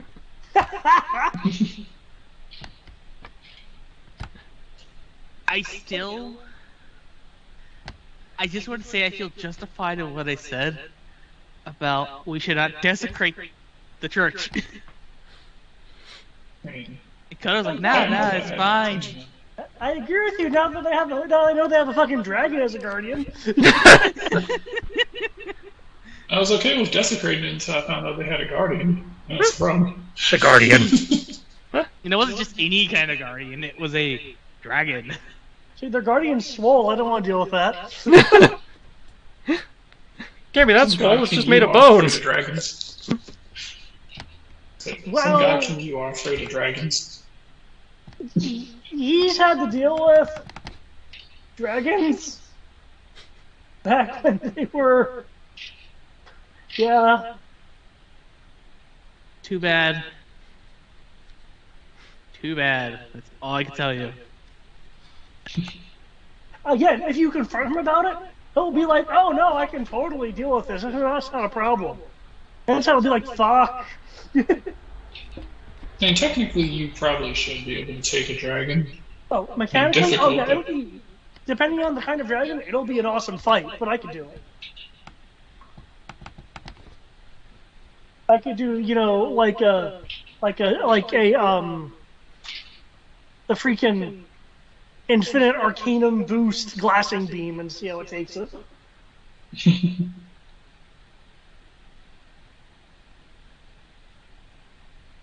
Since the level 24 sorcerer thing gives me that, ultra magnification spell ability.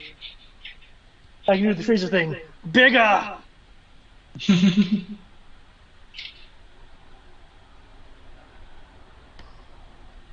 Okay.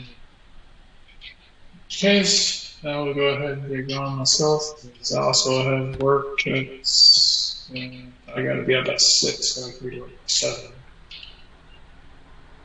I Ideally. have work at 7 for 12 hours, so I'm getting ready to fall asleep. I just pushed myself to stay awake because you said that you wanted to do the crypt scene. And now you're glad I did. Yes, I am. Oh, thank you for being able to join us.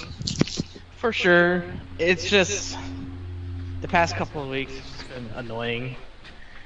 Like, to describe how annoying it's been, my mom literally called me at 1 in the morning last week on Tuesday. Like, on Wednesday morning, technically. Just to tell me that my uncle's health is deteriorating, Oh.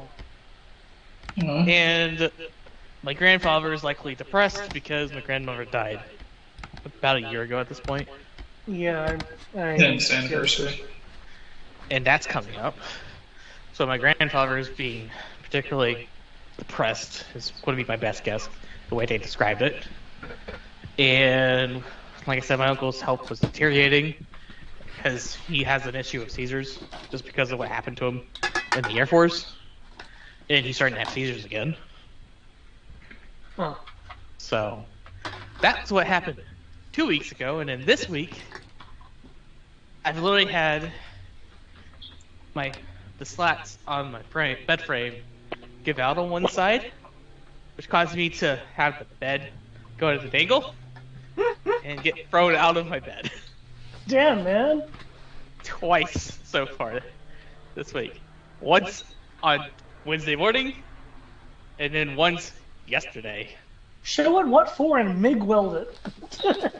Well, the issue is that it's a wooden bed frame. Oh, And remember how I mentioned that one of the boards is warped slightly? yeah. That's the issue. Damn. So I could fix it if I could get someone to bring a drill and screws. Then it's just going to be a pain in the ass to take apart Yeah. later on, but yeah.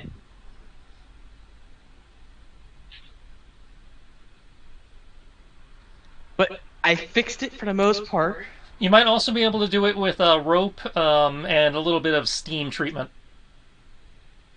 Don't know how I'll be able to do that with where I'm at, but keep that Well, in you can mind. rent a steamer. They're not that expensive.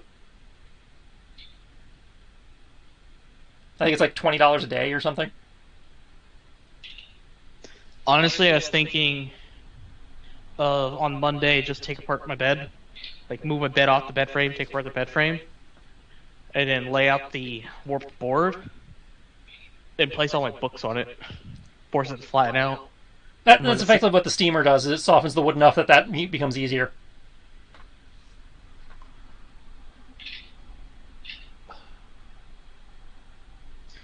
I just don't know how a steamer would work on the wood though. If you have an iron, you might be able to do it with that too. You can look that up on YouTube.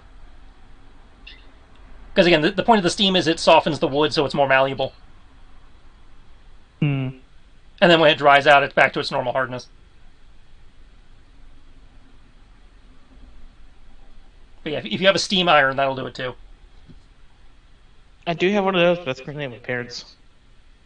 And there should be YouTube tutorials for that.